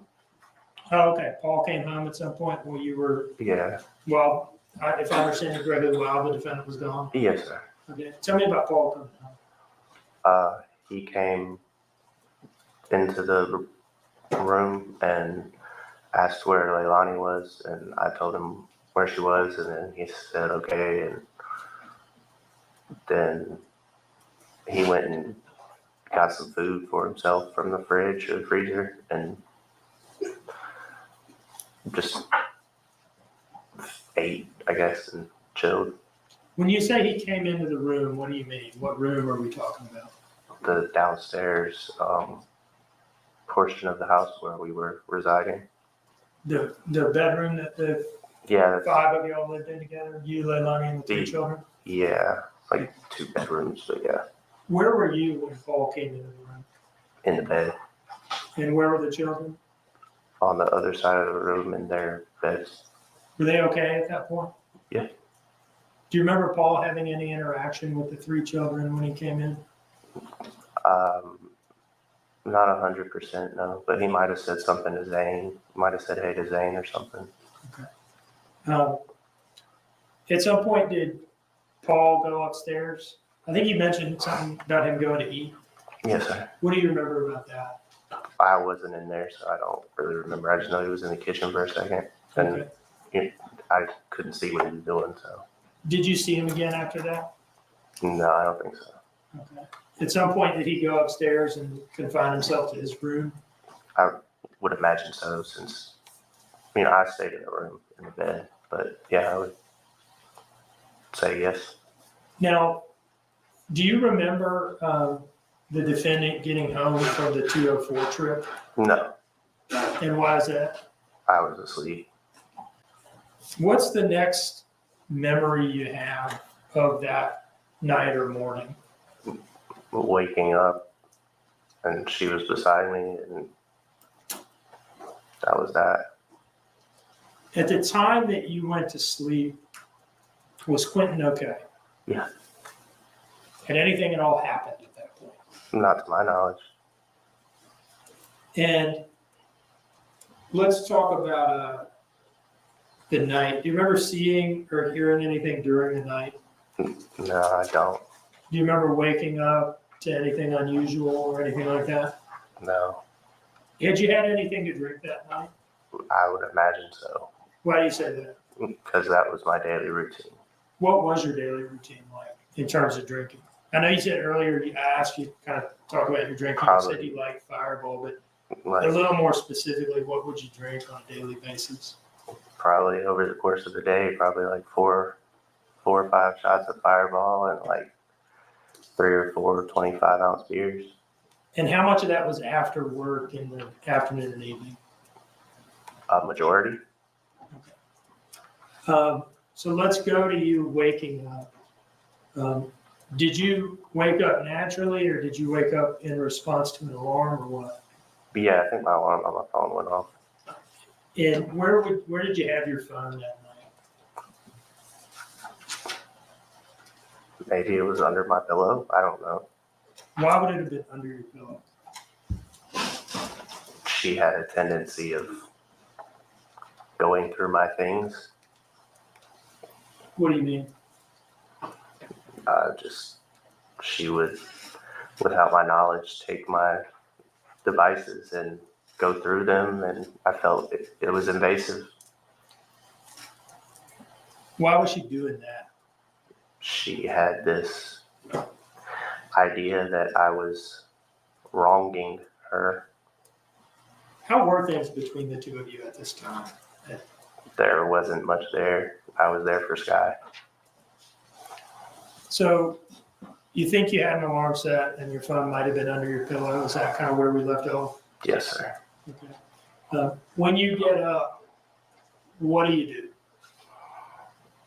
do? Normally try and be quiet so I don't wake any of the kids up. And I tried to wake her up, but she was, normally if I do that, I'd either get yelled at or something like that. So I said, hey, are you going to work today? She'd be like, no. And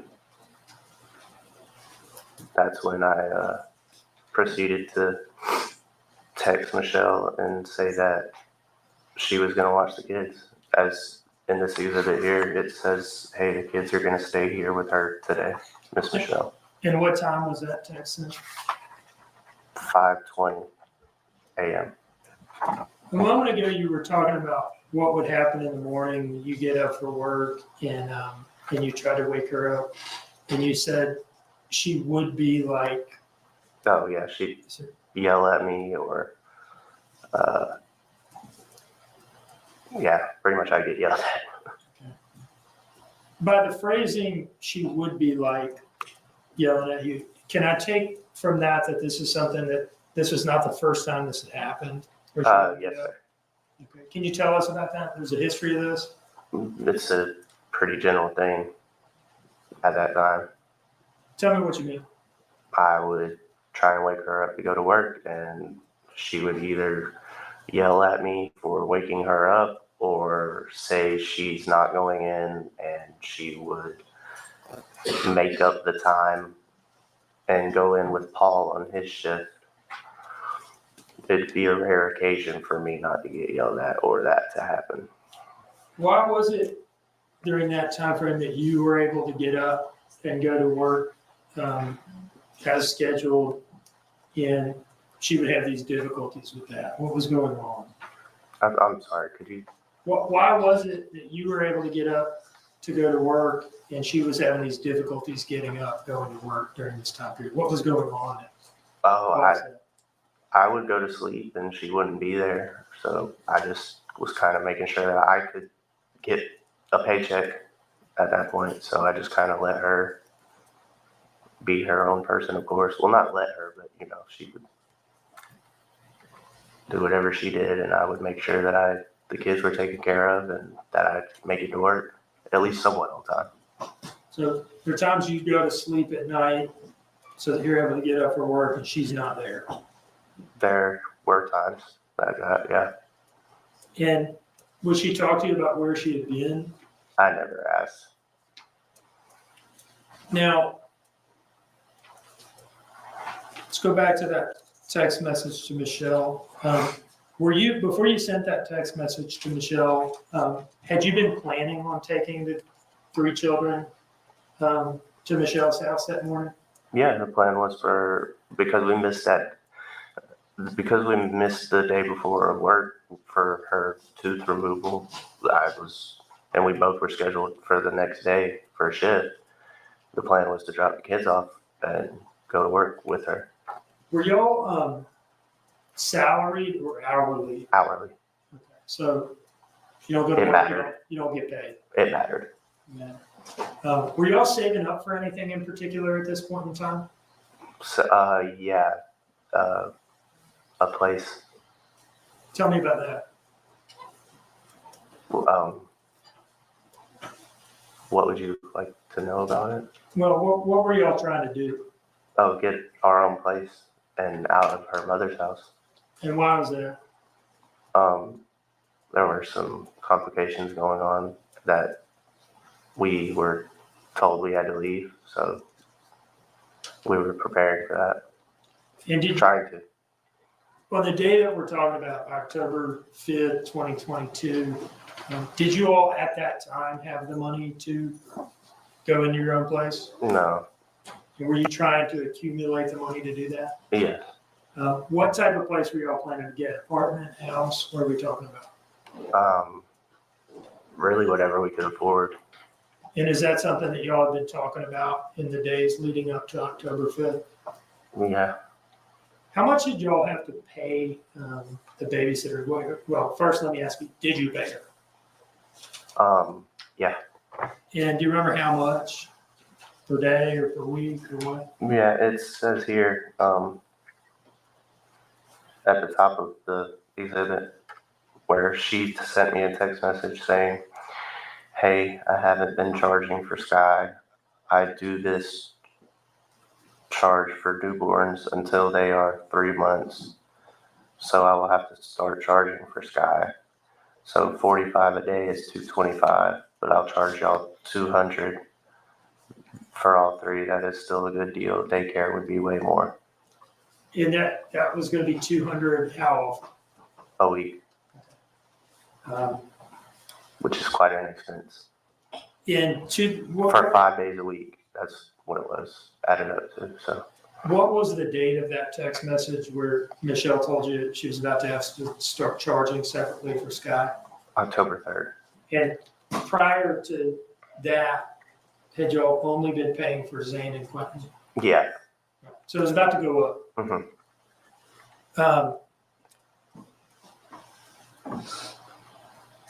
So when she wouldn't wake up on the morning of October 5th, were you frustrated by that? at that point, I just kind of blocked everything out and just made sure I made it work. How did you get to work? I drove the vehicle that her mother had bought for her, Which vehicle was that? the Dodge Journey. Did you notice anything out of the ordinary in the vehicle when you got in it? No. If there were fireball or curveball bottles in that vehicle at the time that police searched it, is it possible that those are attributable to you? Yeah, quite likely. Did you sometimes drink in the car? Yes, sir. Okay. Would that be like while you were driving or when you were on break? Or Unfortunately. What do you remember about driving to work? Anything out of the ordinary?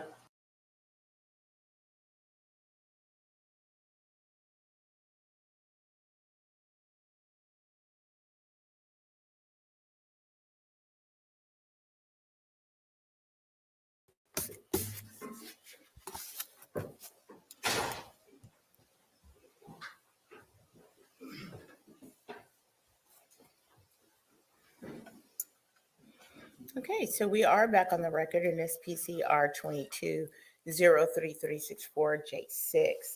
And we're bringing the jury, but before we do that, is there anything that we need to turn our attention to before we do that?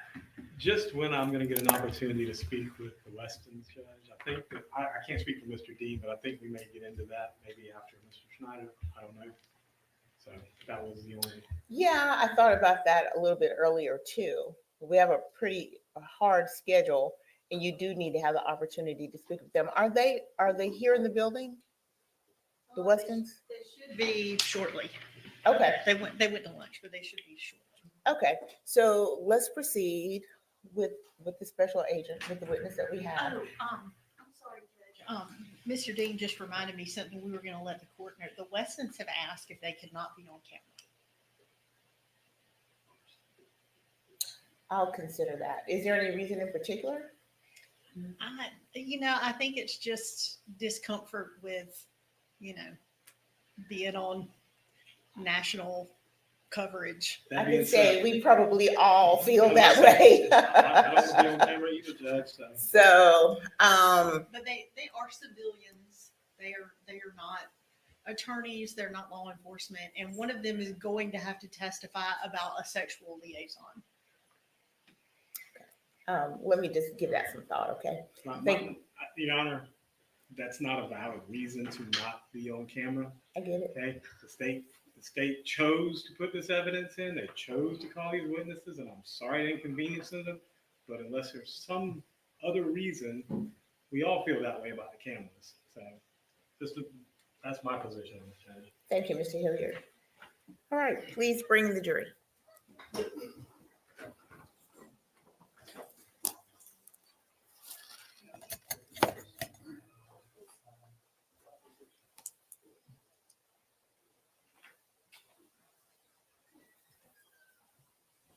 Jurors in sworn.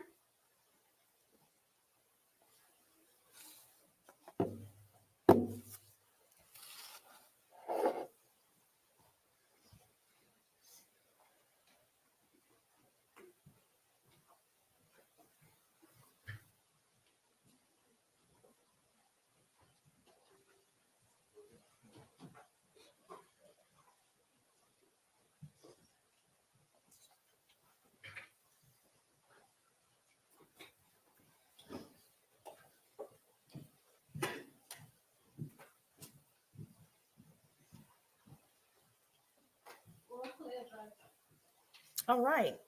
And as you get to your seats, please have a seat. Welcome back. We're into the second half of the day. I was telling the attorneys time seems to be flying today, but maybe that's from my side, not necessarily from your side. Were you all able to follow the instructions and not to discuss the case with anyone, not to see any media? What was that? She's fine. She said yes, Your Honor. Okay. Okay. It almost sounds like a song. All right, so I'm going to turn now to Mr. Dean.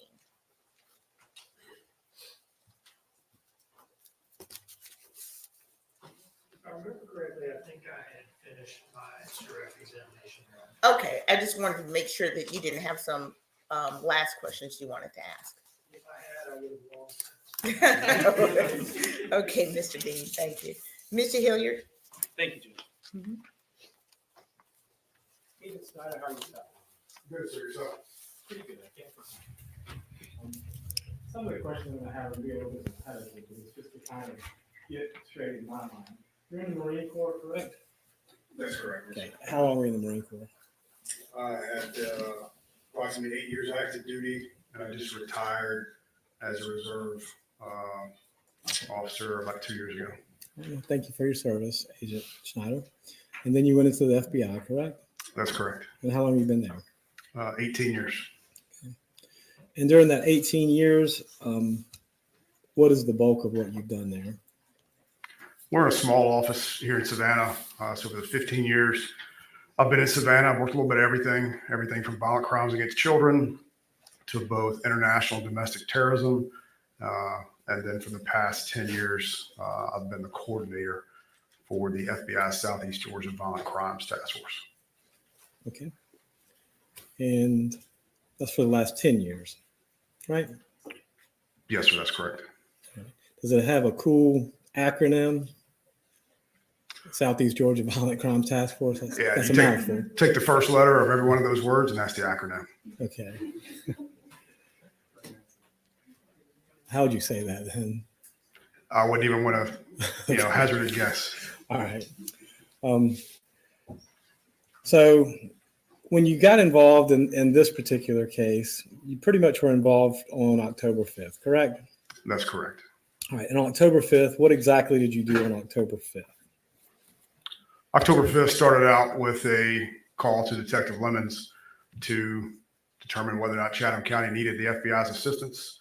No, I don't mean a rehash of what you've already said you did. I mean, your actual involvement. Did you conduct the interviews on October 5th? Let me ask a more specific question. So on October 5th, did you conduct any interviews on October 5th? Conducted multiple interviews on October the 5th. And who did you interview on October 5th? October 5th, specifically the defendant, I think on 2 separate occasions, 2 interviews with the defendant. I did not speak with Paul on October 5th, but I did speak with Danny at some point on October 5th as well. Oh, my pen's running out. Give me 1 second.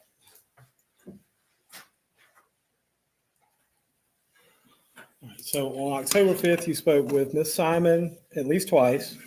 You did not speak with Paul, but you did speak with Danny, correct? That's correct. All right. And you spoke with Danny again on October 6th or 7th or both? I don't recall exactly. There were multiple times. I had telephone conversations with Danny, but I know for sure I spoke with Danny on October the 7th. Okay. So maybe on the 6th, but 7th for sure. Absolutely. And how about Miss Simon? You speak with Miss Simon on the 6th or 7th or no? I don't think so. I think it was October 5th primarily. All right. And October 7th was the day you got permission from Danny to wire the hotel room, correct? That's correct. Okay. And I assume the hotel room was over there off of Chatham Parkway, from what my understanding was. I don't want to put words in your mouth, but I think it was over there off Chatham Parkway, wasn't it? That's correct. Okay. And you said you had, how was the room wired up?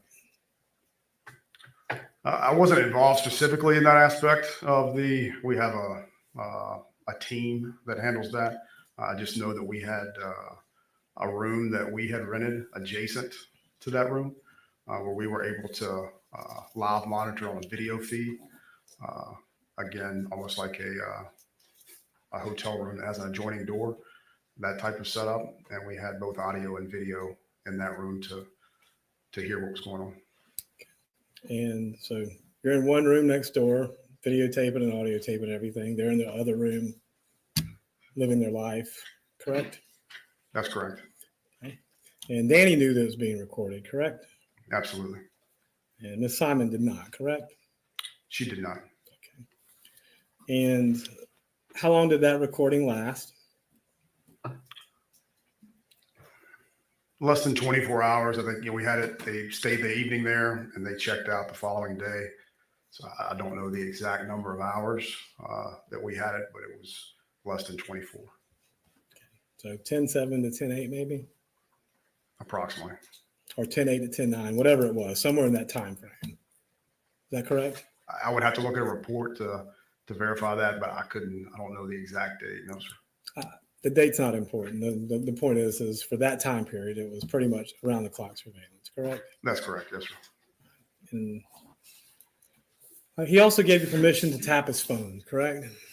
That's correct. He did. And how long did that last? It was at least 30 days. I think we did one renewal, so it may have been for a 60-day period. But again, there was another agent that was handling the administrative aspects of that. I believe it was possibly 60 days. Okay. Oh, and I'll ask, did you review the video and audio tape of the hotel room? Just excerpts of that. Again, there were multiple facets to this investigation, and that's not something that I personally did, was review that particular video. So you saw excerpts, but you didn't watch the whole thing. That's correct. I assume anything of any importance or what you deem relevant, you would look at, correct? Not necessarily. The agent that was responsible, for that would have reviewed that and highlighted that. And who was the agent that was responsible for that? I believe that was Special Agent Solomon that had that responsibility. All right, so Solomon was the one who was ahead of that particular That's correct. endeavor, correct? Yes. Right. And Danny's phone, who was the special agent in charge of that one? Was that you or is that Agent Solomon as well? The particular aspects, so both Agent Solomon and myself obtained the consent, from Mr. Youngkin to get the authorization to wiretap that phone. But the day-to-day monitoring of that phone was Special Agent Solomon's responsibility. Okay, and that's fine. So Solomon basically watched the video and audio from the hotel room and reviewed the tap on the phone, correct? That's correct. Again, not solely her responsibility. There were, multiple, people reviewing that, but primarily it fell on her shoulders. Okay, and that's fine. So, but you did interview Danny on the 5th, maybe the 6th, but definitely the 7th, correct? That's correct. And again, I had, in between those times, I had multiple telephone conversations with Danny as well. All right. And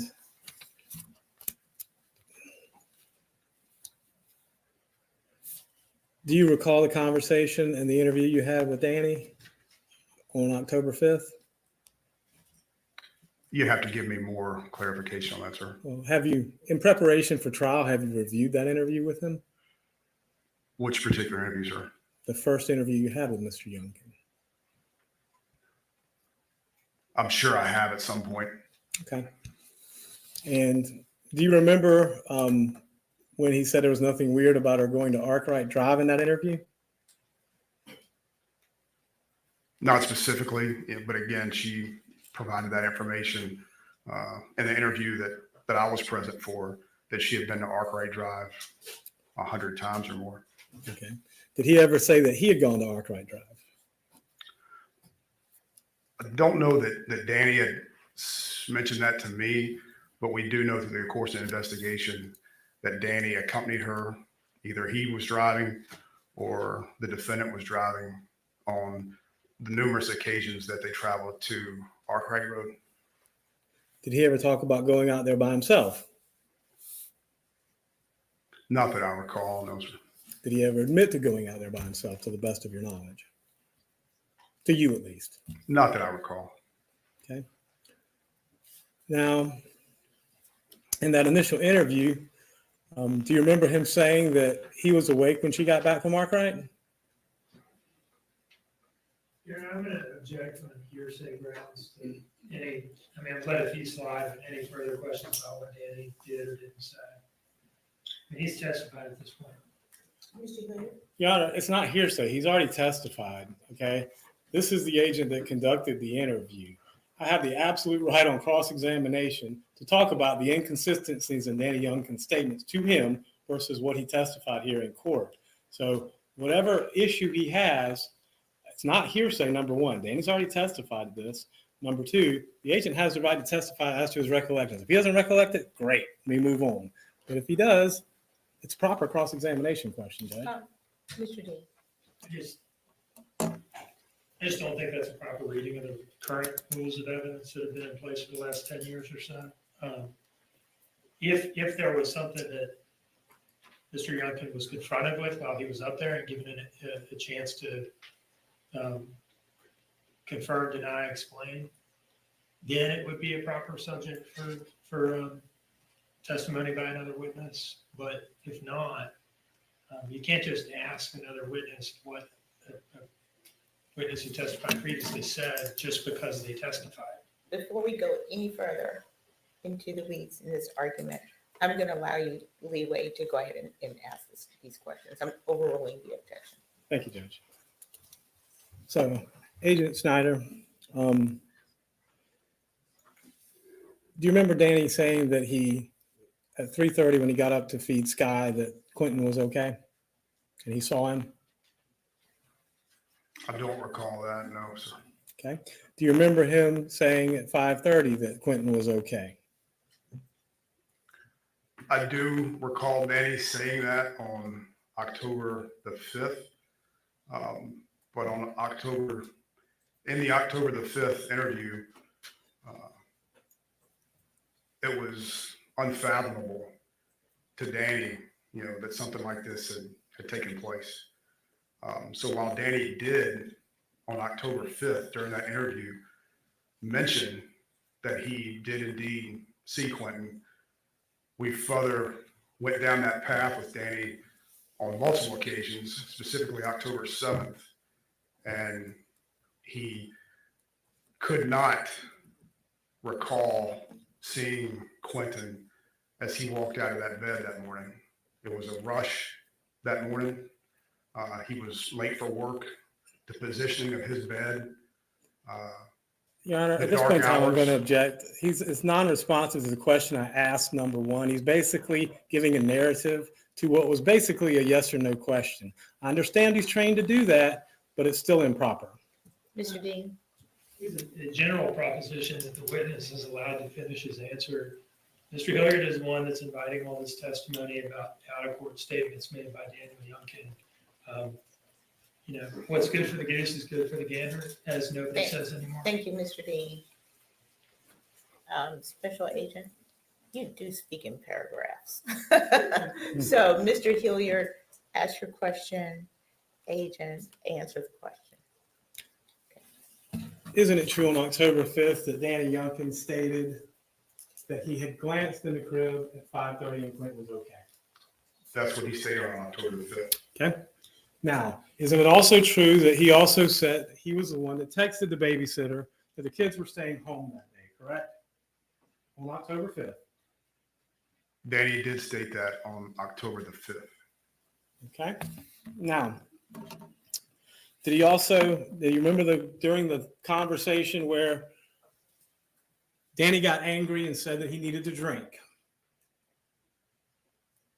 Could you please restate that one, please, sir? I will. Do you recall him stating that he's having a bad day, it feels weird, and that he drinks all the time and needed a drink to even himself out? And what date was that, sir? October 5th, I believe. If you don't remember, that's fine. I'm going to ask, why is defense asking these questions? Well, No, Mr. Dean. you have to have Mr. Hilliard monologize on his theory of the case in the presence of the jury. Approach. I'll do it if he will, Judge, I promise. If he'll refrain from doing it, I'll be glad to. No, y'all approach the bench. The other attorneys come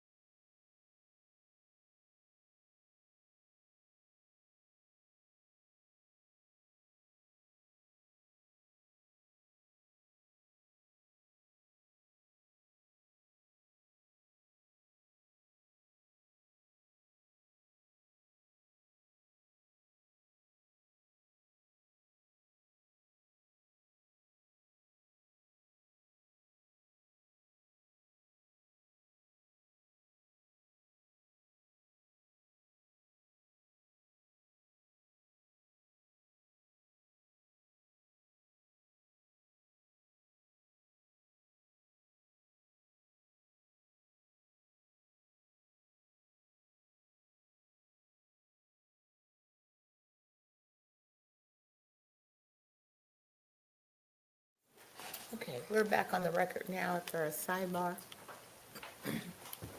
Mr. Hilliard? Yes.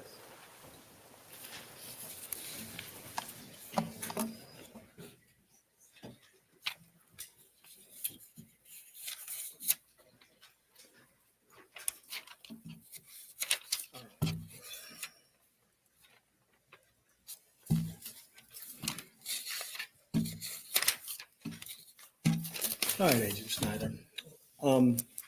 So let's go back to October 7th meeting with Mr. Youngkin. Okay. So you set up, did the hotel and the wiretap, right? So then that all went into place that night or the next day, whatever it What says about the on next day? right. Whatever it says on the October 8th. paperwork is what it did, right? Correct. Okay. And so did you conduct any surveillance other than those two things of the parties? In what aspect, sir? Well, I mean, we know that you had the audio and the video in the hotel room. We know that you had Mr. Youngkin's phone tapped. We know that you already pulled all of the phone records at that point, correct? Did you ever pull any, and you may or may not have, I'm just asking, did you ever put any of the other family members under surveillance or anything like that? We placed a pole camera, on a telephone pole outside the residence of the defendant. Okay. And that's at 535 Buckhalter? That's correct, yes, sir. Right. How long was that there? I couldn't tell you for sure, sir. It was, 30 days at the most.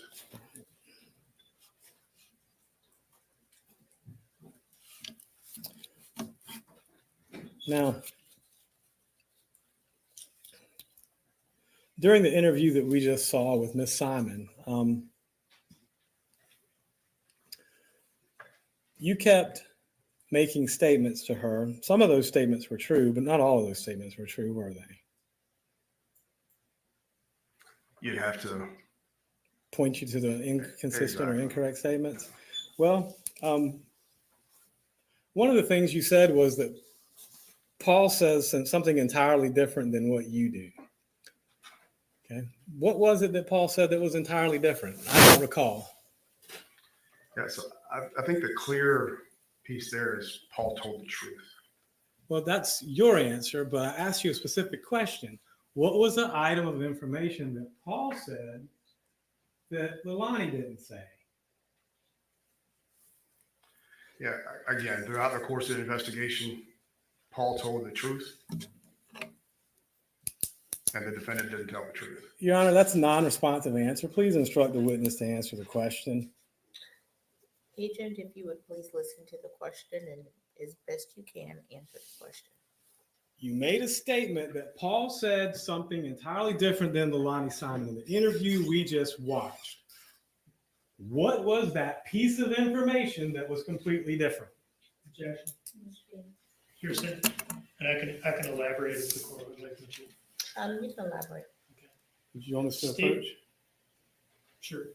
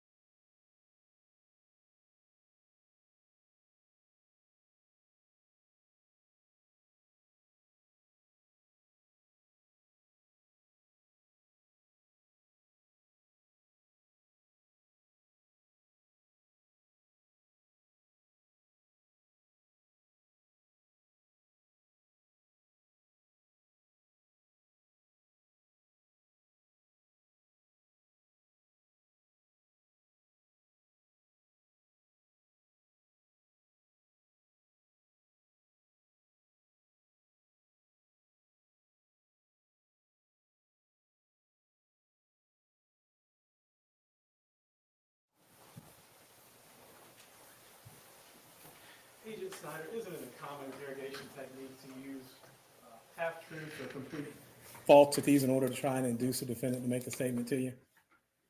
That's correct. We do that through the course of our investigations. And isn't it also an interrogation technique that you will try and put stress and strain on them along the way to try and induce them to make a statement to you? That is a technique. Okay. And stirring up those emotions and keeping them in emotional turmoil is a fairly common interrogation technique, is it not? That can be a technique that's utilized, yes. Okay. And is that the technique you employed here? The video speaks for itself. Okay. And so you're saying that was not the technique you employed here then?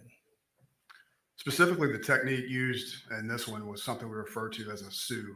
That's the strategic use of evidence to get to the facts of the investigation. Well, let's talk about that. You had multiple interviews with Ms. Simon, correct? Multiple, yes, sir. And I guess it's safe to say that many of them were similar to this one, correct? They were, yes, sir. Okay. And the one thing is through all of those interviews, she's never admitted to harming her child in any way, correct?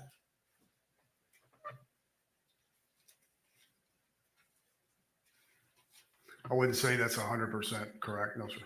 Okay. Well, let me ask you this. Did she say that she shot her kid? She did not, no, sir. Did she say that she stabbed her kid? She did not, no, Did sir. she say that she strangled her kid? No, sir, she did not. Did she say that she beat her kid with a blunt object? At no point in time did she say she committed a violent act. Okay. So that was a consistent statement throughout all of the strategic use of evidence. She's never made that statement to you or anyone else, correct? That's correct. Let's talk about the hotel camera. So you have the hotel camera. You say that Danny was aware of it. She was not. Did she ever make any statements to Danny in that hotel room like that? Again, I didn't review 100% of that video, so I couldn't 100% answer that with accuracy. All right, well, then let's back it up. Did Agent Solomon tell you it was a relevant portion for you to look at and send it to you? I don't recall, no, sir. Was that something you would normally recall if you got? Absolutely.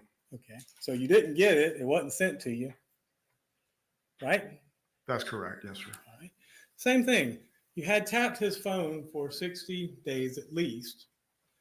And I assume you got all relevant text, phone calls, or intercepts from Leilani Simon to Danny Youngkin, correct?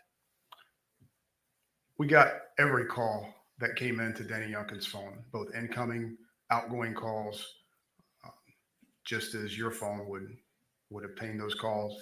We received every call that came into Danny Youngkin's phone. And did you review those calls, or were you told the relevant portions of those calls and text with the defendant? I don't recall the exact number, but you can imagine in a 30 to 60 day period, there were hundreds of calls. So no, I did not review every call, but there were pertinent calls that we do have. Okay. Any of those pertinent calls say, I harmed my child, or I did this to my child? Not that I recall, no, sir. Okay. And again, this is after 60 days of around-the-clock monitoring, correct? That's correct, yes, sir.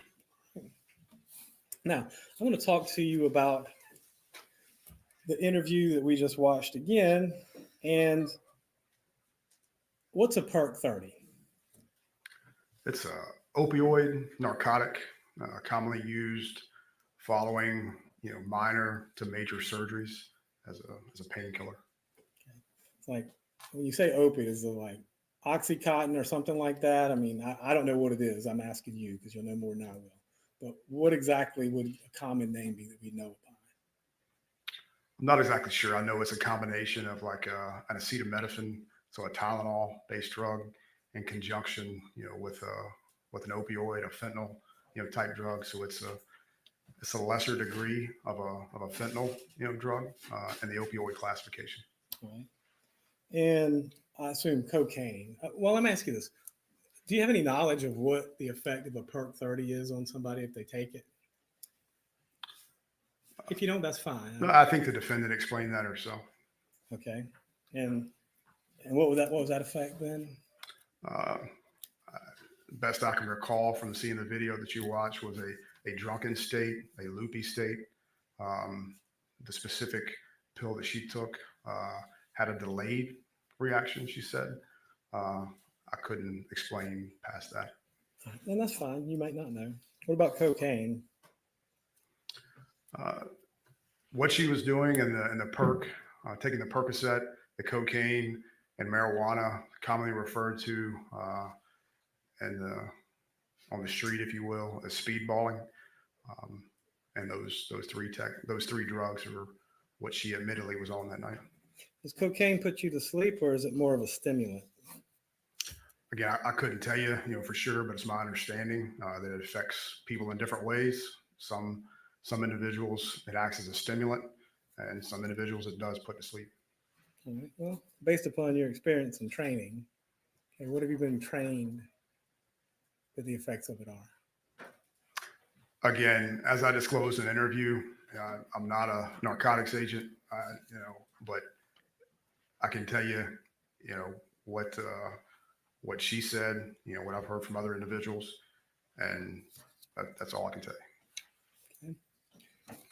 Okay. And was I correct that, and I may have misheard it, but on the interview that we just watched, did Miss Simon say that Misty or Missy had smoked weed or done drugs, something of that point? It was a very fleeting thing. I may have misheard it. I'm just asking you if you recall something like that. I do recall that. That was about midway through this October the 12th interview, where I allowed her to continue to tell the same story that she had told over and over and over about the Oragel. And when we confronted her on that the first time, she tried to, say, well, the reason that she probably doesn't remember that is because she smokes crack. So defamation of character to a young lady who wasn't even involved in this entire process. Again, Your Honor, I ask the witness to please answer the question and not proselytize. It's non-responsive. I'm going to say two things. One, he's answering the question. I'm going to ask you not to go any further than you need to. Yes, ma'am. Okay, thank you. Agent Schneider, with your investigation, I guess, of this case, you conducted interviews, you set up the landfill search, and you've been involved in it pretty much from the beginning, if I'm not, is that correct? 100%, yes, sir. Okay. So when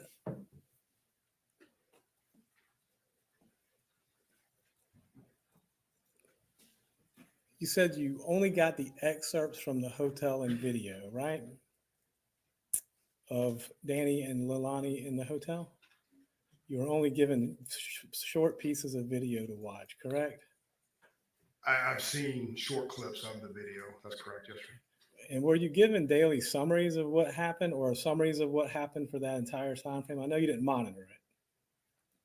There was probably a point in time, where the case team got together and we discussed, that particular CCTV footage. That's correct, yes, sir. Okay. And the only people that were in that hotel room, though, was Danny and Leilani, correct? That's correct, yes, sir. I don't believe Zane or Sky were there, and I don't believe anybody else was there, correct? That's correct, yes, sir. Okay. And Agent Solomon was the one who was in charge of that one, though, right? That's correct. Now, you also, I think that's all the questions I got, Judge. I'll leave it right there. Any redirect? Mm-hmm.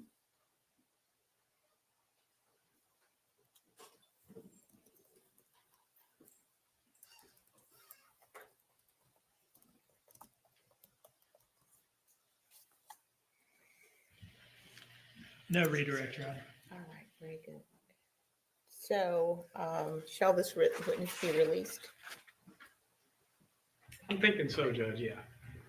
Yes, Your Honor. Thank you very much. You're excused.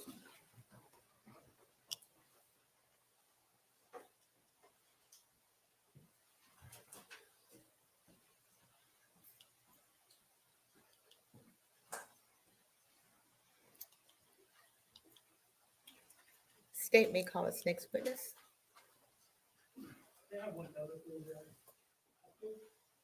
I'll need a few moments too, Judge, if that's okay. Okay. Is it enough for a break? A few moments. I still haven't had my one. Yes. Let's let everybody have a minute. Y'all just stay right there. Then we're gonna see where we are.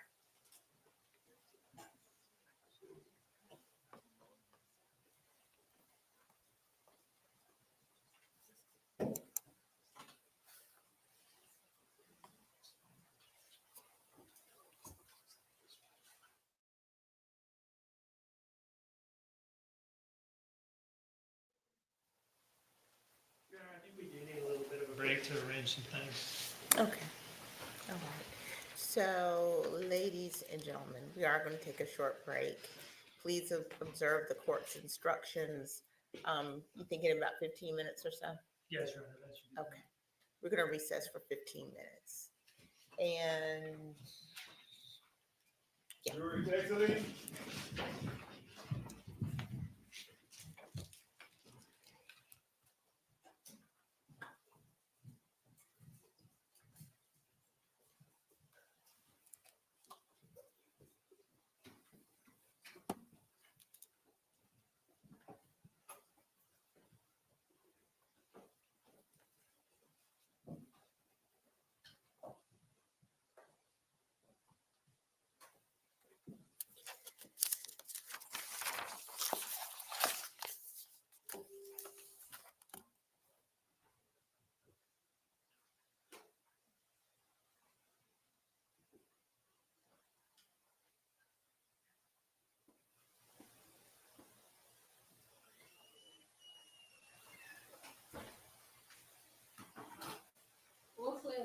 Thank you, Williams. So while we take this 15 minutes, I think Court TV needed to shift the camera. Do y'all want to take? Okay. That's fine. That's even better. I thought you kind of needed it in the middle of the day, but the end of the day sounds very good. All right. The question I had, if I could step out and speak to the Westons real quick. Go ahead and do that. That's one thing. The second thing is something I need to talk to Mr. Dean about. I don't think he's gonna do it, but I just want to ask before we get there. So why don't we release everybody? We're in recess.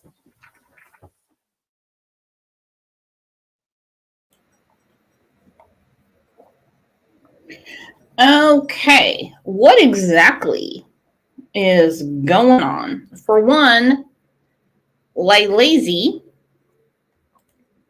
doesn't need glasses. They have everyone in recess now. She says recess for 15 minutes. I really want to hear from Billy. I want to hear how she is going to explain how she had full custody. I'm keeping my voice down. Full custody. And allowed Zane and Quentin to be with her daughter. I want to know why she made that decision and why she took that huge gamble. I want to know why Danny was paying daycare for the two children. DFACS is what they call it in Georgia. It's very simple why they're not involved. Super simple. Because ding, ding, ding. It's never occurred to me this whole time. Because Billy is the parent.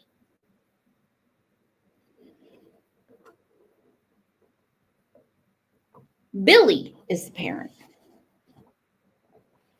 There's no complaints against Billy.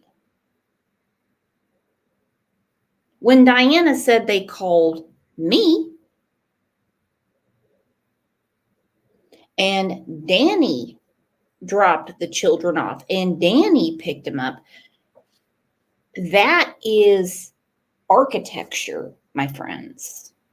That is make sure Leilani is nowhere around the babysitter because she's not supposed to be. Billy is the parent.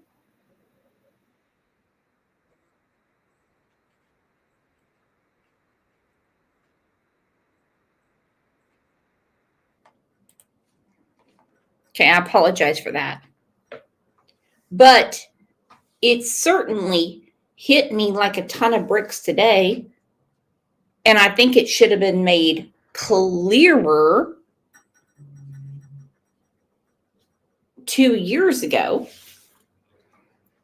that what it came down to is you can call defacts all you want on Leilani. There's nothing they're going to do. They already took custody from her.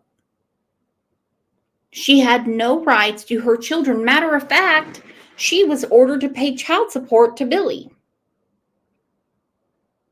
That's how much. That's how many rights that were taken from Leilani. No food stamps for her, for Zane. And Quentin. No daycare assistance. Wist said it best. Custody means custody, not just whatever. Now then, I want to ask grandparents in here. Not parents, but grandparents. If the state that you live in says, listen, your child or the person that your child bedded down with, however you want to phrase it, is unfit, would you ever think about turning said child back over to the one that the state deemed unfit? And yes, Billy has a drug history. Yes, Billy has a lot of history. You would think that at some point, something would ring in her head that it's time to grow up, Billy. Just because Tommy bought you a big house and an RV camper and a truck and you have a good paying job, that doesn't mean you can go around what the government says. No way. And I'm really tired of these social workers being so freaking lazy that they turn rights over. And when I say rights, I mean absolute rights. All of them. To yet someone else in the family that's unfit. Sparrow said, what did Billy Joe do for a living? Same thing. She's a pipe fitter. She's a union pipe fitter.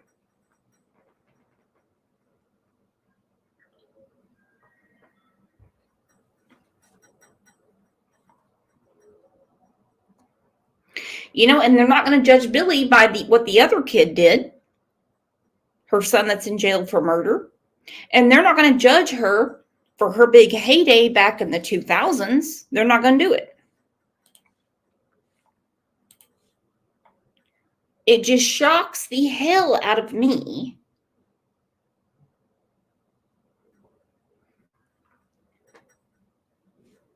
that hop, skip, jump. And here's the document right here. The maternal grandmother, that's Billy, has a permanent guardianship order. Now, I don't know if you watched everything that was going on 2 years ago when Billy screamed and yelled and said that was a conversation between her and Leilani. Why would there be one?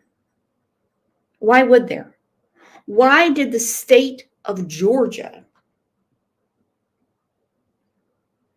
tell Leilani you're going to pay Billy Joe Howell child support? To the point they said, if you don't pay her child support,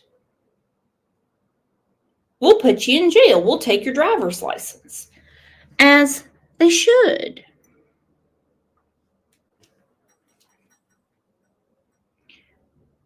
Many people have asked, why didn't they come by and check? Because it was never reported that Leilani was living there. And that's going to come out. You see, all of this was Billy's responsibility. But she thought she could trust Leilani. That's what she thought. She thought she could make sure she would be on the up and up. Hey, you have a roof over your head. I gave you guys a room. I'm going to keep my eye on you. But hey, I'm going out of town for a couple of weeks. I expect nothing to happen for the next 2 weeks. Well, it happened and then some.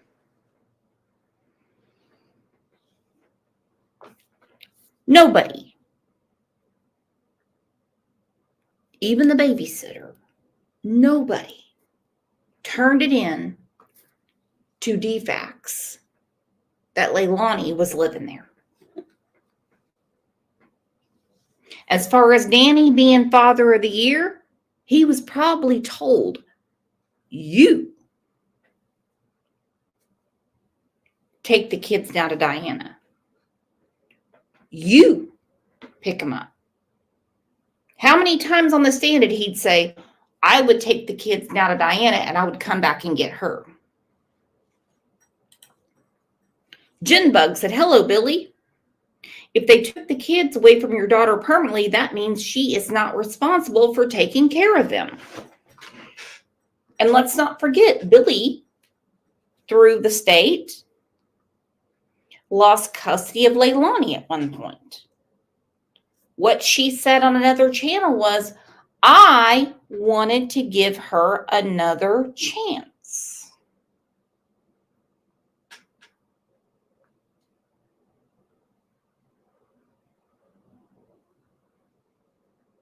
It wasn't Billy's chance to give. I'm only looking at paperwork and the law. That's all I'm looking at right now. Paperwork and the law. If the law says, hey, Brooks, you are shitty to your cat, OJ. OJ is going to go live with your neighbor, Linda. And then Linda says, well, I'm going to give Brooks another chance. And then something happens to OJ, guess what? It's on Linda. But this isn't about neglect or endangerment anymore. This is about murder. This is about murder. And not every indictment will turn into charges, because I can indict a can of Pepsi if I wanted to. Indictments? No. Charges are different. Like Laverne said, not at the expense of your grandchildren. And I know many of you, I will not call you out in here, have gone through the unthinkable.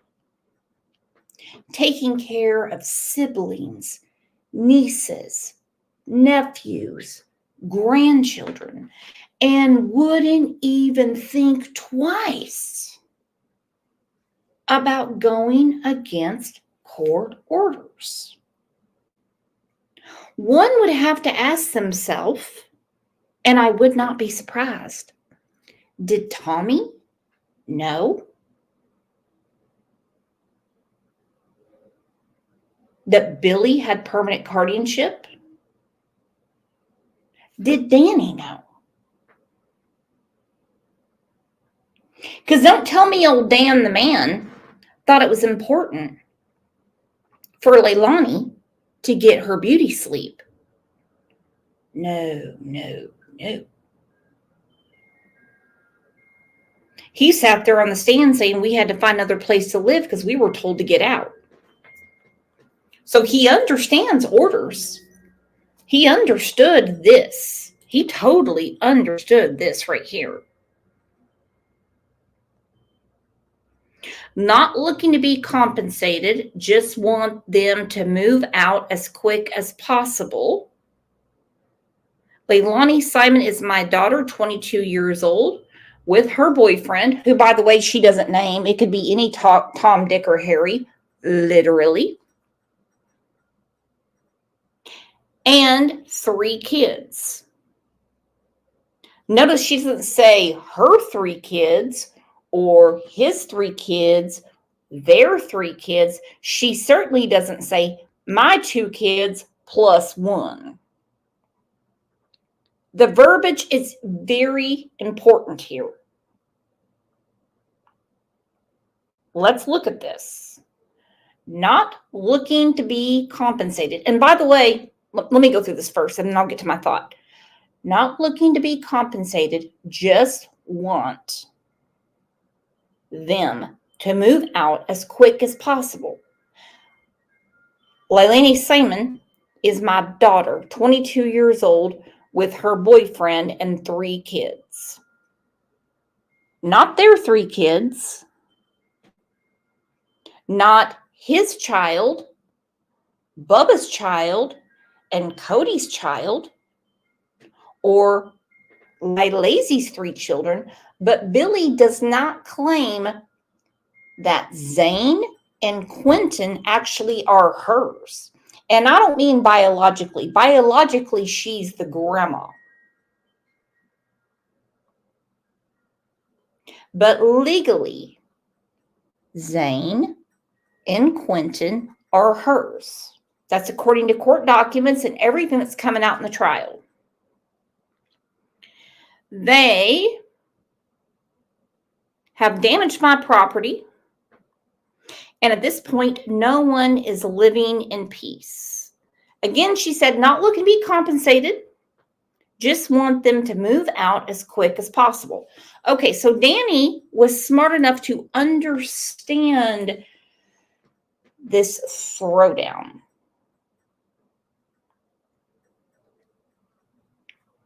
Billy told another channel that she didn't want anyone to move out. She was trying to light a fire under Leilani's ass to get her to act better.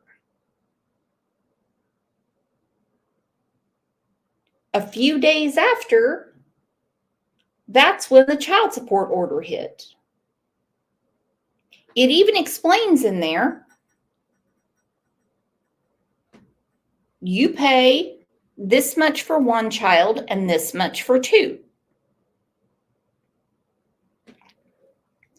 But nobody knew, at least the important people, as in DFACS. No one knew that she was living there. And to be quite honest, when people bitch about the babysitter, she's not smart enough to know that it was illegal for Leilani to live there. Now, if I was Danny, I would have said to Billy, I'll pay for my daughter and you pay for your 2 sons, because you have custody of Zane and Quentin. I'm paying your rent for me, your lazy ass daughter, and my daughter. But again, the elevator never goes all the way to the top. And in my opinion, the state didn't ask him the right questions. Again, Billy is not on trial. Billy is not on trial. Let's look at something real quick. Because you know this, I'm so freaking fired up right now. No, nothing out of nowhere, and you're just trying to get there. Getting out of the house that morning when you left the house and got in the car, did you have any idea that Quentin was gone? No, Did you turn the lights on in that room before you left? no, sir, I did not. Why not? I didn't want to wake any of. Lisa Lee. They probably got caught with her living there. Think about it. When Leilani decided to pull her lady balls out and call the police on her mom, and then she says, well, I don't want any problems because I'm on probation in North Carolina, for stealing the lemonade, the cigarettes, and the Cheetos. I guarantee Billy came unglued and said, now they're going to know you're living here. Look what happened the next day. She put the eviction notice out. She went and filed it at the court. You're exactly right, Lisa. You're exactly right. The minute Leilani decided to buck up to her mother and call the police when they were fighting over the washing machine, police showed up and she's like, I don't want any problems because I'm on probation.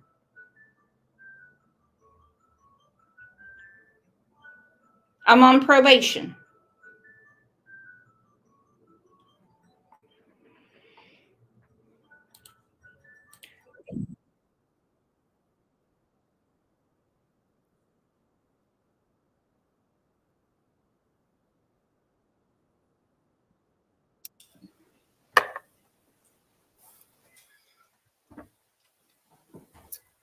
We'll give Mr. Hilliard a minute to come in.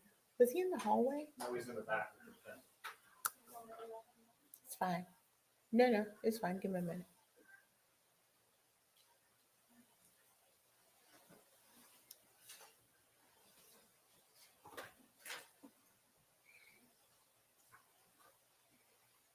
You could bring Miss Simon out.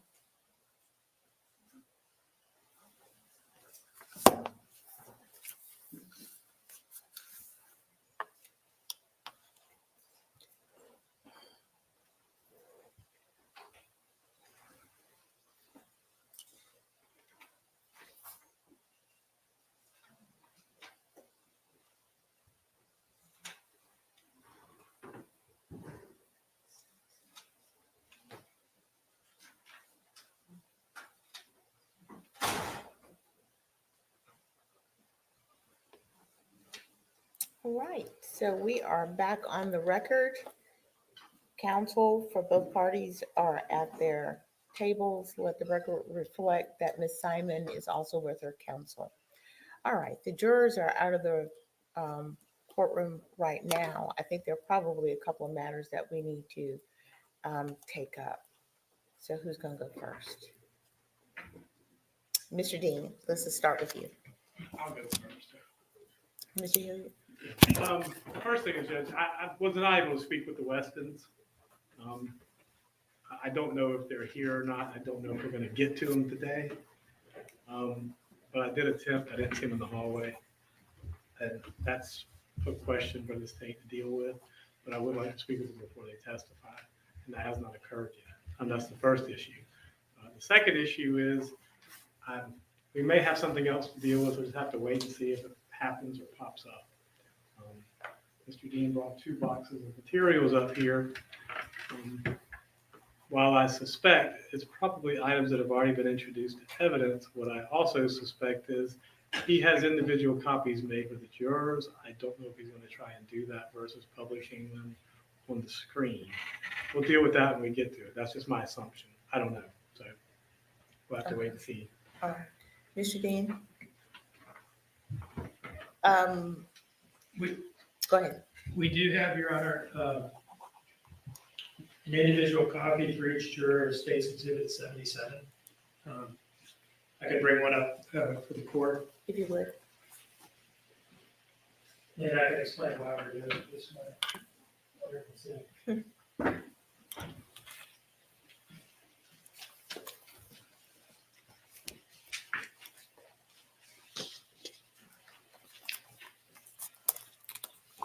These are photographs of Quentin's remains as recovered from the landfill on November 18th. I intend to introduce these into evidence through the testimony of Special Agent Solomon. There was a moment earlier in the trial where I put some kind of blurry pictures of the remains as they appeared to Dr. Christensen at the lab up on the screen. I didn't need to do that. Well, I meant to do it, but I forgot that I intended not to. In any case, those pictures were kind of blurry and difficult to make out. These are higher quality and a little more graphic, and I just I don't want to put these on screen. So, we choose the manner in which we publish individual exhibits to the jury, and the way that we've chosen to do this is make an individual binder for each juror, so that we don't have to display Quentin's remains on a TV screen. So I don't know that sounds like maybe there was an objection to that practice, that procedure coming. I don't know if it's been Well, let me just raised ask, yet. for course information. So I see the photographs. Would these photographs show on the screen, or can you do that digitally? I know the first few that you showed with the earlier witness were a little on the blurry side.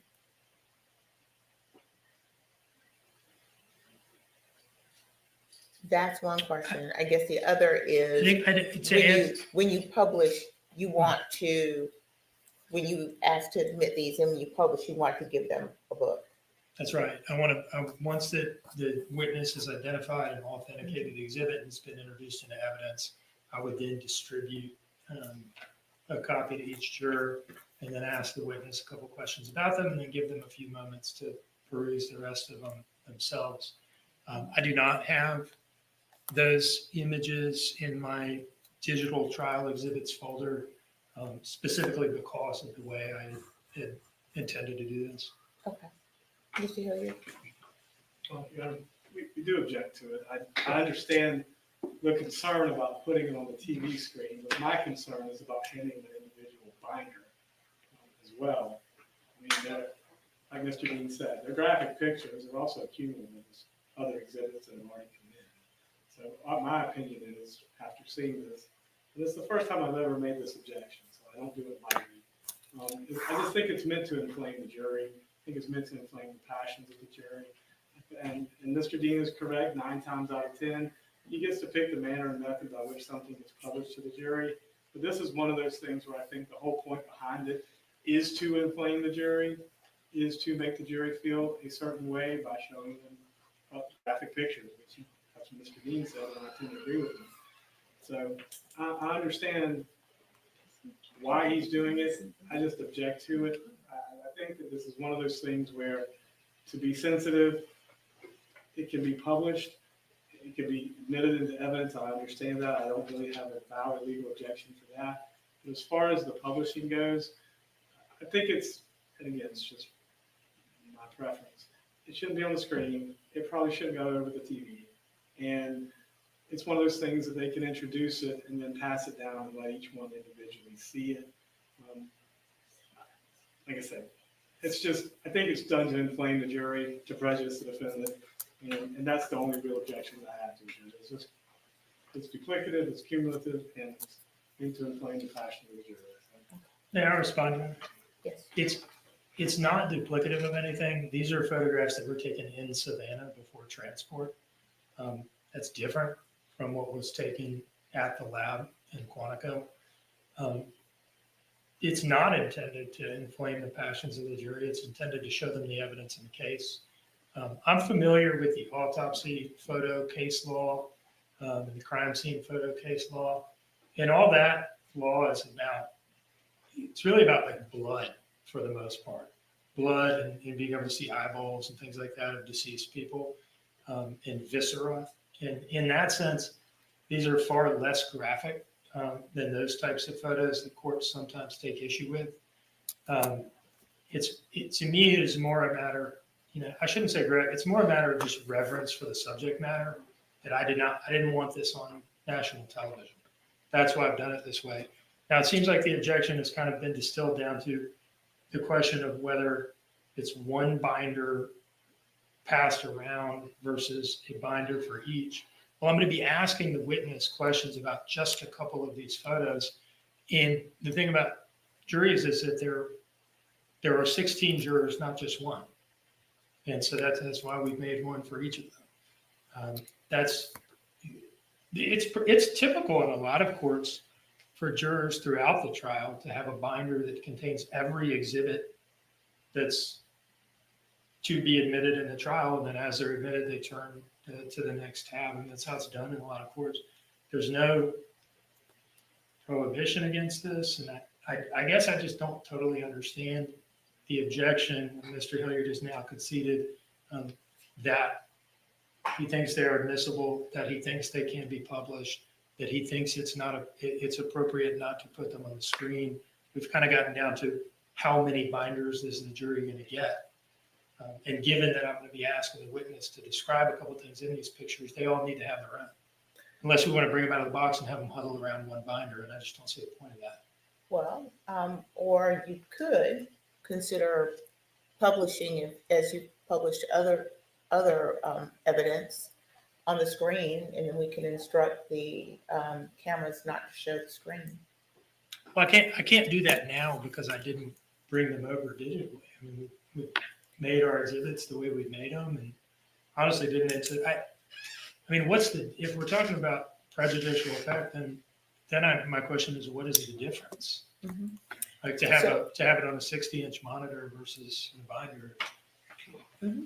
And one other question I have as well, is it your intention for the binders to go out to the jury room? One of them.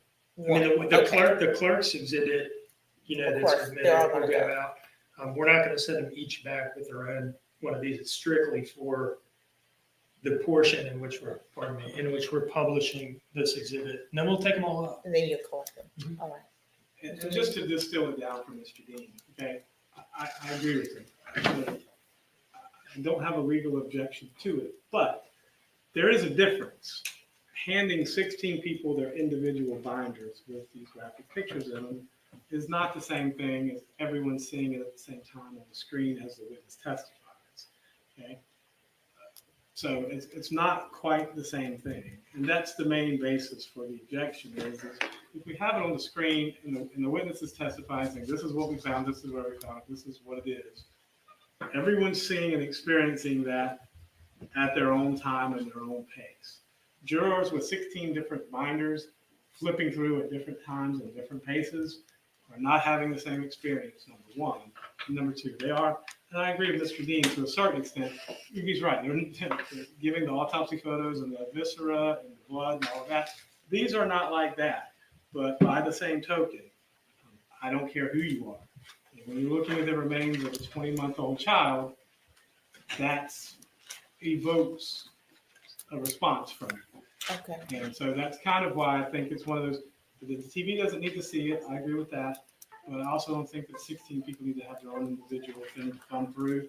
If the witness is going to testify and they're going to lay a foundation and they're going to do it, it should be on the screen, it should be one at a time, it should be a group experience.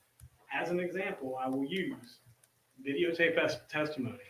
We watch a videotape in here. If the 16 jurors go back and deliberate, or 12 jurors go back and deliberate, and they're deliberating and have a question about a video, they all have to come out and they all have to sit and they all have to watch the exact same thing in the courtroom at the same time and have the exact same experience. It's not 12 different experiences, it's one experience, and they can go back and deliberate. So to me, handing out the 16 different binders of this many pictures is going to have 16 different experiences while the witness is testifying. So I do think it's prejudicial. I do think that, like I said, normally I've never made this objection before, but I do see that as being a problem in this case. And I hope that makes sense. I'm trying to make it make the most sense I can. So. Okay, thank you. I'm going to come back to that one. I'm going to take that one under advisement for just a moment. The witness that you have for these exhibits, is that one of the witnesses that's coming next? Yes, Your Honor, she's our next witness. Okay. And as to, I'm going to go back to the Westons. So Mr. Hilliard got notice last night about the addition of these witnesses, although I know that they have had information about them throughout the discovery process. Are the Westons scheduled to testify today as well?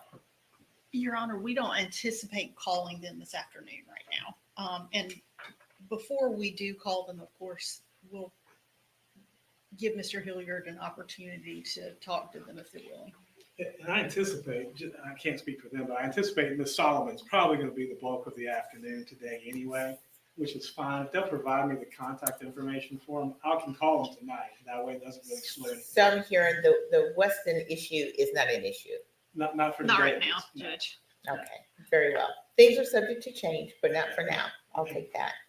Okay, so the issue now is about the exhibits and how they'll be published. Give me a couple of minutes. Let's recess for about 10 minutes.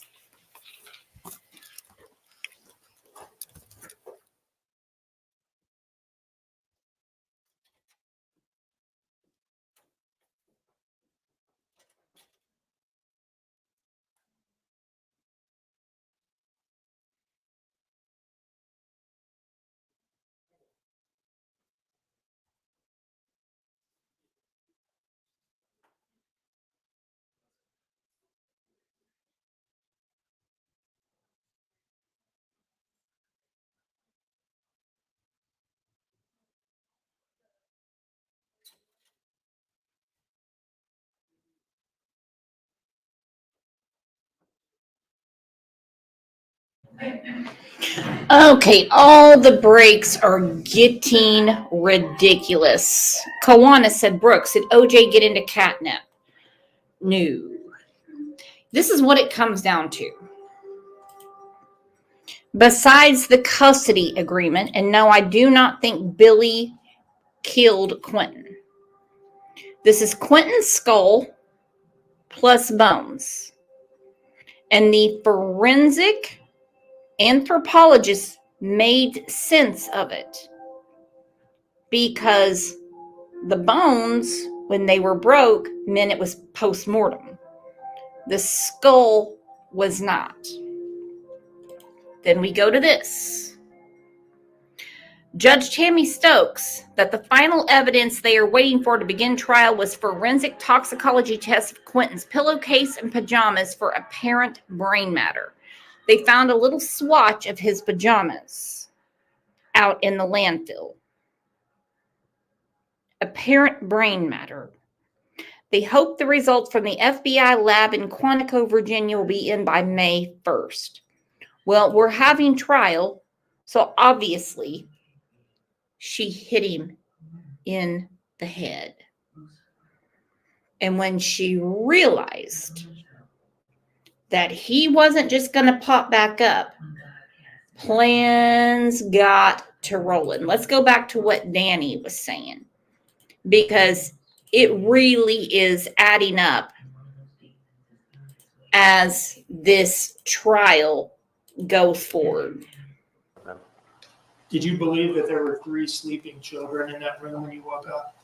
I did believe that. Is it fair to say that you were kind of trying to sneak out without disturbing them? Yeah, because if I wake them up, then it's a whole thing. Did you look in Quentin's pack and play before you left? As we spoke on the last break,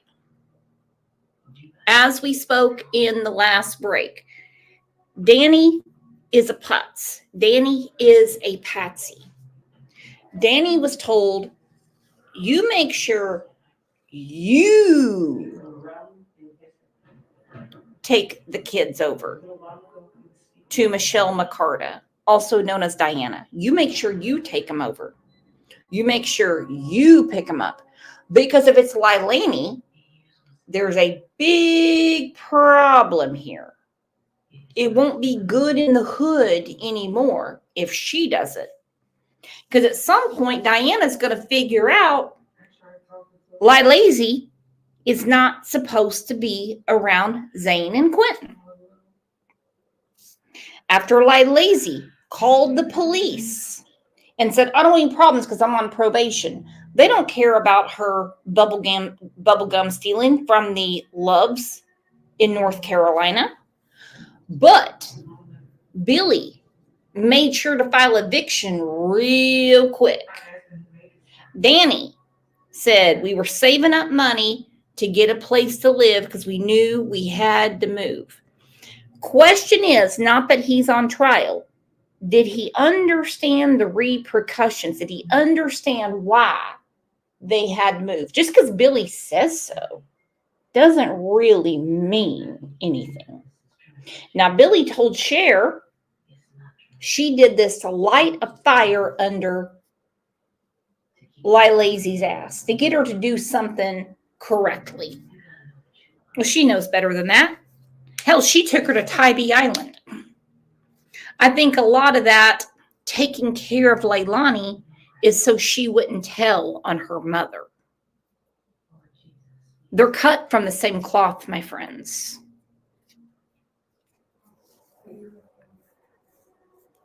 She took her for steak, alcohol, partied with her. And these dumbass men all around them, Paul, Tommy, Danny. I'm not saying it's excusable. They all turned a blind eye, and they just let these two women do whatever they wanted to do. Look up Billy Joe's mother.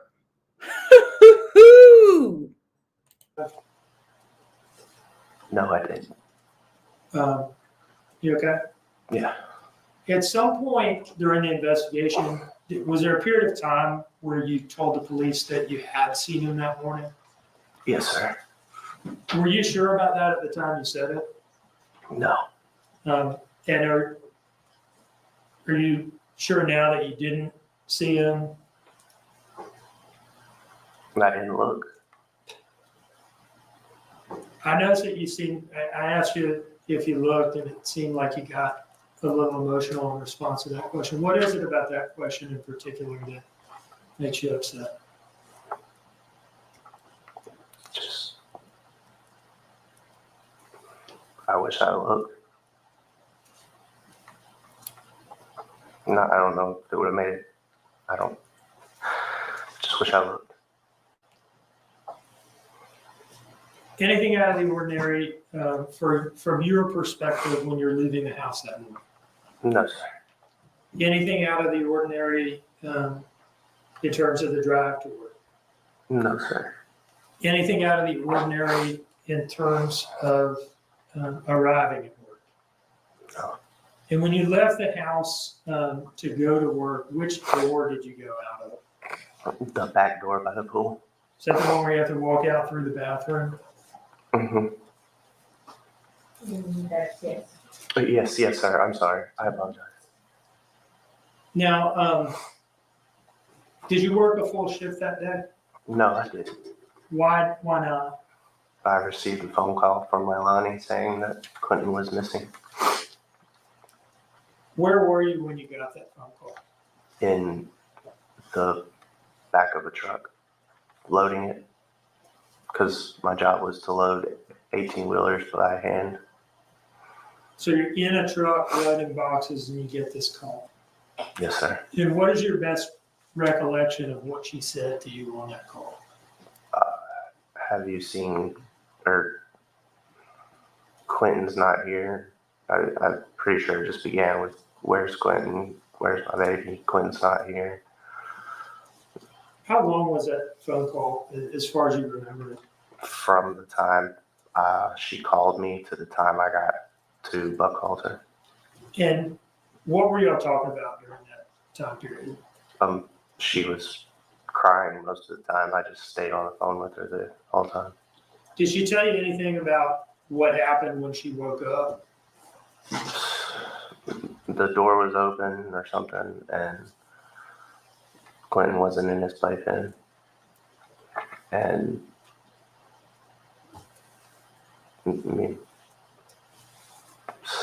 me trying to calm her down. Going back to when you got this call and you left work, tell me about leaving work. What do you remember about it? I ran out of there as fast as I could, and I actually left my jacket and a whole pack of cigarettes, which later on my boss mailed it to me, thankfully, and it still had the pack of cigarettes in it. What's his name? Dave. Did you see Dave that morning? Yeah, I passed him in the parking lot. I didn't say anything, but he stopped me and he said, "Hey, you can't run past security like that." And I explained what happened, and he said, "Okay," and I left.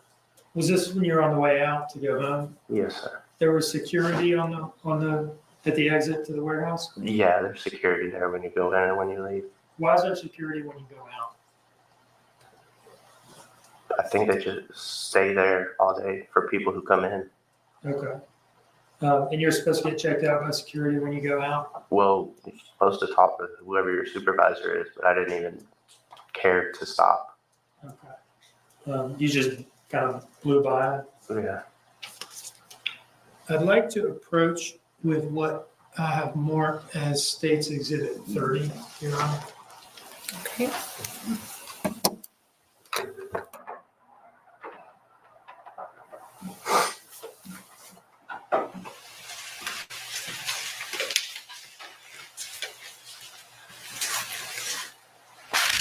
Do you recognize this disc? Yes, sir. What is on this disc? Me going into work and me leaving work. You're referring to video recordings? Yes, sir. Do the recordings on this disc fairly and accurately depict your arrival to work that morning and your departure? Yeah. Yes, sir. Your Honor, I would offer, yeah, it's fine. I would offer this as State's Exhibit 30. No objection. All right, admitted without objection.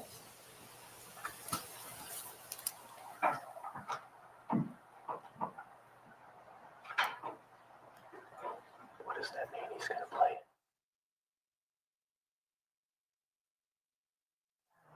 Sorry. Michigan just asked the court, does that mean you're about to play it? And I responded, yes. Sorry. It's okay. Everything is being recorded. Everything that we say is taken down.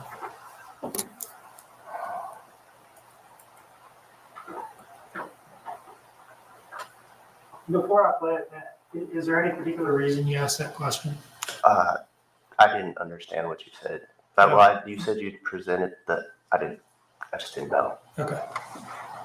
Sorry. No apology necessary.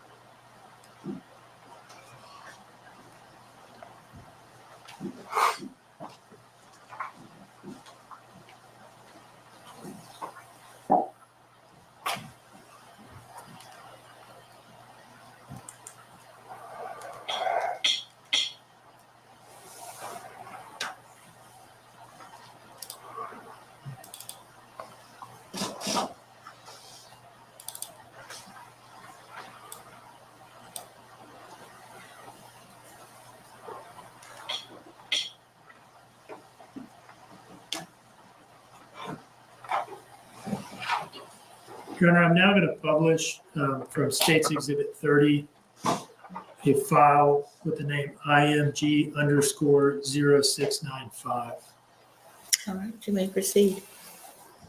Do you see yourself, before I play it here, and again, Yeah. I don't know why every video is sideways, but this one is. Do you see yourself in this video? Yes, sir. Where are you? The bright orange. What is that bright orange garment that you have on? My North Face jacket.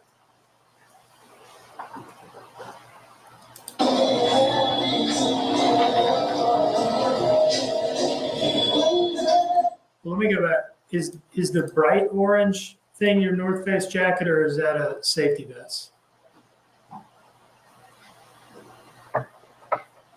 I believe that's my jacket. I believe that's my jacket. Okay. Because my jacket is bright orange.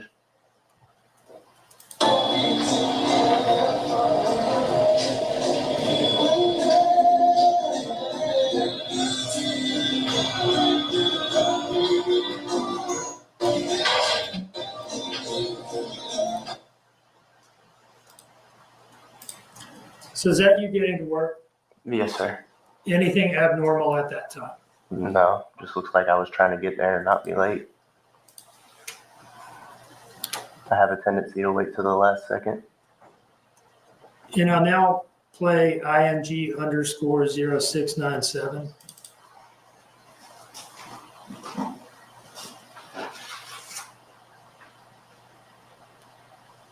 And what do we see in that video? Me running very, very quickly. Without my jacket. What did you think at this point was going on? I wasn't sure. I had just received a phone call and was still on the phone with her, so I was just trying to get back to the house as soon as possible. At some point, did you get home? Yeah. Yes, sir. And did you talk to the defendant once you got there? Yes, sir. What was going on when you arrived at the house? She was outside on the back porch crying. Were the police there yet? No, sir. What did you all talk about at that point? I asked her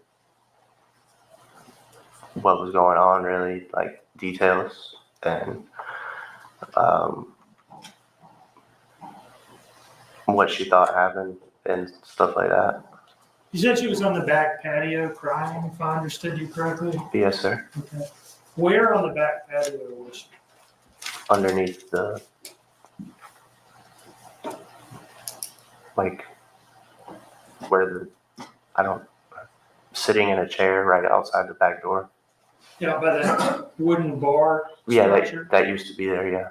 She was sitting down Yes, sir. on the back patio, Yes, sir. crying. Yes, sir. There are woods all around that house, right? Yes, sir. When you got home, was she not looking for Quentin? No, sir. What was she doing in the chair other than crying, if anything? Just crying, saying she didn't know where he was. Had she called the police yet, to your knowledge? No, sir. At some point, were the police called? Yes, sir. And at some point, did Michelle come over there? Yes, sir. And her daughter, Talia, or one of her daughters? Yes, sir. Do you know how it was that Michelle knew to come over there? Yes, sir. I called her. When, in relation to your arriving home, did the police finally get called? After I took a look around, I called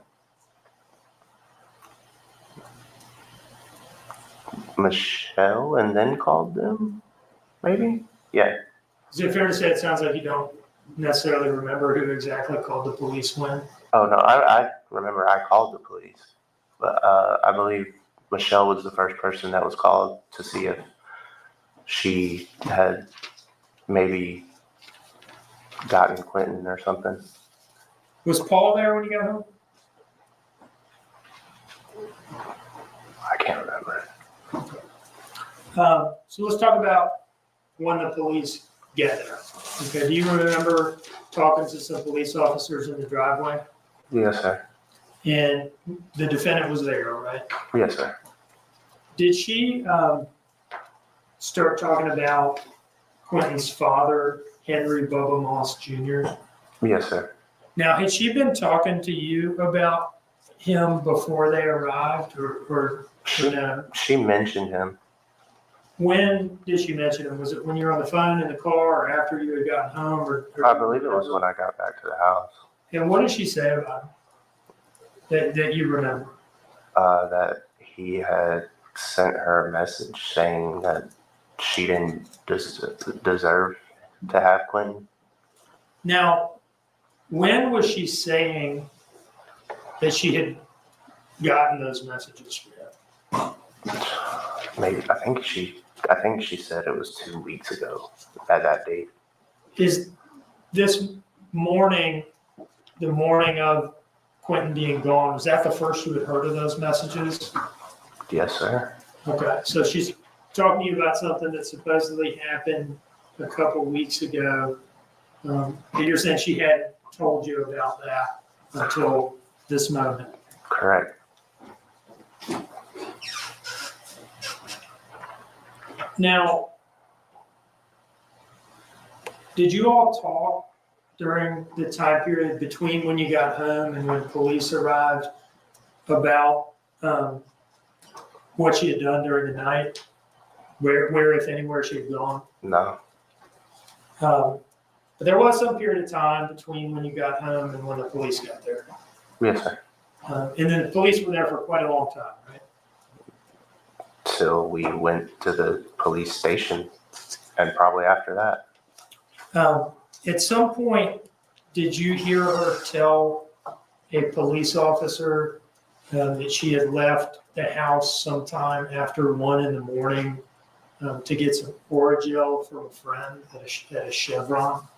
Yeah, that's what she told the police officer. Yes, sir. At the time she told that to the police officer, was that the first time you had heard that? Yes, sir.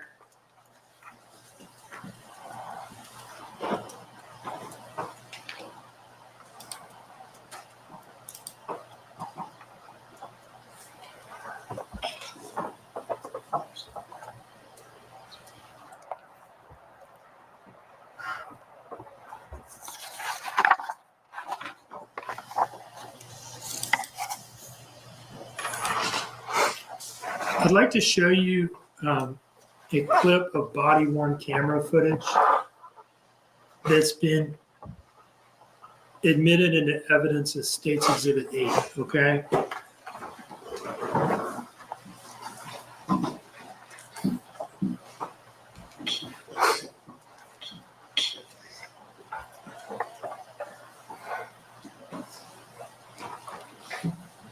Are you kind of oriented on what we're looking at here? Yes, sir. Okay. Yes, sir. First of all, does this opening frame here depict the patio area where the defendant was sitting down at the time that you got home from work in the first place? Is that where she was sitting when I got home? Well, I mean, does anything in this image show where she was sitting down? Yeah. The far left beside Paul, but Paul wasn't. I don't know where Paul was. She was sitting in the far left chair, the empty one. And you're saying she was alone at that point? Yes. Okay.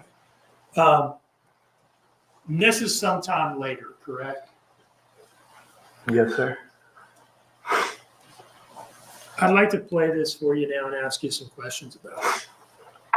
Okay.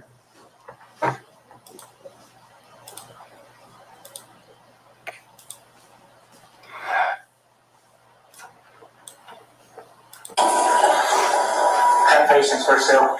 They just got here. Did y'all go anywhere last night or yesterday with baby? That maybe he could have followed you or something to that effect? Y'all didn't go anywhere? Just maybe you yourself. Yeah, I know. Because I got my chest full yesterday, so can you remind me? I went to get some Oragel, and that was it. 2 o'clock yesterday afternoon? No, like morning. I couldn't go to sleep. Okay, so where'd you go? Right up the road right here, that Chevron. And I met my friend that I used to work with. She had Oragel because they didn't have any extra okay when I called. Okay. Did you go anywhere else that you maybe have been followed? So when did you get home? I can tell you exactly the story on that. Stop the playback at 12:13:19 on the timestamp. Could you hear as you were standing there? First of all, is that you in the orange reflective vest there? Yes, sir. Yes, sir. Could you hear what she was saying to this officer? I mean, obviously the body cam picked it up, but could you hear it standing there? Yes, sir. Okay. How were you feeling? What were you thinking as you heard her say this? Well, you can see me tilt my head to the side as if I had no knowledge of what she was referring to. Did it, I mean, how did it strike you? How did this story strike you? What did you think? What the hell? Sorry excuse my language, what the heck? It's fine. You had no knowledge of this at the time. Yes, sir. You said that you tilted your head to the side when you first heard this story. Can you, I'm going to play it back, and I want to see if you can point out, first of all, show us what that looked like just from the stand. Just like a tilt to the side, like what? And if I play this back, can you point out to us where that happens in this video? But yes, sir.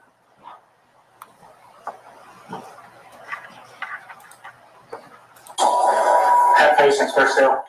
They just got here. Did y'all go anywhere last night or yesterday with the baby? That maybe he could have followed you or something to that effect? Y'all didn't go anywhere? Not even with my kids, no. No, just you yourself. Yeah, I know, because I got my school yesterday, so you know, I went to go to the board, you know. 2 o'clock yesterday afternoon? No, like morning, I couldn't go to sleep. Okay, so where'd you go? Right up the road, right there, that Chevron. I met my friend that I used to work with, she got bored milk today, and having a Circle K when I'm home. Okay. Did you go anywhere else? Have you maybe been followed? I'm pausing it because I see you pointing at the screen. That's 12, 13, 15. We can kind of see your head tilt to the side a little bit. Yes, sir. I'm going to play that one more time from just a couple seconds back for anybody that might not have caught it. Because you would agree that it is subtle, right? Yes, sir. And he was moving around, so you could kind of, you have to pay attention to see it. Okay. Did you go anywhere else? Have you maybe been followed? So when did you get home? All right, so you had not seen that before, or you had not heard that before, I should say. No, I haven't. And your reaction was what the hell revised to what the heck, right? Yes, sir.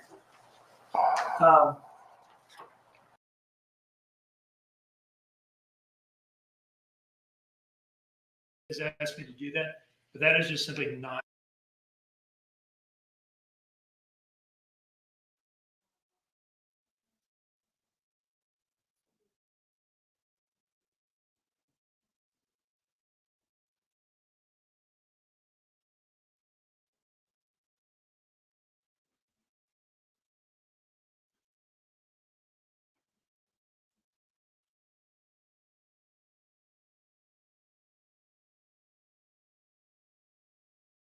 Identified as, well, she identified it as material that was sent to her from the landfill, but that it was not bone. So she didn't make a determination about that. And also she stated that the gross amount of material that was transported from here to Quantico contained some material that was either non-human and not Quentin. So what I would like for you to do is go through and make sure that any photos like that are removed. And I want you to go through and make sure that each photo has its own evidentiary value. And then last, what I want to do is have you present each of these, I keep calling them exhibits. This is exhibit 77. Each one of the individual photos within exhibit 77, you'll present those to your witness and let them identify it and tell you the information that you believe to be relevant is. But the photos will go in individually. They won't be in a binder. I think the binder really does elevate this particular exhibit and makes it more special. And it's evidence, the same as any other evidence today. So I'm going to ask you to go back through, make sure we pare it down and prepare it to go forward without the notebook. I will tell you, if you like to, you can do it that way, or you can do it on the screen. I know you're not prepared today to do it digitally. I can do it on the screen, but I do need to respond to a couple of the Sure. portions of the court's order there. So first, I can say that there are no duplicate images in here. There are 66 images because they took 66 pictures. Okay. Those pictures were taken in Savannah. Now, I cannot, and nobody can, probably not even the forensic anthropologist, go through here and say which ones of the bones in these photographs were determined later at the lab to be human versus non-human and call them out here, because that's a determination that wasn't made until the bones were at the lab and each assigned their individual number. So if I were to hand that binder to Dr. Christensen, she could say, 28 TAC 1, I identified as not of human origin, but I didn't take these pictures. I can't tell you which one of these pictures 28 TAC 1 ended up being. So the only way to do this, and what we're trying to do here, is introduce this as an exhibit that represents all of the material that was collected and packaged on November 18 as suspected human remains and sent to Quantico for analysis. Beyond that, I understand why the court has asked me to do that, but that is just simply not something that can be done with this exhibit because there's a determination that wasn't done until later by the witness that we've already heard from. The non-human versus human. Right. I mean, the whole point. And I understand that. So I can do it. I mean, I guess here's what I would propose. The exhibit marked is authenticated by the clerk or authenticated by the witness and introduced into evidence. So now we have one binder of evidence. And then of that, I would publish 3 images. 3 images. And the way I can do it is I have them on my computer now. I could pull up 3 images digitally that are in that binder and have the witness talk about those 3 and what they appear to her to be. And what I'm doing here is just the ones that are most obviously human because that's what she can testify to as a lay witness, I think, and then be done with it. So that's how I would propose to do it. Okay, so you'll publish 3 of the photos. It's like 3 or 4, I think. Okay, that's fine. That's fine. I'm not going to hold you there. But the images, the 66 images that are in the binder, you would want those admitted into evidence. It should all come into evidence because it is the evidence that was collected and it is the evidence that was transported.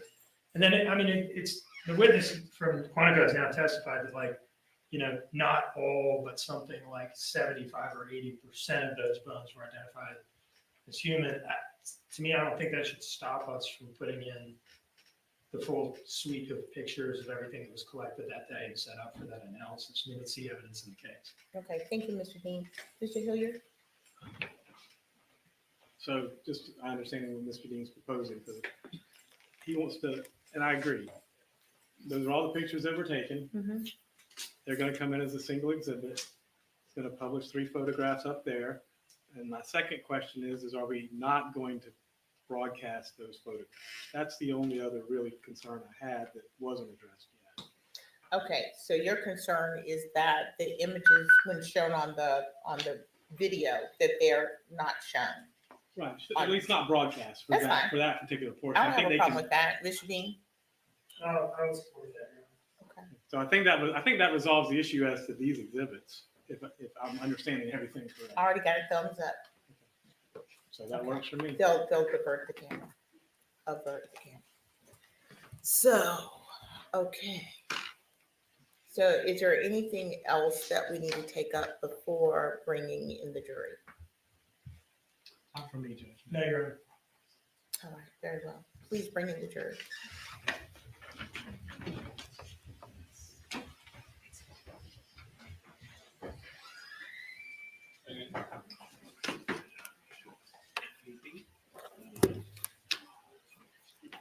Jurors in sworn.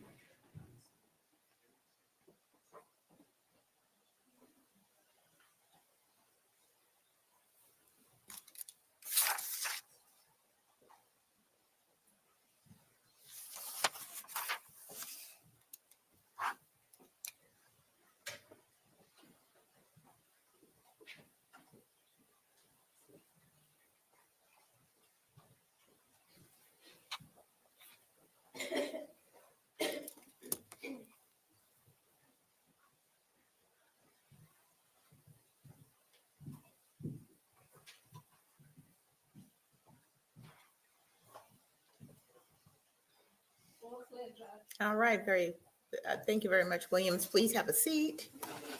Welcome back.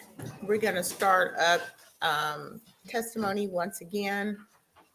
Was everyone able to comply with the instructions? Yes, sir. Thank you. There goes that song again. Okay. All right, Mr. Dean. Savannah Solomon.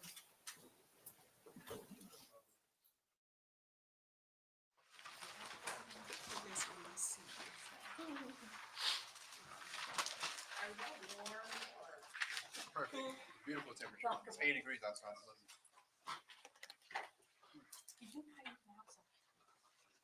Raise your right hand. The evidence you shall give the court and the jury and the trial of this issue should be the truth, the whole truth, and nothing but the truth, so help you God.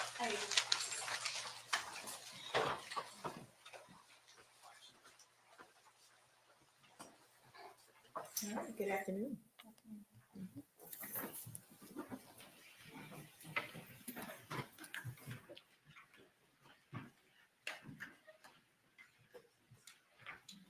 All right, could you please introduce yourself to the jury? Hey, my name is Special Agent Savannah Solomon with the FBI. And what office are you with? I'm with the Savannah Resident Agency out of the Atlanta Division How long have you been an FBI special agent? for 6 years. And can you tell us a little bit about your educational background before joining the FBI? I attended Georgia Tech, where I majored in economics, international affairs, and French, and went straight to Tulane for my master's in business administration and finance and entrepreneurship. Following graduation, I joined the FBI as an analyst, where I worked in Charlotte and the Organized Crime Drug Enforcement Task Force Fusion Center in Washington, D.C., before becoming an agent for 8 years. Okay, so after working in Charlotte as an analyst, you went to the academy, I guess? I went to Washington, D.C. at our headquarters for 3 years and then the academy. Okay, and is Savannah, where you've been, Savannah, Georgia, I should say, where you've been the entire time as a full-fledged special agent? That is correct. Okay. Do you work closely with Brad Snyder? I do. I want to ask you about your involvement in the case. Did you become involved on day one on October 5th? I did. And did you go to Chatham County Police Department headquarters and participate in an interview or some interviews? I did. What detective were you paired up with? Detective Nobles. And whom did you interview that day of the three that we had talked about? Daniel Youngkin. Okay. Can you tell us about his level of cooperation in the day one interviews? He was forthcoming in regards to items about Quentin. He minimized on drug use and was defensive of Leilani. What do you mean by defensive about Leilani?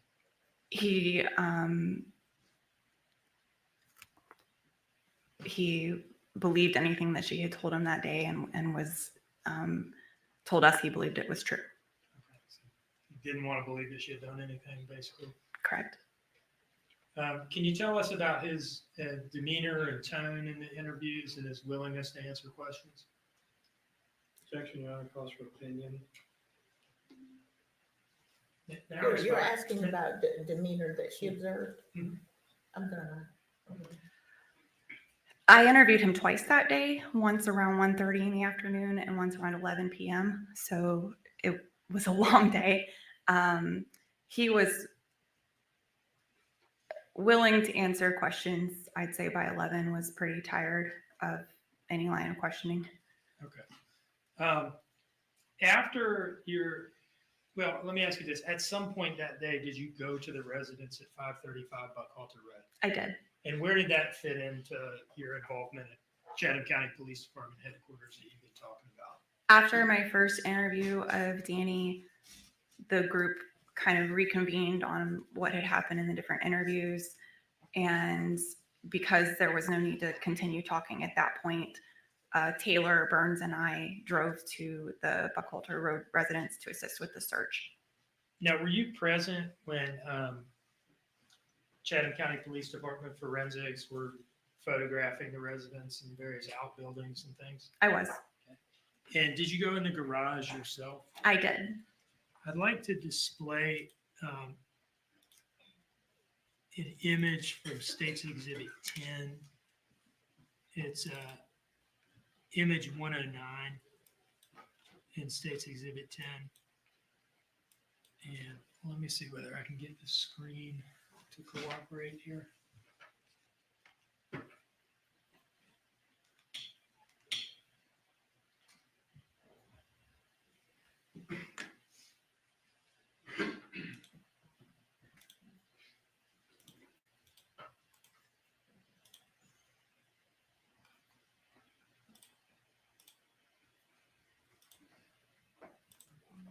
All right. See that up on the screen? I do. What is that red thing? First of all, what room or building are we in at that house right now? This is the garage outbuilding beyond, like separate from the house and the pool area. What is that red thing towards the bottom center of the picture? That's a Mickey Mouse race car driver toy. Is it like a stuffy kind of thing? It is. Okay. Can you describe how that thing looked to you that day? As you can see, it's just kind of thrown in a garage with a bunch of tools and covered in cobwebs, and looks like it's been there for a minute. Was this significant to you at the time? It was. And why is that? Because Leilani had reported Quentin missing with his favorite toy, a Mickey Mouse toy. And is that something that anybody else mentioned to you, him having a favorite toy, Mickey Mouse toy? No. No one knew about a Mickey Mouse toy when I asked them about it. Well, let me show you a video clip. At some point, did you have an exchange with the defendant while she was between interviews? I did. And can you tell us what was going on at that point? Like, where were you and where was she? During the resident search, after it had gotten into nighttime, I was called back to Chatham County Police because they needed more people to escort the three individuals that were still there. So at that point, I was just sitting in the hallway with eyes on the different doors, and she was sitting in an interview room. At some point, did she open up to you about some of her behavioral issues or anger issues? She did.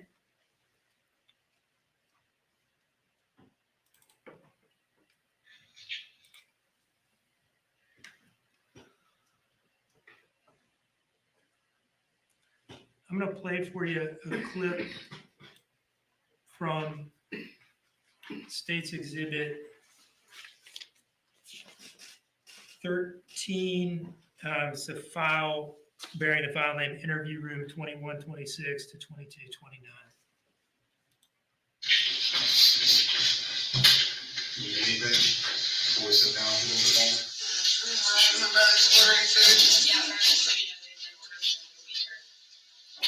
Okay. Thank you so much for being patient with us. It's a lot of things we're trying to work through and figure out. So, thank you so much. I appreciate you. Did I do well?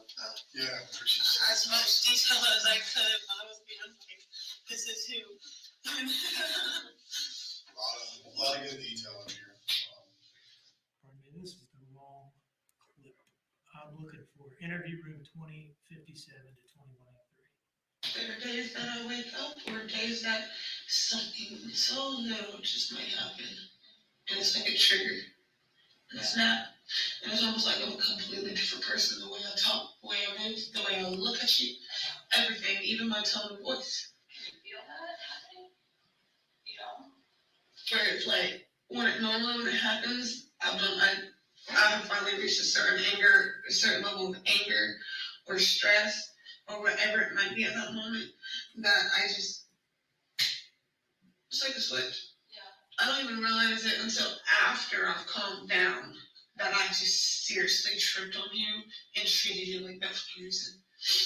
You know, and then I'm left apologizing to everybody that I'm sorry, I'm crazy, I don't know what happened, I don't even know why I did that. And half the time when it happens or randomly happens like that, and it's not like the slowly transition or whatever, it's it's because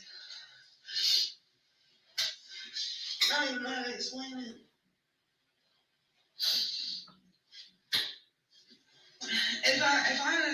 If I'm doing pretty good throughout the day and I got a good day overall, and then something might trigger me, it's slower. Okay. I can feel it. I can feel myself changing the way I talk, the way I think, the opinions I have, everything. I can feel the difference. But when it happens, like a day like today, with the amount of stuff going on and stress and emotional, whatever, that's just not.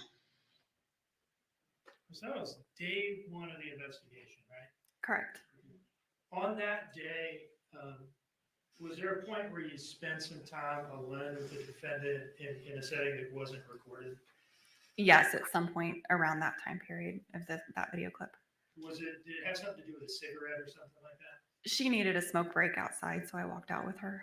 At some point during that interaction, or maybe it was another one that day, did she say something to you about getting a tattoo?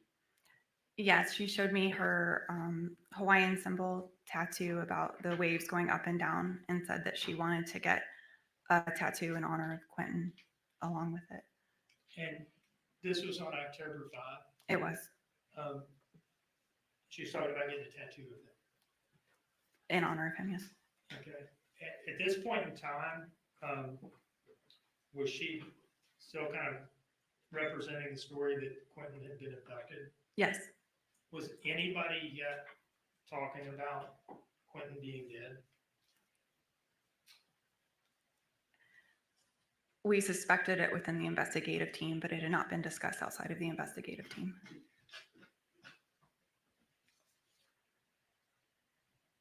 I'd like to ask you a couple questions about your involvement over the following days.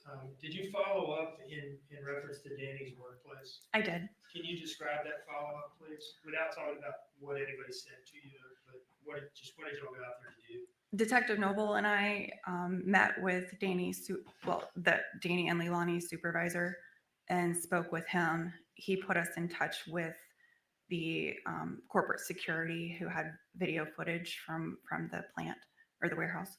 And did they turn footage around to you? They did. Why was it important to you to go out and talk to Danny's boss and to get video footage of what he looked like when he was leaving work? We are doing our best to corroborate every single statement that had been made to us in the previous 24 hours, to include how and when Danny learned that Quentin was missing. How he reacted? Correct.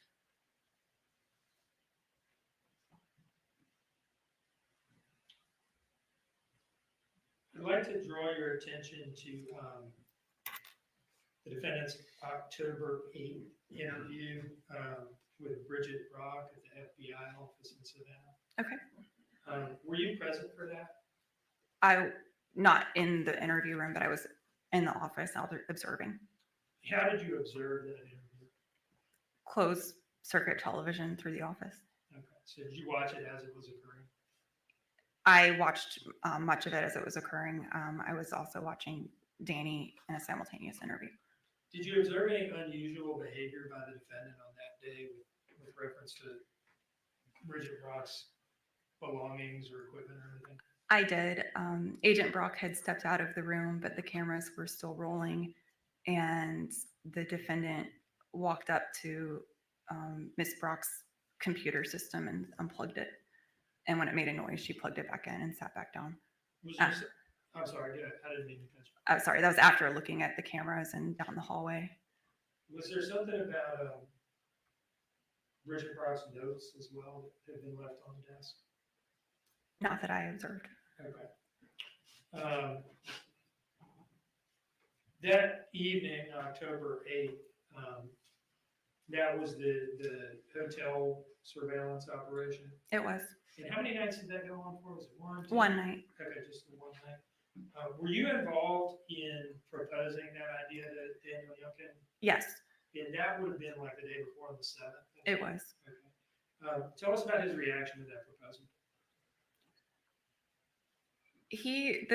The day he came to us, he was pretty broken in a lot of ways. He was still trying to figure out what he believed had happened. He was worried about his child, and was beginning to have conflicts between believing Leilani less, but also his loyalties to her, and was working through that.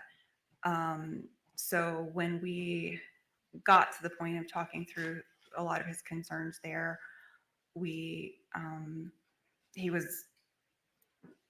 was willing, and actually was the one who said, are you going to want to wire up the hotel room? And we said, only with your permission. We wouldn't do that without your permission. So Are you saying he guessed? I want to make sure I understand what you're saying. We At had that it- point, were y'all planning to ask him that? we were planning to ask him that. So we were going down that road, but he was the first one to address wiring the room. Okay, so he's the one who brought it up, even though you were about to. Right. Okay. Can you discuss briefly just the logistics of setting this up and then the monitoring plan that was put into place? We had 2 adjacent hotel rooms at a nearby hotel, and our tech team worked their magic and used their special techniques to put audio and video monitoring equipment in the one room, and the live monitoring occurred right next door. So as we were in the next door room, we were observing via video feed and audio what was happening right next to us. Can you, were you involved in monitoring it yourself? I was there the entire time that they were awake.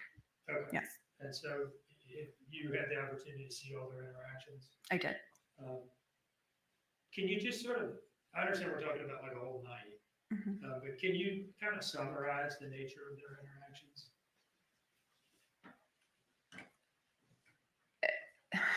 They were emotional, sometimes combative. They were never on the same page with what was going on with Quentin with the investigation. They took breaks to just go get a cigarette or go get a drink and kind of come back. Was he asking her about the truthfulness or lack thereof of the Origel story? Repeatedly. And what was she saying in response to those inquiries? She doubled down on the Origel and brought up her alibi with Miss D. Is it fair to say that she was telling Danny the same lie that she was telling you? Objection, Your Honor, leading questions. I mean, the leading question is a question that calls for a particular answer. It's a yes or no question. He is correct. You can go ahead with your question. Is it fair to say that she was telling Danny the same lie that she was telling the police? Yes. She was telling Danny the same story. She was sorry. I'll just withdraw the questions. Yeah. Is there anything that occurred during this full evening and night of hotel recordings that? Objection, Your Honor, it's a narrative question now. It's open-ended and broad. I don't know how one could possibly object to a question that hasn't been finished, first of all, and I can assure you it does not call for a narrative response. I've been here for over a week, Judge. And be careful with the microphones for Miss Natalie. It's an open-ended question, Judge. It doesn't ask for a specific answer unless the witness testifies to what they want to testify. That is exactly what a narrative question is, and that's improper. I'm gonna overrule and allow Mr. Dean to ask this question. Was there anything that occurred during the hotel surveillance operation that suggested to you that Danny knew more than he was letting on or anything along those lines? No. I'd like to play a couple of clips from these recordings that have already been admitted into evidence and ask you a couple questions about them, okay? Okay.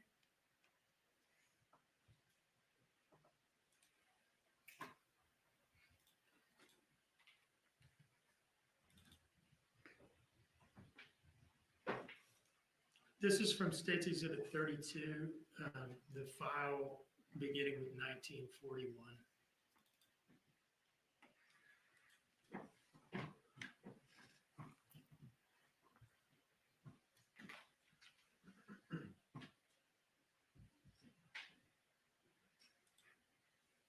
Question.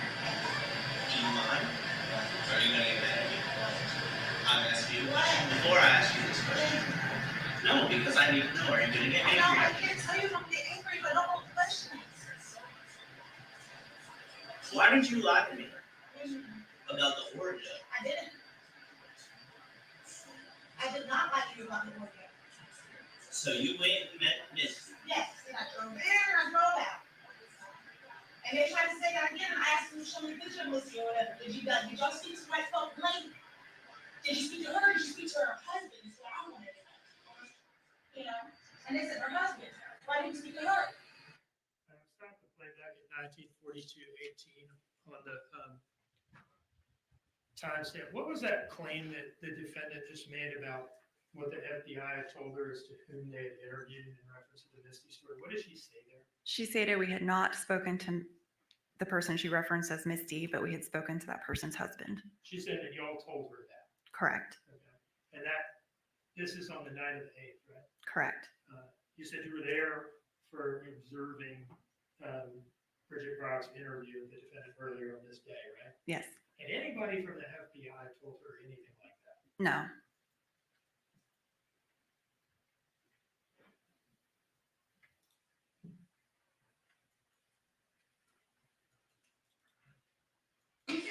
I'm opening up the clip on the same exhibit with the file name that begins 2029. And I'm going to start the playback at 20:33:05 on the timestamp. And you went and met Misty. Went and met Missy, got Orjo. And you said they told her? I think so, yes. What did she say? And she confirmed it. She confirmed I'm it? pretty sure, yes. It's not like they sat there and told me what was said. Oh, but they. They said that they spoke to Missy and they didn't question me no more about the Orjo. Oh, okay. What we just heard there, is that an accurate characterization of the defendant's interactions with Bridget Brock during that interview earlier that day? No.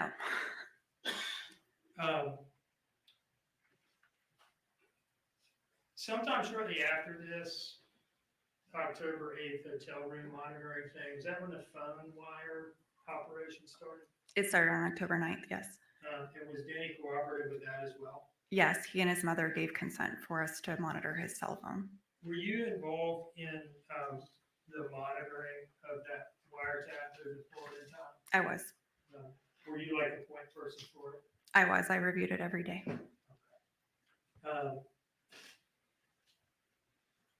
I want to move forward to the October 12th interview. We've heard testimony from Special Agent Snyder about this. I just want to ask you about a couple of things. Was there a point, what was the main point of bringing her in? Were you bringing her in to notify her of anything in particular that day on October 12th? That was the day that we provided the death notifications and notification of the landfill search to the family members. And at what point in that day or that interview did you notify the defendant of that?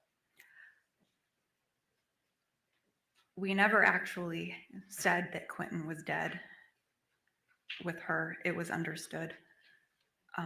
So maybe halfway through the time, we made it clear, but we never said the word dead.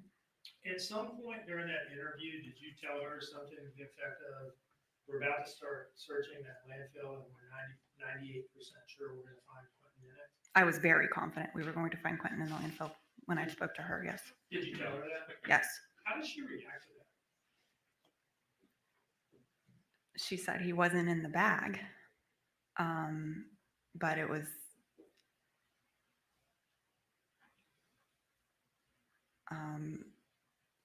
hard to characterize. It wasn't shock, which is the most surprising thing of it. Did you inform her mother, the defendant's mother, Billy Joe Howell, of the same thing at some point that day? About an hour later, Yeah, was that after the defendant's interview had concluded? it was. Where were you when you informed the defendant's mother of that? Brad and our victim specialist and I went to the Buckhalter Road residence and informed her in her living room. And how did she react when you told her that? I told her in order. I told her I was going to tell her 3 things, and when she was done processing one, we would move to the next. So the first thing I told her was that Quentin had died, and she showed anguish. When she was ready to hear the next thing, I told her that we were going to find him in the landfill and that we would be announcing that search was commencing. And she pulled back from me and she said, "My baby is in the trash." And Your Honor, hearsay, she knows that. I'm sorry. Sustained, May I respond, please, Your Honor? please. Did the witnesses describing Billy Joe Howell asking a question? It can't be a statement offered for the truth. It's a reaction. She can offer a reaction. But the question, well, what she stated was what she said, what Billy Joe said. When And- you, I understood, Your Honor. Yes. When you said that to Billy Joe Howell, that you believed him to be in the landfill and that you were gonna find him in the landfill, did she make any statements of fact to you in response to that? no, How did she react? shock, horror, disbelief, anguish that there were 4 other people that we then notified that were at the house. And it was a picture of 5 different versions of anguish. And was there a contrast there in how those people reacted and how the defendant had reacted earlier that day when you told her? Yes. Now, what was your, I want to ask you some questions about October 24th. Okay. Okay, but first I'd just like to ask you about, what was your typical day like between October 12th and October 24th? What did that look like for you? Landfill operations commenced a few days following the 12th. So as those were going, I would get to the landfill for the sunrise brief to try to represent the case team and give some sort of morale or update motivation. I would go back to the office and review Danny's calls and texts from the previous day and attend to any investigative or administrative work that needed to be done. We were continuously following leads from the public and additional investigative avenues to make sure that we didn't close any doors too soon. And then Taylor and I would drive to the landfill to meet the team as they were wrapping up ahead of their lunch break so we could check boots, give updates, check on the status of everything, and kind of go in with everybody, and then back to the office. Now, moving to October 24th, on this day, did the defendant make any recorded statements to anybody other than law enforcement? Yeah, she was on the local news. And did you watch that news interview? I did. Do you see in front of you an exhibit marked as State's Exhibit 71? I do. All right. Your Honor, this is a certified copy of the defendant's October 24th news interview with WTSC. It's supported by the testing certificate. I would move this in State 71 at this time.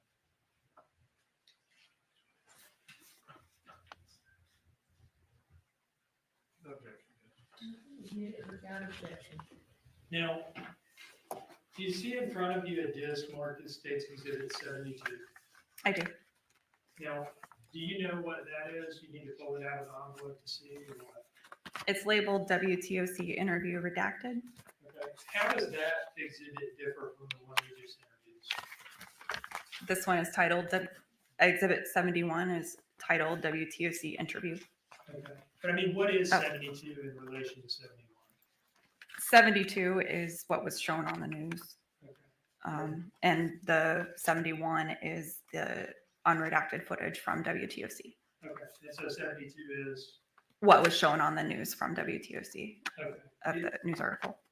72, is that like just the portions from the WTOC broadcast stitched together to show only the defendant talking? Yes. And like not the anchors and reporters and so forth? Yes. At this point, Your Honor, I introduce Exhibit 72. No objection.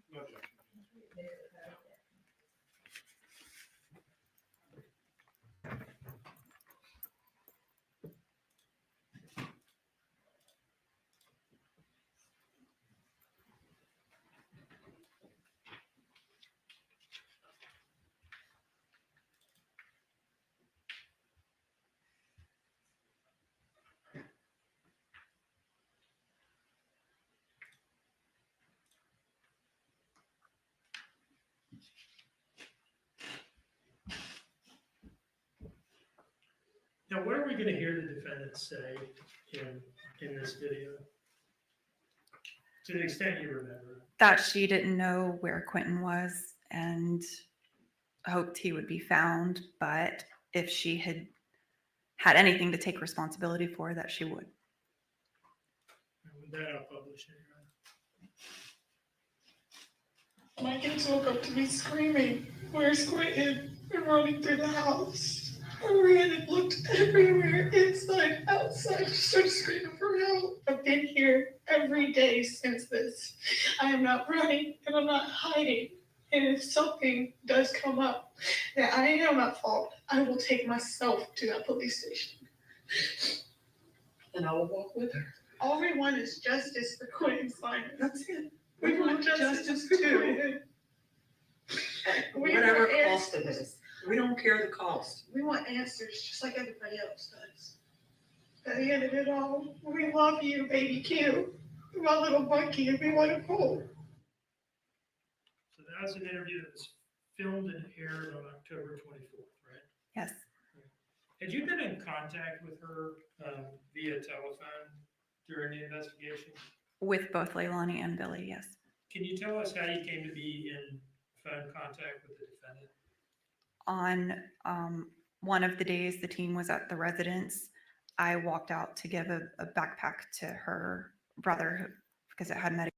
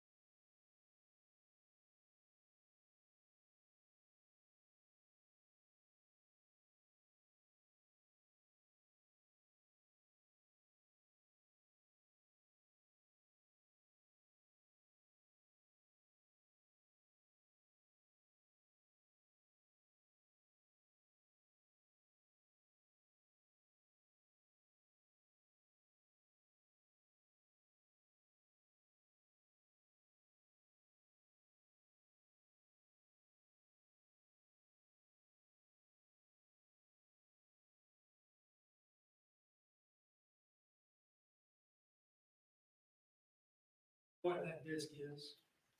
These are select recordings from Danny's wire. Did they fairly and accurately capture a couple of the conversations that they had during this investigation? Yes. Your Honor, I would introduce this as State 72. Objection. Department 74. 74. And I would ask to publish just the portions of this.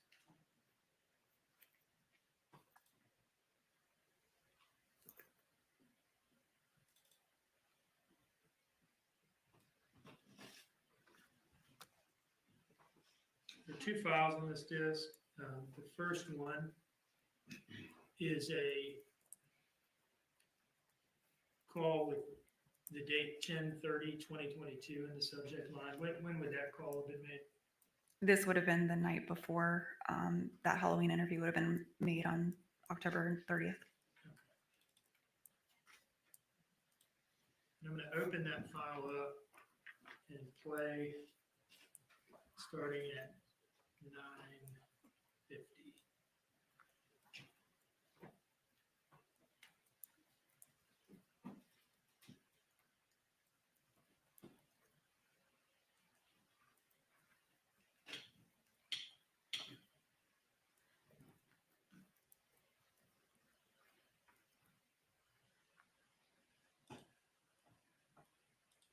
I've been getting up every day, and 7 or 8 in the morning is what happens. I guess with sober in the morning, I wake up early, I go to bed at a decent time, I get up in the morning and make breakfast for everybody, and clean the house. And I'm a completely different person. I didn't notice when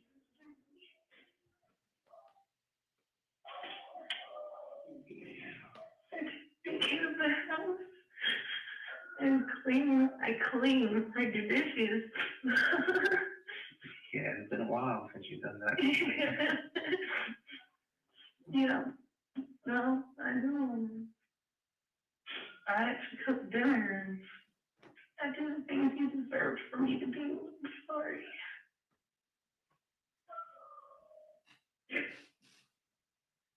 I will never touch cook or cooking when you're making. I become angry and impulsive when I'm on it.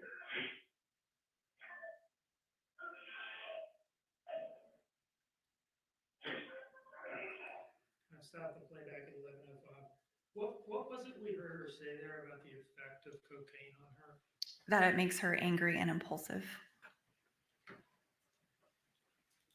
The next file on this disk has the date 10/31/2022 in the file name. When would that call have been made? The evening of October 31st, 2022. Is that the same day of the interview in which she was putting it on Danny? It is.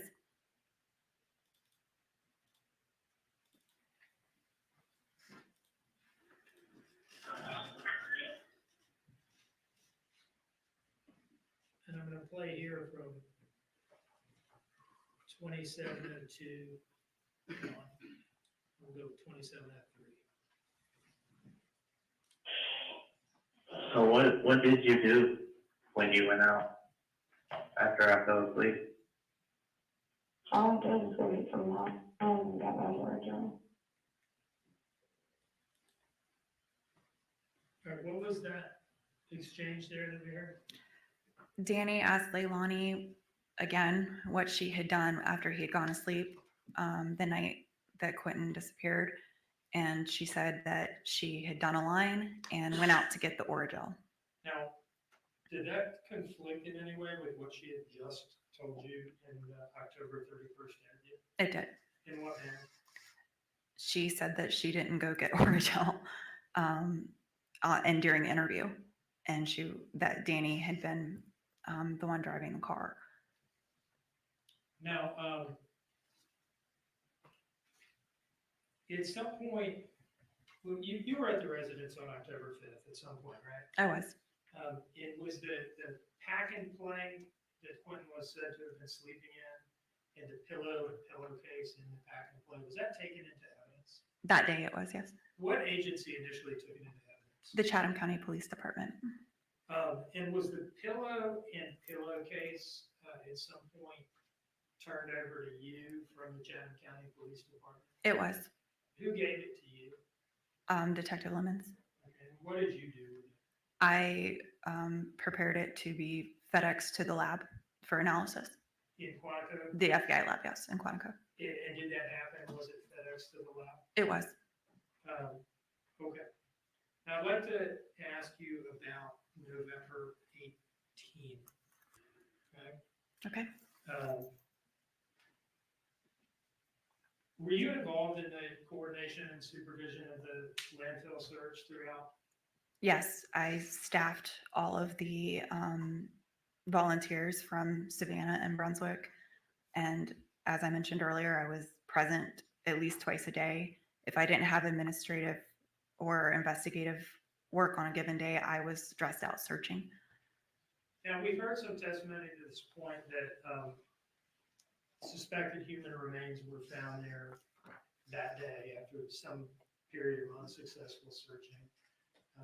Were you there at the outset of that discovery that day? I was at the United States Attorney's Office facilitating an interview, and Brad called me and said that a skull had been found. And I immediately left the meeting at the U.S. Attorney's Office and quickly got to the landfill and was there for the rest of the day and the additional findings. Can you describe what was going on when you got there?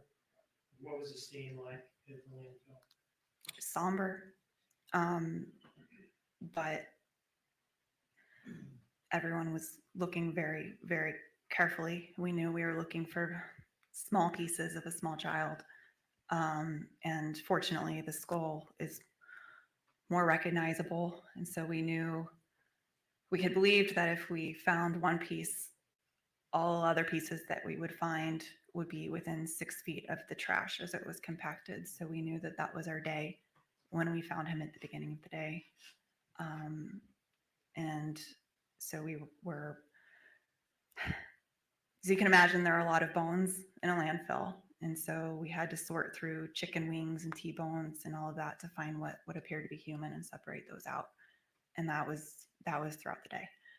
What do you remember about the period of time that passed from the first apparent item, I guess from the first apparent item of human remains being found and you getting that call from Brad to when you'll kind of stopped identifying suspected human remains that day? How long did that process of discovery take? It took, I would estimate, around 5 to 6 hours. We finished the search from where the skull had been found, laid out more trash and searched that and broke for lunch. That search section had been pushed over during lunch, but then we realized that there were more likely bones within it that appeared to be human. And so I asked them to pull the deck back, meaning the trash they pushed aside that we'd been through, they were able to pull it back with the bulldozer, and we researched that. And so after that, we did one more deck, maybe two, without finding anything, and that was the end of the day. What do you mean by one more deck? Maybe two? What is that? So the landfill had laid out a large open space that was flat. And we knew the pretty specific area where we expected to find Quentin, but trash as far as Statesboro was coming to our landfill. And so you imagine it compacted very quickly. So we had to dig through the compacted trash, pull out a reasonable amount to search at a time in a safe place. We had safety officers out because there's a lot that can cut you. We didn't have an issue with noxious fumes, but that was also a concern. So we pull that out. The safety officers would look through the deck and make sure that the search team was cleared to go forward. And then we had these rakes, and you would rake through every little piece and open trash bags that were still open and work your way until you had discarded all of the trash behind you, and the group kind of converged in a circle and turned in the bones that we had collected or the items of interest that we weren't quite sure, just needed someone else to look at. Most of us carried a bag on our taped to ourselves so we could just drop the bones in and keep going when there was something like a skull, or on this day, a swath of skin or pieces that needed immediate attention. We would call someone forward. Since I was not a searcher that day, I would go onto the deck to get pieces to bring back to the evidence tent. How far apart on the search day were pieces of Quentin found from one another? That's kind of hard to describe because he was strewn because he'd been strewn when he was compacted into his place of rest at the time, and then the bulldozer dug up chunks and laid out the deck, and then we spread them out. And so he was found across 2 or 3 decks, and the decks were, half a football field. So many searchers found different pieces of him, yes. So if you do the math, 3 different decks, each of which is maybe a half of a football field.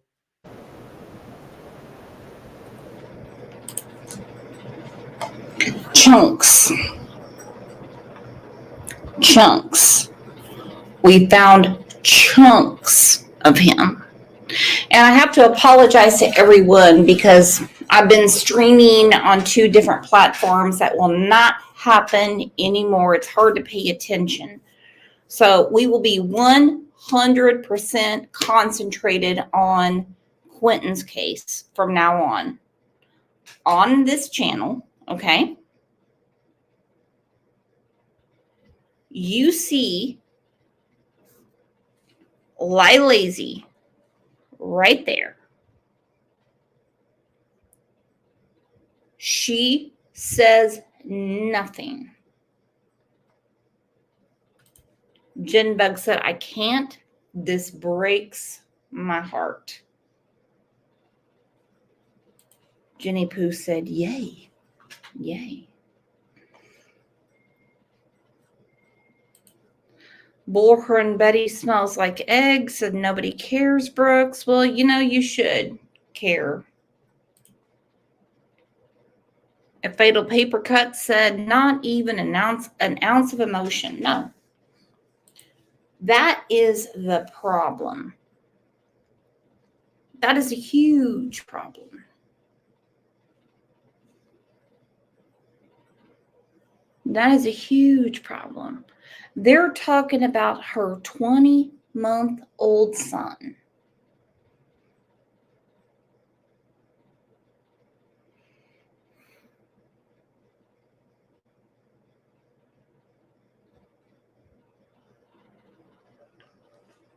And it hurts. It hurts. He deserves more.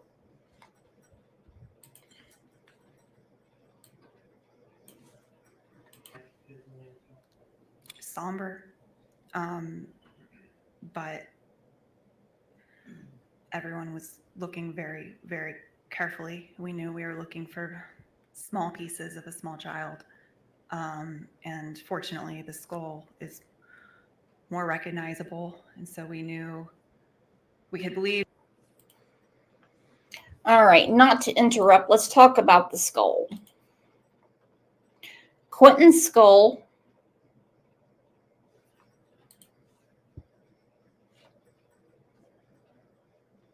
the forensic anthropologist explained.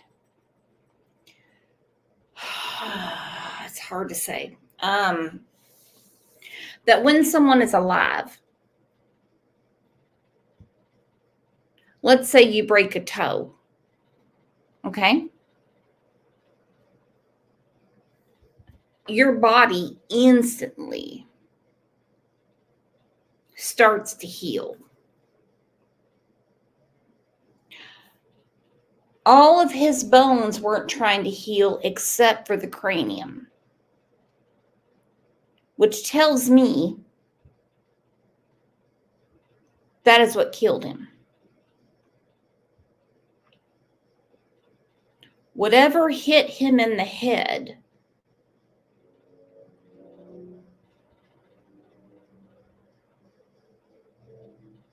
is what killed him.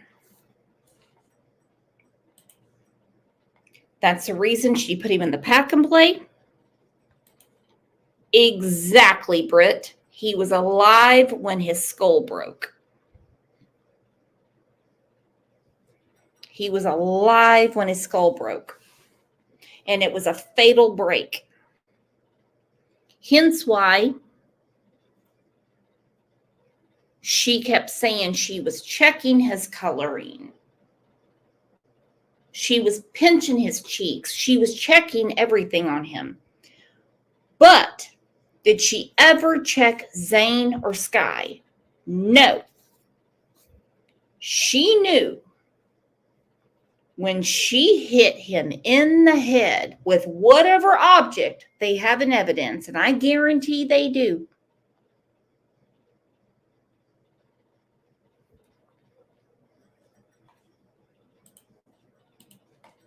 she knew. Let's go to this.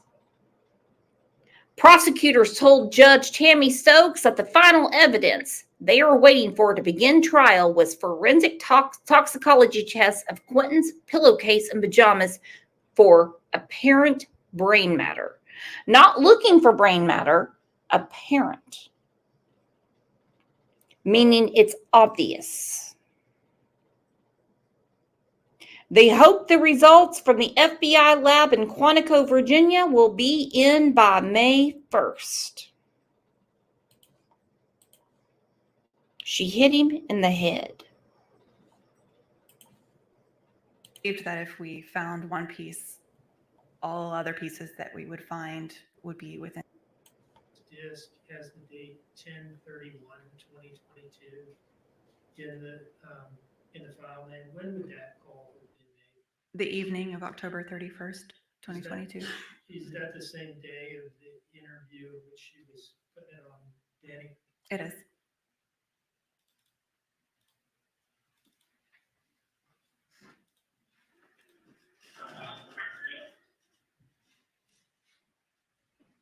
And I'm going to play here from 27:02 on. We'll go 27:03. So what did you do when you went out after I fell asleep? All I did was wait for mom. I haven't got my words on. All right, what was that exchange there that we heard? Danny asked Leilani again what she had done after he had gone to sleep the night that Quentin disappeared. And she said that she had done a line and went out to get the Orajel. Now, did that conflict in any way with what she had just told you in the October 31st interview? It did. In what manner? She said that she didn't go get Orajel and during the interview, and that Danny had been the one driving the car. Now,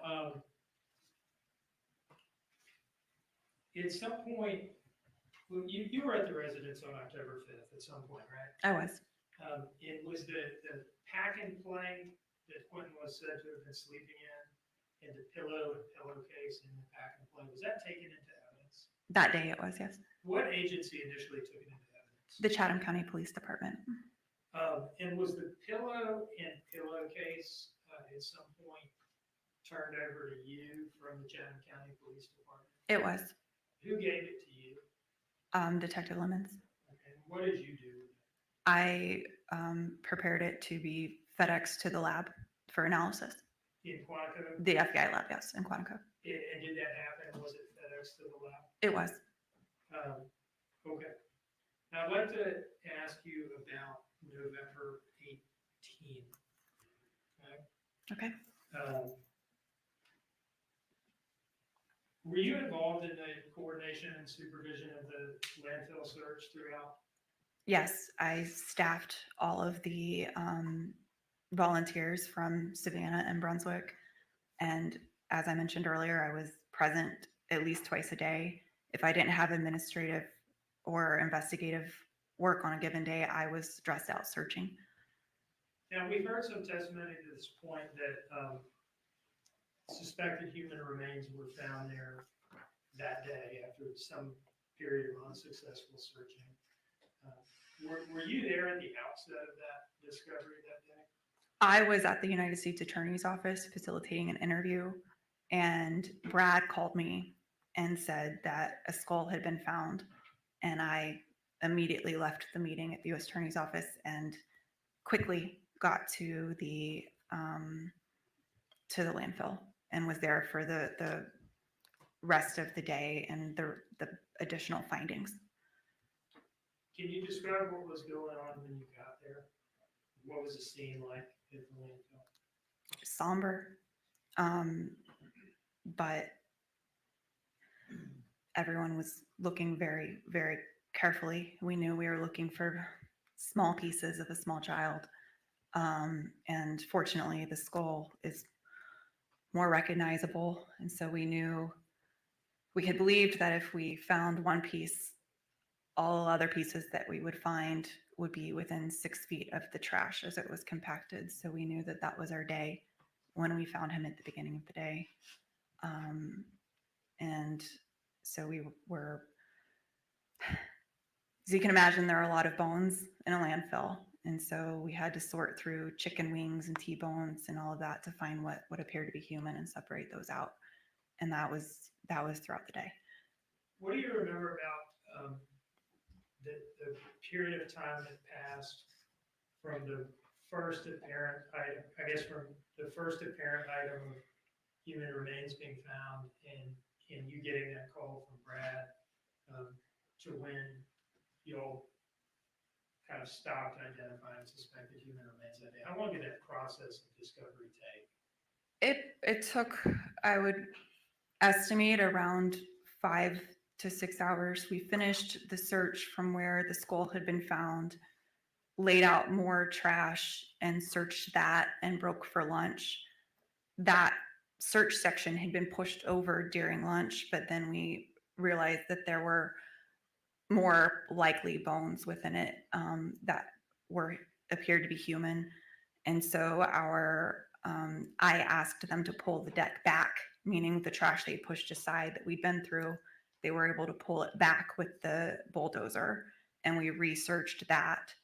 And so after that, we did one more deck, maybe two, without finding anything, and that was the end of the day. What do you mean by one more deck? Maybe two? What is that? So the landfill had laid out a large open space that was flat.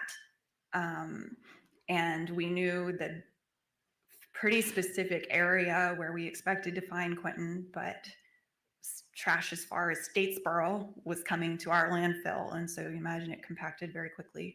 So we had to dig through the compacted trash, pull out a reasonable amount to search at a time in a safe place. We had safety officers out because there's a lot that can cut you. We didn't have an issue with noxious fumes, but that was also a concern. So we pull that out. The safety officers would look through the deck and make sure that the search team was clear to go forward.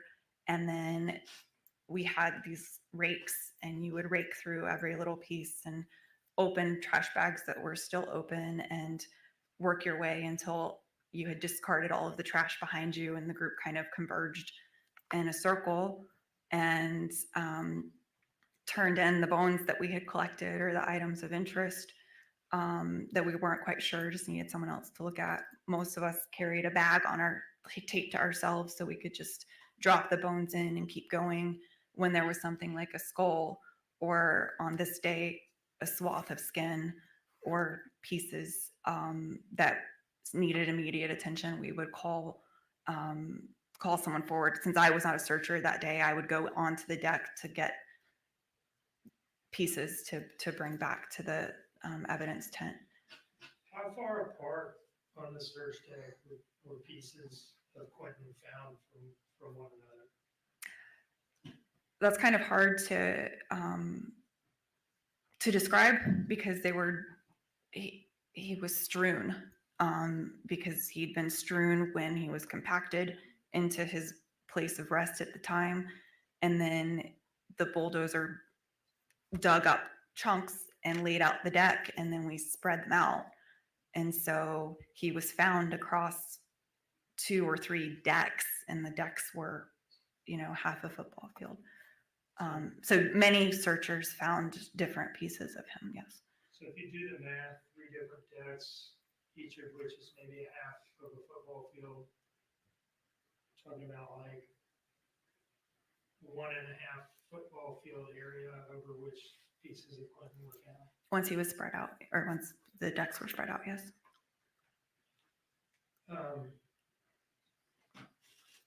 Do you see in front of you a binder marked as State's Exhibit? You see in front of you a binder? I do. Is it marked as a State's Exhibit? It is. It's marked What as is the number? 77. Okay. Could you take a look through that and tell me if you recognize it? What's in there? I do. What are you looking at there? I'm looking at evidence photos of human remains. And are those the pieces of Quentin that you were talking about being found that day? They are. Where were these photographed before they were transported to the lab at Quantico? They were. And do these photographs fairly and accurately depict the suspected remains of Quentin Simon as you viewed them that day? They do. Your Honor, I would introduce this as State's Exhibit 77. Subject to the publishing and, I guess, rules we talked about earlier, Judge, no objection. Thank you, Mr. Hilliard. Yeah, 77 years admitted. I'd like to publish just a few. First of all, there's like 60-some pictures in there, right? I'd like to publish just a few of them and ask you a couple of questions about them, okay? Okay.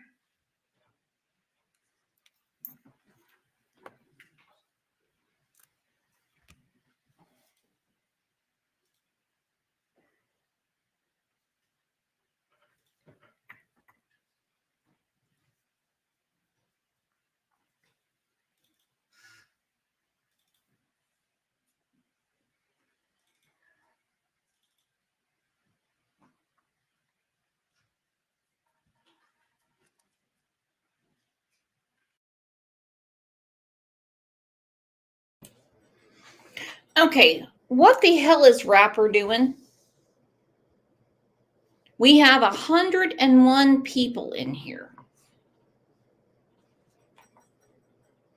We have 101 people in here, and I don't think it's all Rapper. It's getting really ridiculous. We're talking about a murdered little boy. Now, all of this is not Rapper. It's people that do not want people to come to this channel, okay? And it's getting really fucking ridiculous.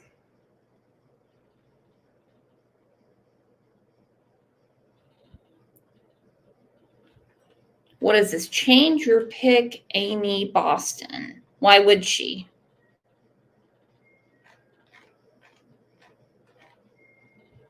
It's just for a reaction, and I'm tired of it. And I mean, I am tired.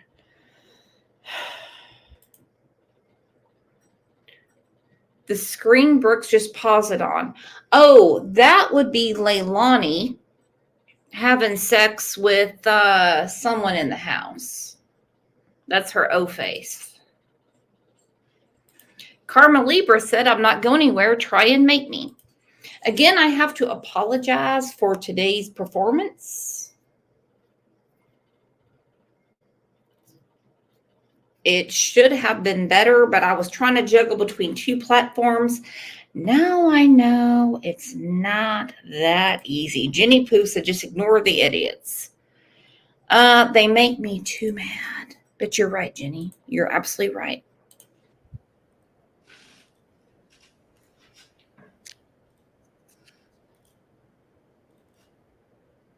Can you flip to the first page in that binder? Yes.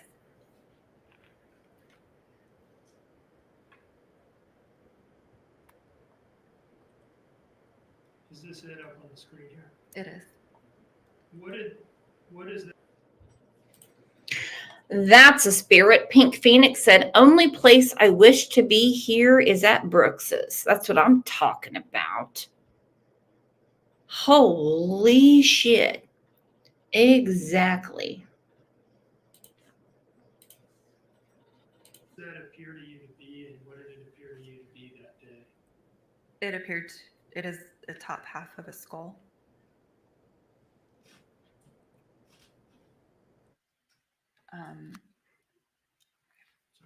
That's-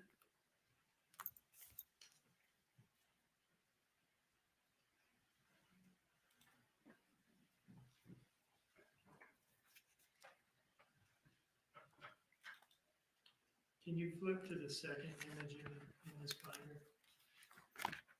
Yes.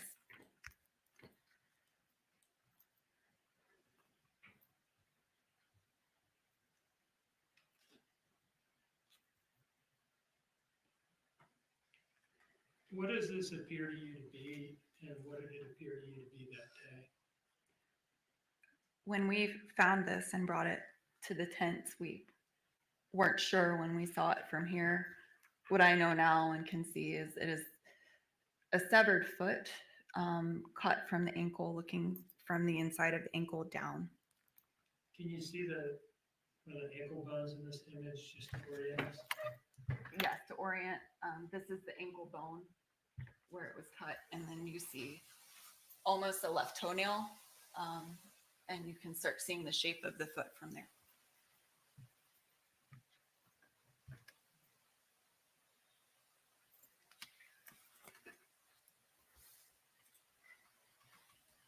Turning to the next page in the binder. Yes.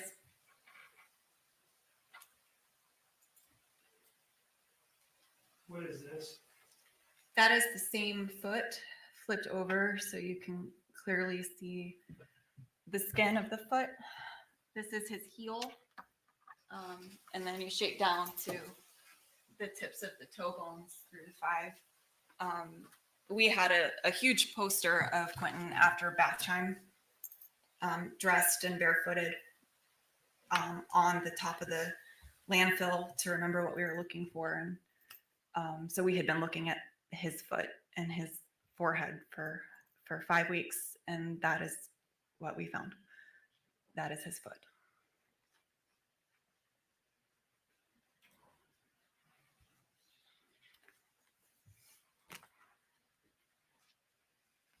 And finally, the fourth image in the binder. Yes. What do you believe this to be? I believe that it is a swath of skin going from the length of a body, of a toddler's body. So the shoulders come through the back and then down one leg. This was a piece that Officer Zerke passed to Kim Johnson, who passed to me as we carried out with tongs, because at the time it was hard to recognize, but we knew it stood out from everything else we had seen in the land. Tongs. They brought tongs out.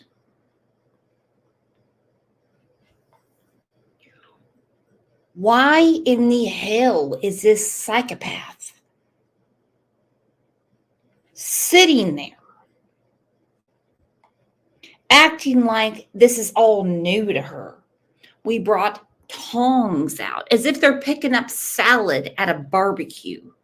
His back skin, tissue, cranium. Thank you, Pink Phoenix. She said, we are here for you no matter for you. Sorry, I don't have my glasses on. We are here for you. No more so than our wonderful day. How it is host. Thank you, Brooks. You're welcome.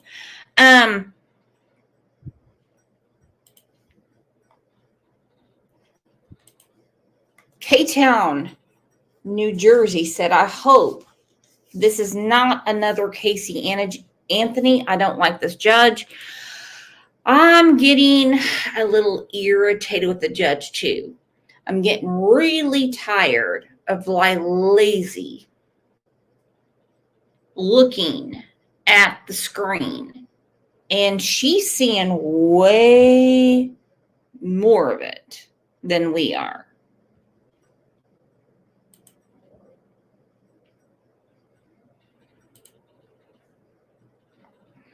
Okay, Rapper, and until you start acting better, you're not coming back in. Babyfoot, tooth, foot, backskin, cranium. And let's not forget people in law enforcement came across all of this, his forehead, parts of his hair, swatches of his pajamas. Makes you wonder why she gave the wrong description of what he was wearing.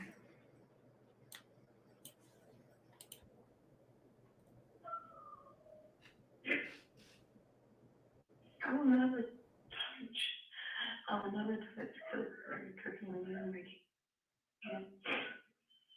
I become angry and impulsive when I'm on it.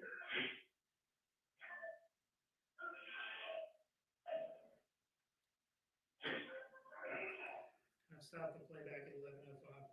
What was it we heard her say there about the effect of cocaine on her? That it makes her angry and impulsive. The next file on this disk has the date 10/31/2022 in the file name. When would that call have been made? The evening of October 31st, 2022. Is that the same day of the interview in which she was putting it on Danny? It is.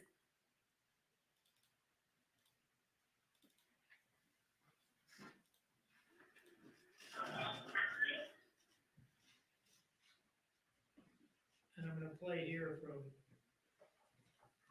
27:02 on. We'll go with 27:03. So what did you do when you went out after I fell asleep? All I did was wait for long. I only got my word on. All right, what was that exchange there that we heard?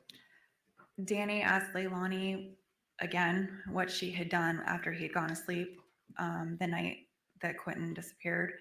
And she said that she had done a line and went out to get the Orajel. Now, did that conflict in any way with what she had just told you in the October 31st interview? It did. In what manner? She said that she didn't go get Orajel and during the interview, and that Danny had been the one driving the car. Now, at some point, you were at the residence on October 5th at some point, right? I was. It was the pack and play that Quentin was said to have been sleeping in, and the pillow and pillowcase in the pack and play. Was that taken into evidence? That day it was, yes. What agency initially took it into evidence? The Chatham County Police Department. And was the pillow and pillowcase at some point turned over to you from the Chatham County Police Department? It was. Who gave it to you? Detective Lemons. Okay. And what did you do with it? I prepared it to be FedEx to the lab for analysis. In Quantico? The FBI lab, yes, in Quantico. And did that happen? Was it FedEx to the lab? It was. Okay. Now I'd like to ask you about November 18th. Okay. Were you involved in the coordination and supervision of the landfill search throughout? Yes, I staffed all of the volunteers from Savannah and Brunswick. And as I mentioned earlier, I was present at least twice a day. If I didn't have administrative or investigative work on a given day, I was dressed out searching. Now, we've heard some testimony to this point that suspected human remains were found there that day after some period of unsuccessful searching. Were you there at the outset of that discovery that day? I was at the United States Attorney's Office facilitating an interview, and Brad called me and said that a skull had been found. And I immediately left the meeting at the U.S. Attorney's Office and quickly got to the landfill and was there for the rest of the day and the additional findings. Can you describe what was going on when you got there? What was the scene like at the landfill? Somber, but everyone was looking very, very carefully. We knew we were looking for small pieces of a small child. And fortunately, the skull is more recognizable. And so we knew, we had believed that if we found one piece, all other pieces that we would find would be within 6 feet of the trash as it was compacted. So we knew that that was our day when we found him at the beginning of the day. And so we were, as you can imagine, there are a lot of bones in a landfill. And so we had to sort through chicken wings and T-bones and all of that to find what appeared to be human and separate those out. All right. Horrible. Okay, I'm live right now, Ange. This testimony has done nothing but make me sick. We had to go through chicken wings, T-bones, to sort through everything to find pieces of Quentin. And there's that.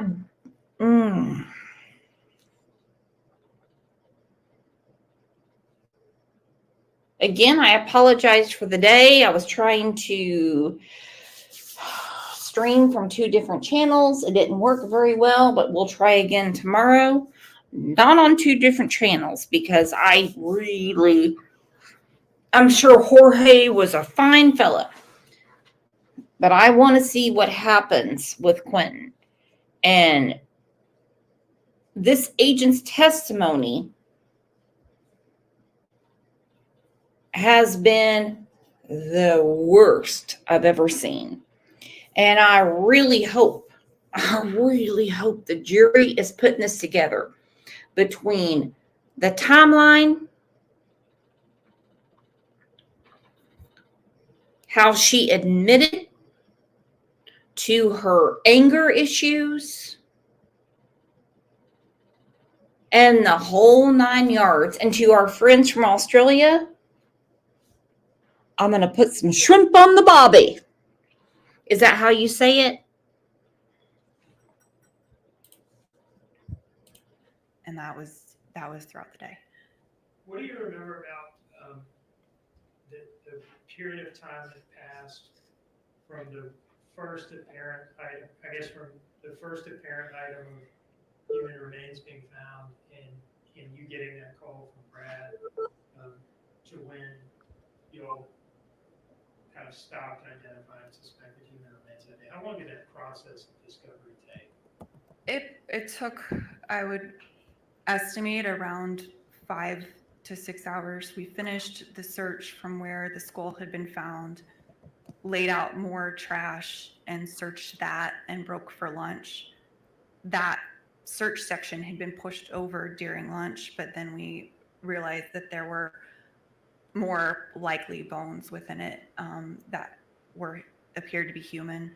And so I asked them to pull the deck back, meaning the trash they pushed aside that we'd been through, they were able to pull it back with the bulldozer, and we researched that. And so after that, we did one more deck, maybe two, without finding anything, and that was the end of the day. What do you mean by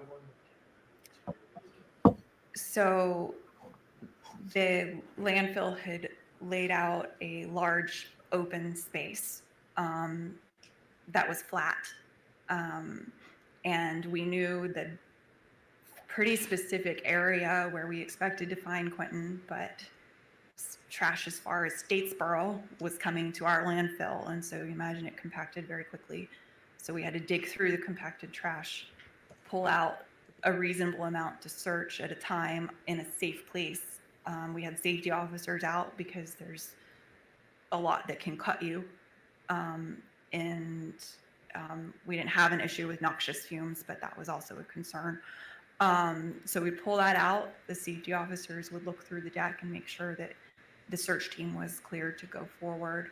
And then we had these rakes, and you would rake through every little piece and open trash bags that were still open and work your way until you had discarded all of the trash behind you, and the group kind of converged in a circle and turned in the bones that we had collected or the items of interest that we weren't quite sure, just needed someone else to look at. Most of us carried a bag on our taped to ourselves so we could just drop the bones in and keep going when there was something like a skull, or on this day, a swath of skin or pieces that needed immediate attention. We would call someone forward. Since I was not a searcher that day, I would go onto the deck to get pieces to bring back to the evidence tent. How far apart on the search day the pieces of Quentin found from one another? That's kind of hard to describe because he was strewn because he'd been strewn when he was compacted into his place of rest at the time, and then the bulldozer dug up chunks and laid out the deck, and then we spread them out. And so he was found across 2 or 3 decks, and the decks were, half a football field. So many searchers found different pieces of him, yes. So if you do the math, 3 different decks, each of which is maybe a half of a football field, talking about like 1.5 football field area over which pieces of Quentin were found. Once he was spread out, or once the decks were spread out, yes.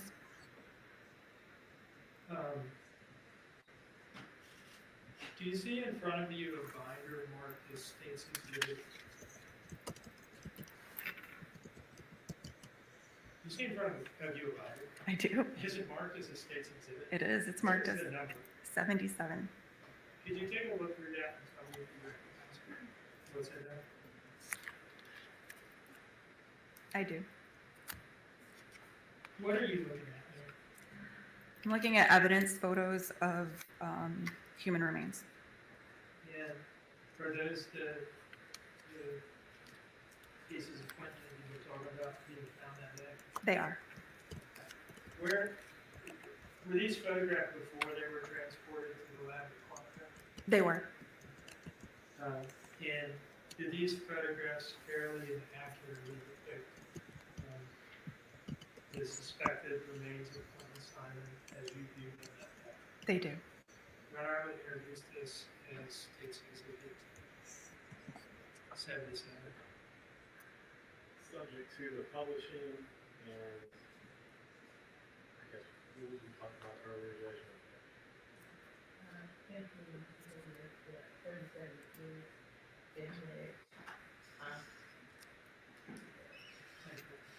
I'd like to publish just a few. First of all, there's like 60-some pictures from there. I'd like to publish just a few of them and ask you questions about them. Okay.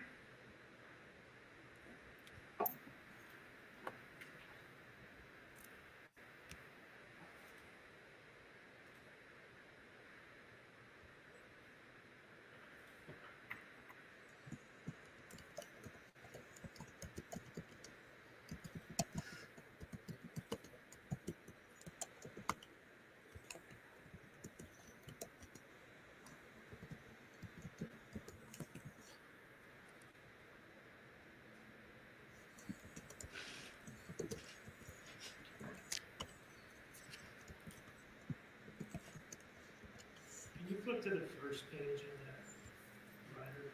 Yes.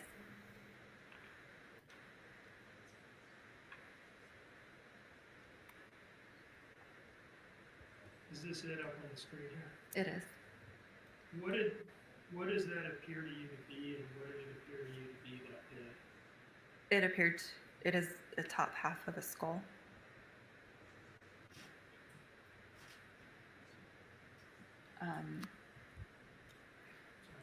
That's it.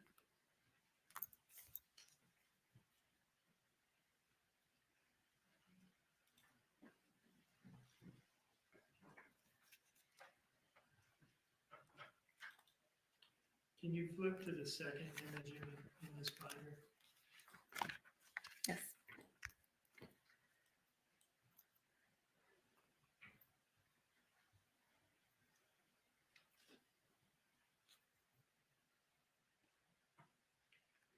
What does this appear to you to be, and what did it appear to you to be that day?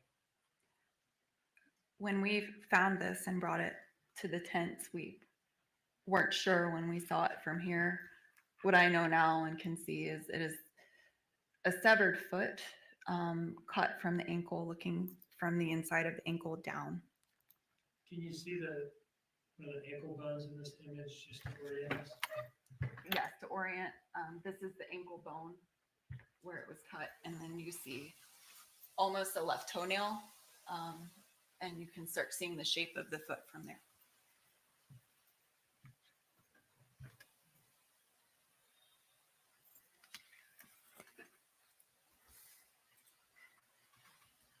Turning to the next page in the binder. Yes.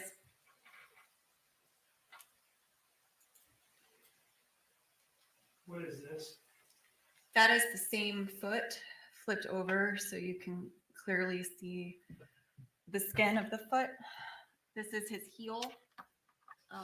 And then you shape down to the tips of the toe bones through the five. We had a huge poster of Quentin after bath time, dressed and barefooted on the top of the landfill to remember what we were looking for. And so we had been looking at his foot and his forehead for 5 weeks, and that is what we found. That is his foot.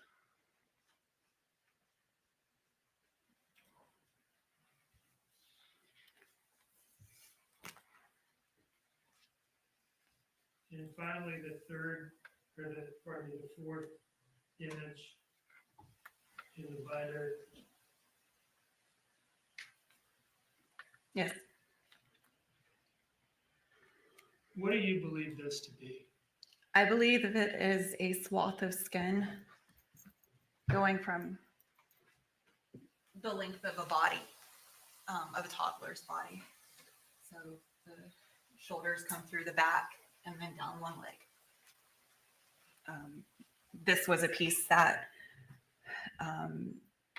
Officer Zerke passed to Kim Johnson, who passed to me as we carried out with tongs, because at the time it was hard to recognize, but we knew it stood out from everything else we had seen in the landfill.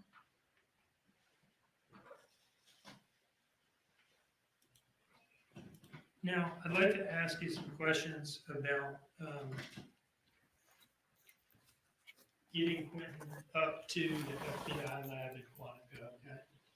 We've heard testimony from Special Agent Taylor Burns that he was responsible for initially transporting Quentin's remains from the landfill that day to the FBI office in Savannah. Does that align with your recollection? Yes, we all met him at the office afterwards. And he's described the packaging of Quentin into 4 different bags and placing him inside of a box. Yes. Were you involved in the further transport of Quentin to the FBI lab? I was. Can you tell us about that? Starting from the beginning of the day, or just the logistics? What happened from who took them from the FBI lab in Savannah to anywhere else? So we arranged for private transport for Quentin. No one felt comfortable FedExing him or putting him on any other way. So I wrapped the box and drove him to Macon, where I met another agent who is on our fly team. And I handed Quentin to Agent Keys, who took him to Atlanta and kept him secure until the next day, where he flew him on an FBI aircraft to meet the lab in Virginia. Is that how Quentin got to the FBI lab at Quantico? It is. Do you see in front of you two pictures stapled together and marked as states exhibit? I think it should be 93, is that right? 92? 92. Okay. Do you recognize those images? I do. What do those images show? That is how I wrapped Quentin's box to transport him. And so the first image was what I could offer to the family when I gave a second death notification. And the second image is how he rode with me in our truck. Do these images fairly and accurately depict the events that you've been talking about? Yes, I took the second picture myself. I'd offer this in the states exhibit 92.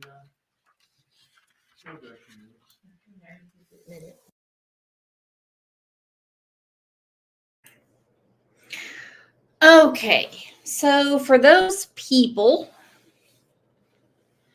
that said police, law enforcement, and the powers that be weren't doing their job, this was a massive investigation. Massive. Thank you, CR, for the super sticker. By the way, we are live streaming. We are streaming all day, so any help you can give would be amazing. Let me tell you, this investigation was massive. This woman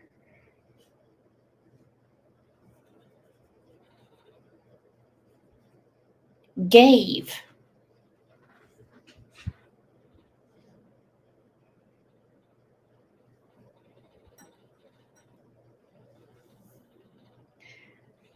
emotional, spiritual,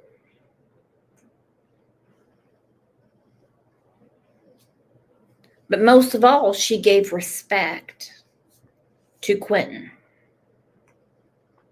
They can't unsee what they've seen. Can you imagine? He's in a box flying to Quantico, Virginia to get tested.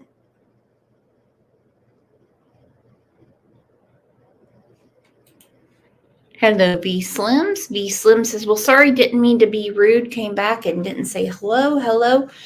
Love you, love you, love you. That's one thing I will never understand is how the first responders, investigators, law enforcement,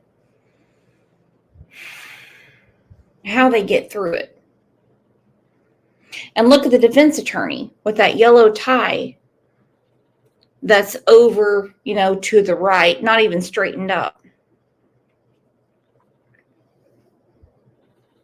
She made sure to be there with Quentin's remains. Not to be grim, but the truth is the truth. Without objection.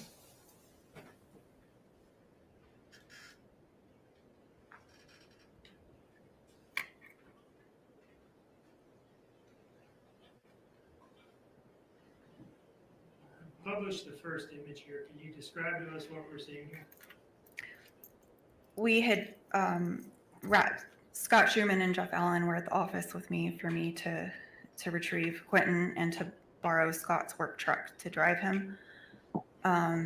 We three of us had just a quiet time wrapping him appropriately, and we thought this would be a nice image to be able to give.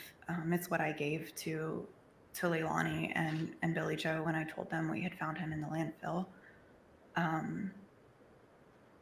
But he is in that box. He's in the bags in the box. And we wrapped it in a black cloth and then the flag. Moving on to the second image. That is Quentin.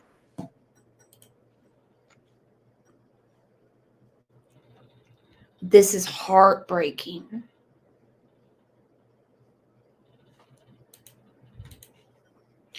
Mrs. Pete said when BJ posted that was really his remains. Actually, no, because they moved it, and the original one was the canine. And look how nice she is, singing, to give Leilani and Billy Joe. It's very thoughtful. The problem is, why on earth would you answer to Leilani when she didn't have custody of him? Linda Listen said, where is his real daddy? Bubba? Oh, he was never around. In my back seat, how he rode with me on the way to Macon.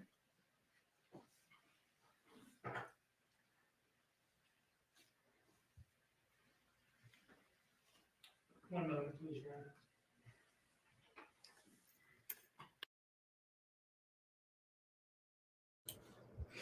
Not to take away from Quentin, but does anyone think that they gave such respect and care to Quentin, hoping that they would break some kind of emotional barrier in the two women that were in control of his life? Meaning his grandmother and his mother.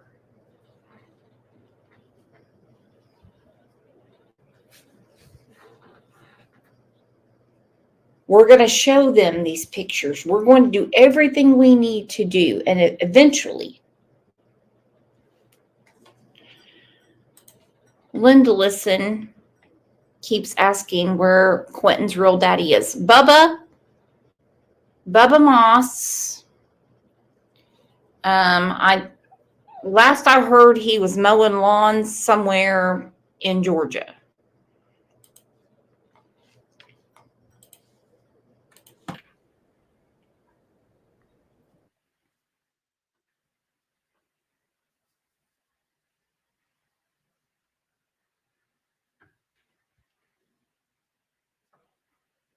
What was the date that Quentin made it to the lab in Quantico? Do you remember?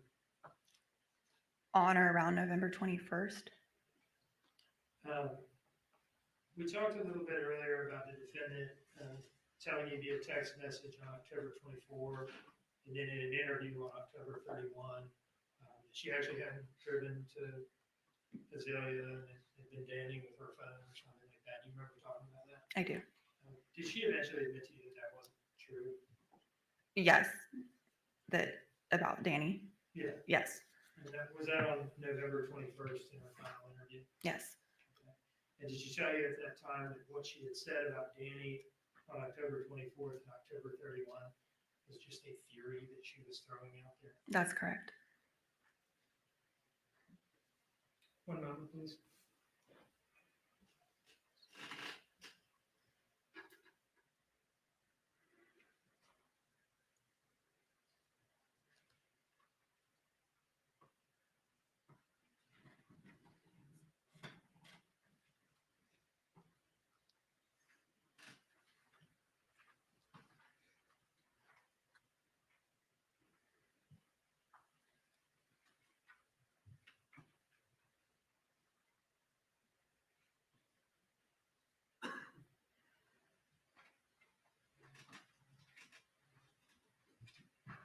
When evidence is submitted to the FBI lab, is it submitted under a particular FBI case number? It is. Was that done in this case with all the items that you discussed? Yes. What was that FBI case number? 7C-AT-3665337. Say that last one again. 3665337. The Quentin Simon case. I just asked you how I expected you to have to refer to your notes. How is it that you remember that? Top of your head? We saw it a lot. No further questions, Your Honor.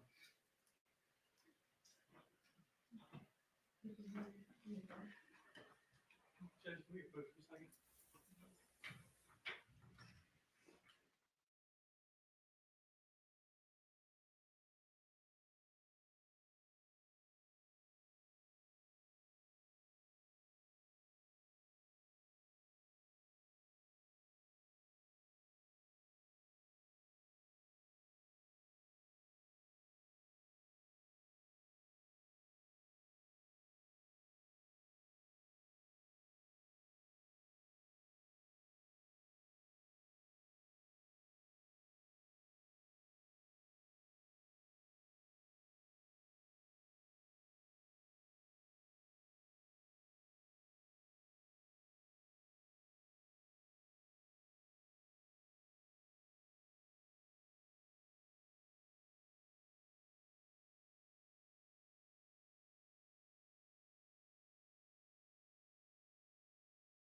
Ladies and gentlemen, we're going to take a 15-minute break, come back.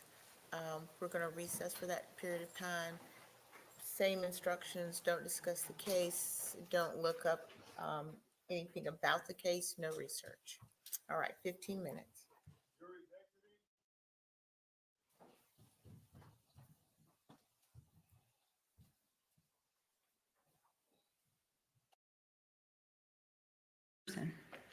So angry means towards a person and frustrated means towards a situation. They're not the same emotion.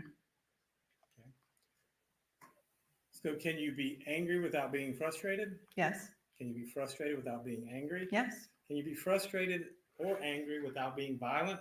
Yes. So it is possible then. Yes. Okay. Now, you also talked to Okay, Harley said, okay, this is taking you too damn long. Keep replaying by. I'm not replaying.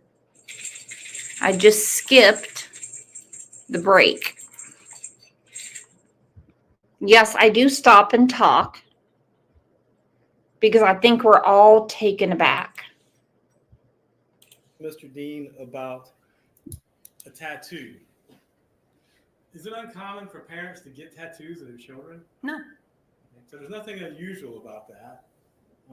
Parents do it all the time, correct? Correct. And this was a statement that was made, was it on October 12th? On the 5th and the 12th. The 5th and the 12th. And it was made on video, audio, where was it made? The 12th was made on video and audio. So on the 12th, she talked about the tattoo on video? Yes. Okay. Not outside smoking. That was on the 5th. Okay. And do you ever recall Danny ever saying, I'm going to assume since you were in charge of the hotel audio and video, you've watched most, if not all of that? Yes. Okay. Do you ever recall Danny saying, I'm just trying to save my own ass in one of their arguments? I don't remember that verbatim, but yes, He said something. that would he would have said something to that effect. Yes. Right. Okay. And was it really his idea, or was it just part of the natural suggestion in the conversation you had with him? You were already going that way anyway in the conversation, weren't you?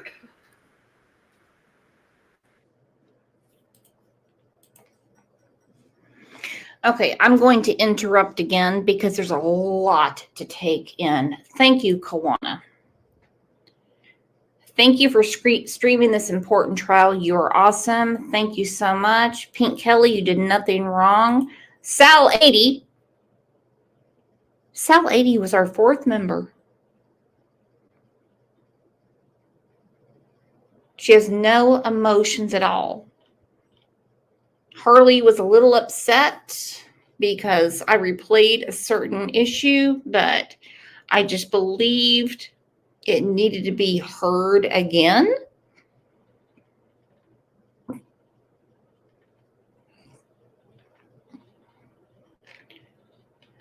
this entire. What the hell are you doing, Angel P? $20? Woo! Okay.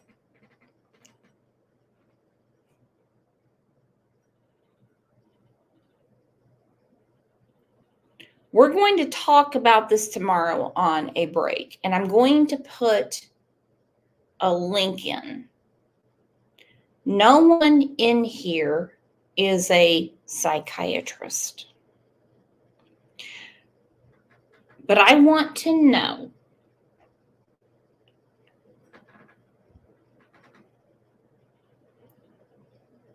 what you think. Is Leilani a sociopath, histrionic, or a flat out psychopath that has zero emotion for anyone besides herself? Do tell. He had been interviewed at least 4 times, to my knowledge, and was in regular communication. Okay. And he also helped you set up the wiretap in the hotel at the same time. After his 3rd interview, yes. Right. And how many times did you talk into Miss Simon, your team, in that same time frame? Numerous times on the 5th. I'm not sure how many times that was. Once on the 8th, in person, non-substantive on the 10th, and then the 12th. So again, Here is my issue. Here is my issue, and I can't get past it. I know some people can. I mean, they look at all of this like it's a cartoon. They watch it like it's a movie, like it's not real life. Okay? They do. They sit back and they laugh. These things really get to me. You've seen me. You've seen how upset I get. But she can sit right there and lie and lie and lie, knowing what she did. This really happened to her little baby boy, 20 months old. And she is more worried about the skin off her ass than his. They are talking about skin they found from his back, his forehead, his cranium. And she's sitting there looking at the photos. She's looking at them as if she doesn't even know what they're looking at.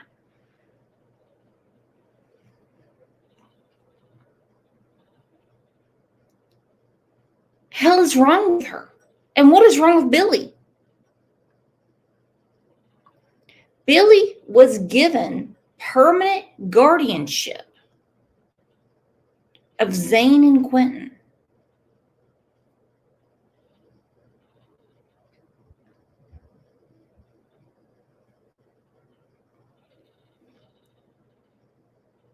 And allowed her, and this bipolar shit, I don't understand. I don't get that. But I'm not a psychiatrist. I don't get any of that. I'm not a doctor.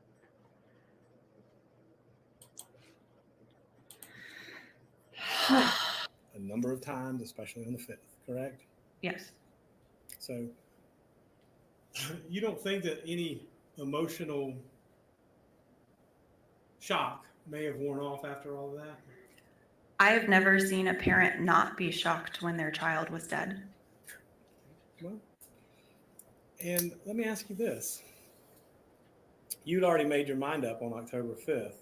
The team had, at least, correct? We had our suspicions. We had not made up our mind. We were pursuing all avenues. Now, you talked about Mr.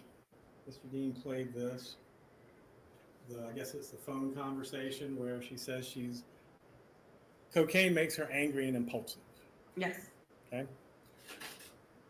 But angry and impulsive does not mean violent, does it? We didn't suggest that. Well, now, with regard to your involvement of taking the remains to the lab, you took it from here to Macon, then to Atlanta, and then by plane to Virginia, correct? Was the path, yes. My leg was to Macon. Right. And you spoke with, and I'm not trying to put words in your mouth here, but when was it you spoke with Danny Youngkin yourself? About what? Anything. I spoke with him on October 5th and October 7th and October 8th and 9th. After that, he was no longer in Savannah, and I didn't see him in person for the rest of the investigation. And he mostly spoke with Brad over the phone. So I don't know the individual times I spoke with him over the phone with Brad. All right. We'll just speak about what you know. When did Mr. Youngkin leave to go back to North Carolina? On around October 9th. So from October 5th to 9th, he was here, went back to Dunn, North Carolina, October 9th. By way of Atlanta, I believe. Okay.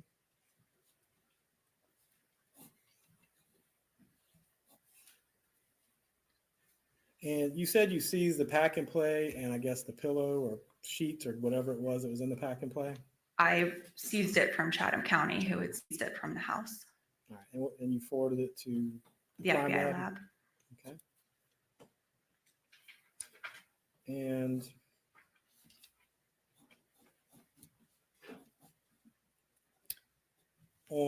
did you also listen to the wiretap? I did. Okay. Did you listen to all of the wiretap? I did. Okay. At any point in time on the wiretap, did Ms. Simon say that she had intentionally harmed her child? No. Did she ever say she stabbed, shot, strangled, did any of those things to that child? No. Okay. And how long was the wiretap in place, if you remember?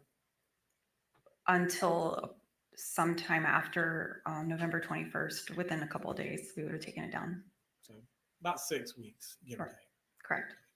And same thing, you watched or listened to all of the hotel audio and video. Same question. Did she ever say that she harmed her child?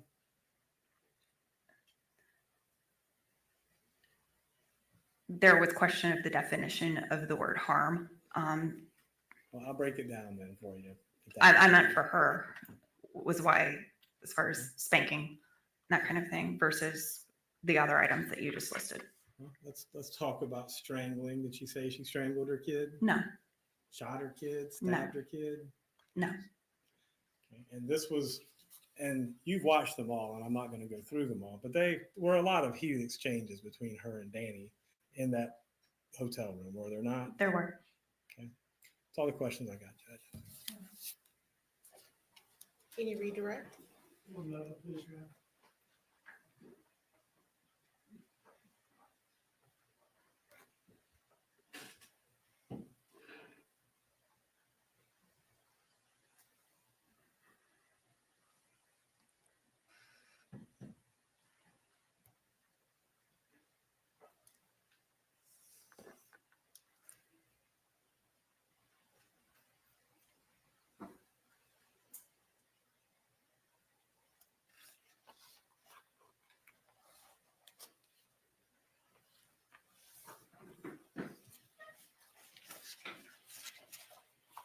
I'd like to play for you a short video clip here and see whether you can tell us what this is, okay?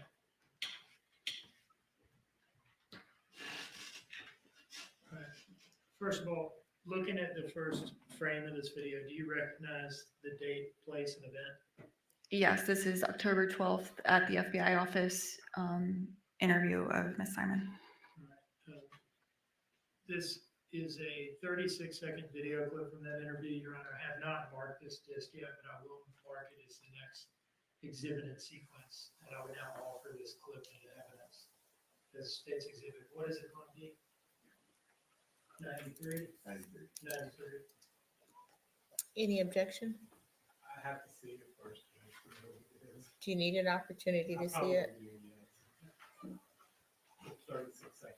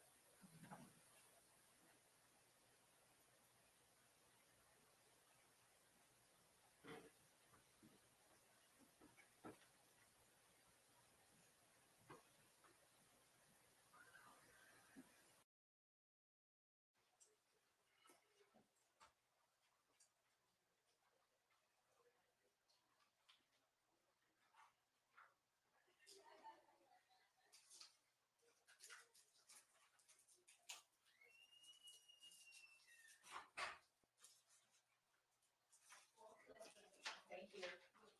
All right. And with that, we're in recess until tomorrow morning at 9:30. Have a good night, everyone.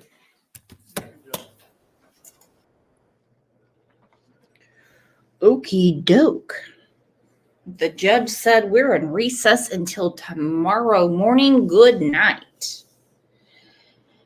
Now, she seems to be a little upset. What do you think got in her crawl?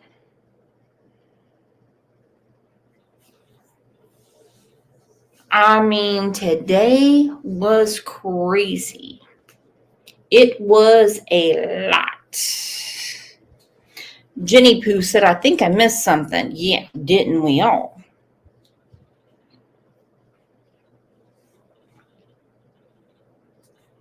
When you hear the agent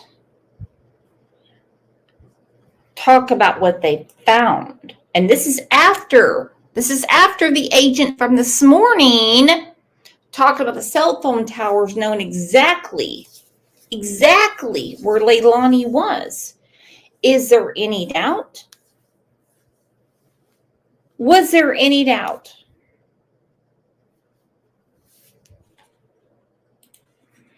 Wiz said, I don't know what made her mad, but she was. Yeah.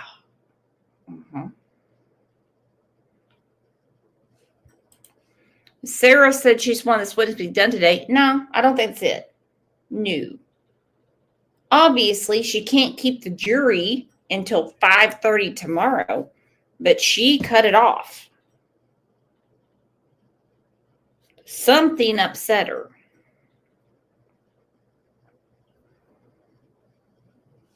Something got to her. And it's not emotion. I think it's called, since she's a judge, it's called the law. All right, we're going to be back tomorrow, and we're going to go through the trial again. And I will try not to recap too much. I will try not to break in. I do know this is very, very, very heavy stuff to listen to. Pink Phoenix, thank you so much for the super sticker. I certainly need that. Whew. Let's all get something to eat. Take a swim in the pool. Take a hot shower, whatever relaxes our muscles. And we will be back tomorrow. And now I am not going to do 2 platforms tomorrow. Okay? Not going to. No. Too confusing for everyone, even though everyone does a great job. OJ, are you okay over there?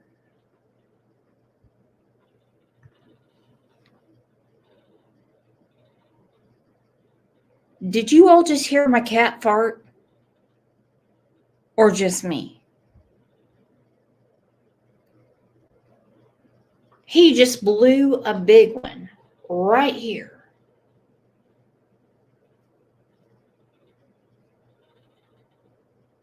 Are you okay over there? Holy hell. Pink Phoenix. Fib, it was you. Wasn't me. No. I would have shit my pants with that one. Good Lord, I had to back my chair up and I looked over and I'm like, what the hell is he doing? No more Kentucky Fried Chicken for you. That Carter goes, oh my God, was that a fart? Yeah. And now he's over on his little couch under the window looking at me like, what do you want? He's licking his paws. Damn, the room stinks. OJ, goodness. Walking Dead said, I thought that was a human fart. I would have shit my pants on that one. Trust me, if I fart, I'm going to tell you, I'll be like, I tooted. Wow. OJ. Goodness. What the hell? It's because Linda came over and gave you a snack. God damn, OJ. All right, you guys are your absolute best. Hopefully OJ doesn't do this again tomorrow. And we will be back tomorrow. You guys are the absolute best. I love you so much. And Just Me said, we'll ask DT. He knows when I go toot toot, I just go toot toot. When OJ does it, whoo-hoo, it's a big deal around here. Goodness. Joe Popowich said I cried. Okay, me too. All right, so OJ, let's please control ourselves. Yep. All right, so I'll see you guys back here tomorrow as soon as trial starts. Remember, it could be early, it could be late. You never know. But I think I will start and just continue through. All right? Way before. Love you guys. You are the best. God damn it, OJ. That was so fucking rude.